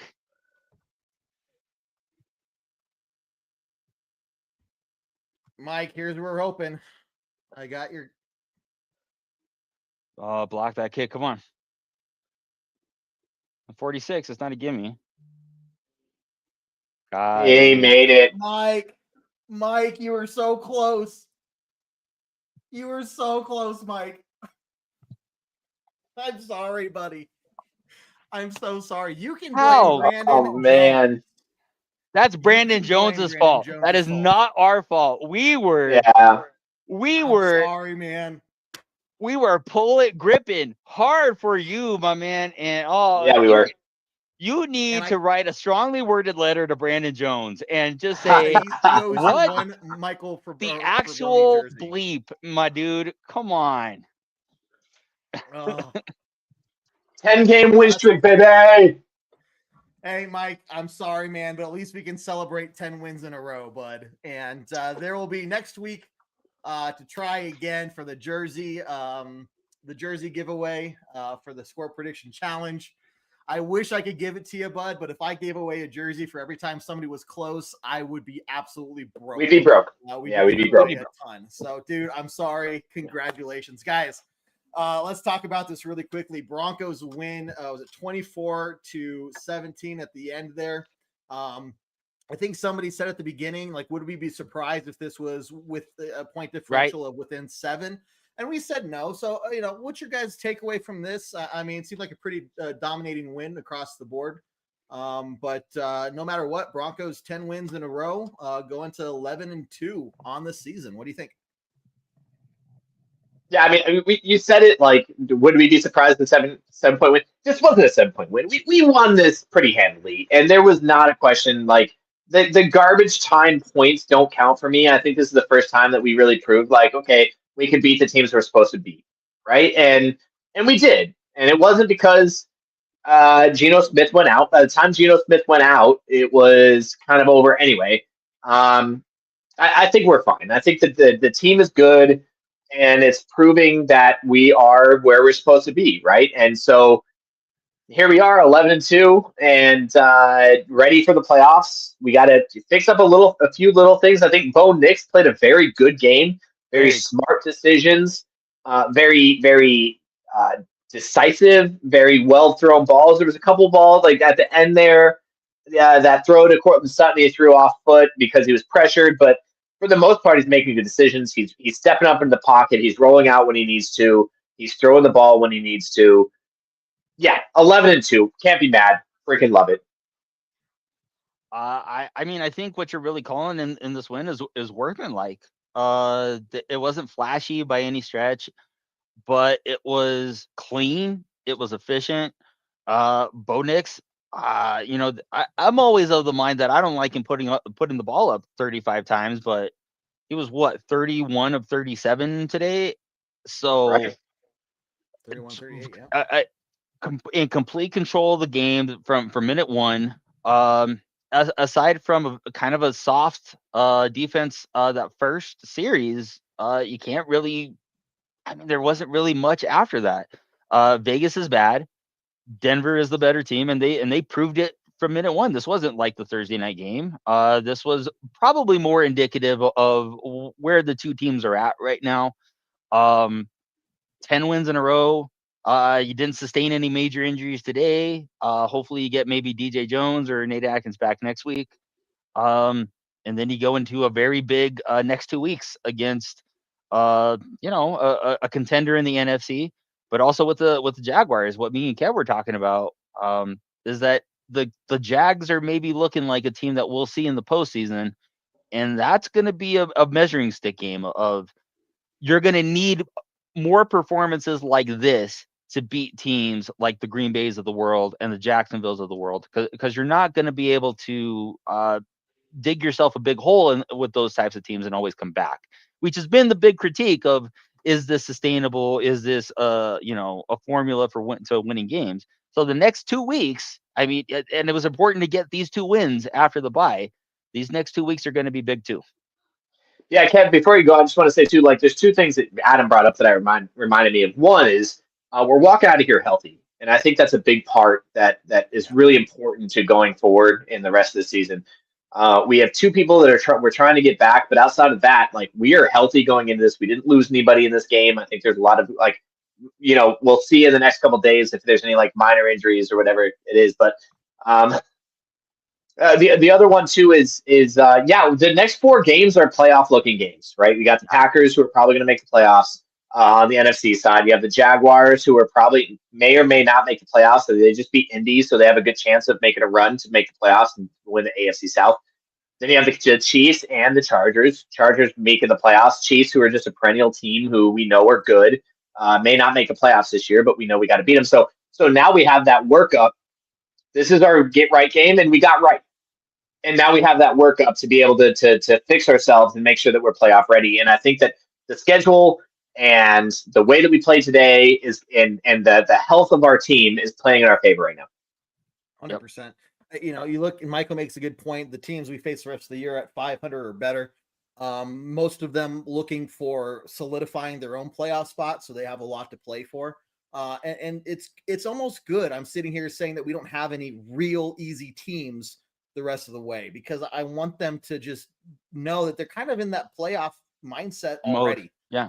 Like this, like obviously if they drop one the rest of the season here, not season ending, not horrible, but it could have implications of if they, get that bye week or not. But it's just good to see that they're out there. They're playing smart football. They're not, I don't think we had any turnovers today. We almost got a couple ourselves, just almost couldn't wrap it up. But you look RJ Harvey, 17 carries for 74 yards, averaging 4.4. And his longest was 15. So it's not like he had an 80-yard rush in there or something that screwed the data. So RJ Harvey's carrying his weight. And that was a big question after J.K. Dobbins went out is RJ Harvey going to be able to step up and kind of fill that role as best he could in his rookie year. And today kind of showed that he has the potential to do that, right? We saw him really fighting for some of those extra yards and kind of carrying 1 or 2 defenders on him. And that's something we haven't had. So, you're using him in the passing game as well. He had 6 receptions for 25 yards. In addition to that, Adam Prentice, only 2 carries, but 22 yards. That 18-yard rush was huge for him. Really use him there. And then he had another 2 receptions for 11 yards on top of that. So we're really spreading the ball around. It's great to see these guys all getting involved. We can nitpick and say we want to see Evan Ingram get more involved. Troy Franklin needs to catch the ball. Technically, he was 3 for 4 today. But here we are going down the stretch, guys, and it's kind of like we're just getting nitpicky with what we have to critique on, and that's you want to be in, right? If these guys go out there and play their A game every week, they're gonna win at least 3 of their next 4. If not all 4 of the next the games, and put us at 15 wins. And I'm giving away a Nick Bonito jersey, right? It's a good position. These guys, it's playoff time. It really is at this point, because they're tough teams we're facing. They're playoff teams we're facing, and we're fighting for that number 1 spot. The Patriots don't look like they really have that tough of a no schedule. That's rough. And let me pull it up just because I want to see exactly. So they got the Bills, okay, a little tough. Ravens kind of fighting for a playoff spot, but they got the Jets and the Dolphins, you know. And I'm like, I would rather have tougher teams going down the stretch to make sure that like we're fully confident. Hey, if we can beat these teams, we can win in the playoffs. But you beat the Ravens, Jets, and Dolphins. Are you really like super proud of yourself? Other than like, well, those are teams we should have beat to begin with. Like nothing special about them. I'm watching this Green Bay Bears game. Green Bay just had a big run down to the 5-yard line. It's tied to 21. There's still 5 minutes left to play, but it looks like Green Bay's about to score here. All right. I mean, how we were talking about how the Pats have such an easy schedule coming down the stretch. If anything, what this does for us, and I think the biggest thing that's going to separate us from a team like New England, we are battle tested. You know, through and through. We've been in tough games, had to dig deep for for wins in hostile places against teams that have traditionally given us problems. So I already feel like, yes, the Pats are good, they're getting better, but they don't have that that playoff switch that I think that we're slowly kind of chipping into ourselves, that we're that we're the tested team. We know what it takes to start pulling these games out. The Pats don't, and I think if on paper all things being the same, that's our intangible that we have over them. Well, like Brandon Perna said, the Patriots needed the full game to put up 33 points against the Giants. We only needed a quarter. So just tip of the hat to Brandon Perna for making that point. Very solid. I'm interested to see the Patriots versus the Ravens game. I think that's going to be a real true test for them. I mean, it's funny because ever since we were kind of like tied, and we were like, okay, so that's for the Patriots. Indy's kind of out of it. What are we looking at? And it's like, I feel like every time I've looked at them, I'm like, of course they're playing the Raiders this week. Then they're playing the Giants. And then they're playing, like, every time I'm looking at them, I'm like, of course they're going to win. Like, we're playing Kansas City. And we're playing, like, and then I'm watching this game like, man, if only the Giants could pull it out. And then they, put up a big stinker. And so, yeah, the Raiders game or the Ravens game is the one that I'm really kind of looking forward to kind of watch to see what do they do against, adversity. And the Patriots have not seen adversity, and we have. And we know we have. And there's levels of us that we're going to keep fighting. Are the Patriots going to keep fighting when they're down? Because they have not. They have not been down in the game yet. So it'll be interesting to watch. Yeah. Well, guys, let's close it out. We'll have a whole lot more conversation on this game tomorrow night as we kind of really break down more in depth this Broncos win over the Raiders as we sweep them. It's always good to sweep the Raiders just because there's no team more disgusting than the freaking Raiders. Can someone please tell their fans that Halloween is only once a year? Please. Like, come on, guys. The gorilla outfits, like, it doesn't even make sense for Raiders fans. I'm just saying. Anyway, let's do any closing thoughts, guys, before we head on out here and to kind of celebrate the rest of the weekend here with the Broncos win. Jared, what you got, man? Yeah, so I'm going to start with this. When the game started, there was the stat that was thrown up that said we went 0-8 from 2020. We were 0-8 against the Raiders. We are now 4-0 since obviously the last 2 seasons. And there's one big difference that has made the difference in there, and that's Bo Nix. And he played a hell of a game. Let's give credit where it's due. He made great decisions. He did what he needed to do. He got in there, and he played a great game. Hats off to Bo Nix for this win. 10 wins in a row. Let's go Broncos. Love it. Adam, buddy, what you think? I think that Denver kind of reminded everybody that, yeah, you can be a national person and have a platform to say a lot of dumb things. At the end of the day, you play football on the field. And I mean, honestly, Denver kind of took apart Vegas. Aside from one defensive drive at the start of the game, it was pretty much business as usual. One of the things that has been constantly picked apart in the last 3 or 4 weeks is, why are they always behind? Why can't they put teams away? They put a team away today, and they didn't give a team any life. They didn't make it interesting down the stretch. This was a workmanlike win on the road, which it's hard to win on the road.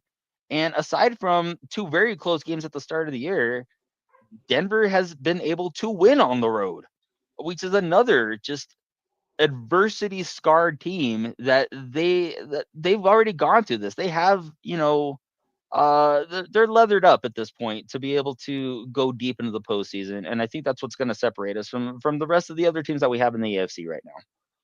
Totally agreed. Jose, your question there about what the Broncos need to do to beat the Packers. Believe me, we will be covering that later this week. You guys are going to want to come around and listen to the other stuff we have starting, tomorrow night. We'll be recapping this game starting at 8 p.m. Mountain Time at our post-game podcast live. Tuesday night, Bourbon Broncos, no BS, 7 p.m. Mountain Time. That's when we're going to start talking about the upcoming game against the Packers. And then next week, we have the full pregame podcast. We got the game day, 1 hour before kickoff, halftime hash, all that stuff. So plenty of Broncos Packers talk coming your way, guys. Get ready for it. But it's coming down the stretch here, guys, and it's go time for the Broncos. Sitting at 11-2. I mean, I was predicting 13 wins at the beginning of the season, and now it's kind of like, man, that's kind of like the floor for these guys. Yeah, right. You're looking at 14 or 15 wins. So let's see what they can do, and then it's for real. It's playoffs, guys, and it's just crazy that it's early December, and we're like, yeah, we're either like AFC West champions or we're the number 1 seed. It's either the number 1 or number 2 seed, and there's still 4 games left. So let's see what these guys can do. It's a great place to be, and it just makes the last, the previous, or the first 8 years of covering the Broncos so much worthwhile now that we're doing so well. So, guys, thanks for tuning in. Victor, I see you tuning in right here at the very end. We are about to sign off, but we've been going for over 4 hours. Jared, thanks for hopping in and helping us out. Adam, you've been great the whole show as well, man. You guys are fantastic.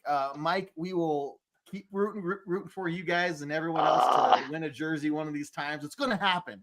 It's going to happen. We're really close today. So let's see what happens down the stretch, guys. But man, I'm done talking. I've been doing enough of it. So let's end this show as we always do with another strong "Let's go Broncos." Go Broncos. Let's go. Do what I like, yeah, I do what I like, yeah, I do what I like. Sip and go, sip is right, and I go with the flow, yeah, I go with the flow, yeah, I go with the flow, cause I know I'm the show. In the zone, here I go, in the zone, here I go, in the zone, here I go, yeah, they know I'm a pro.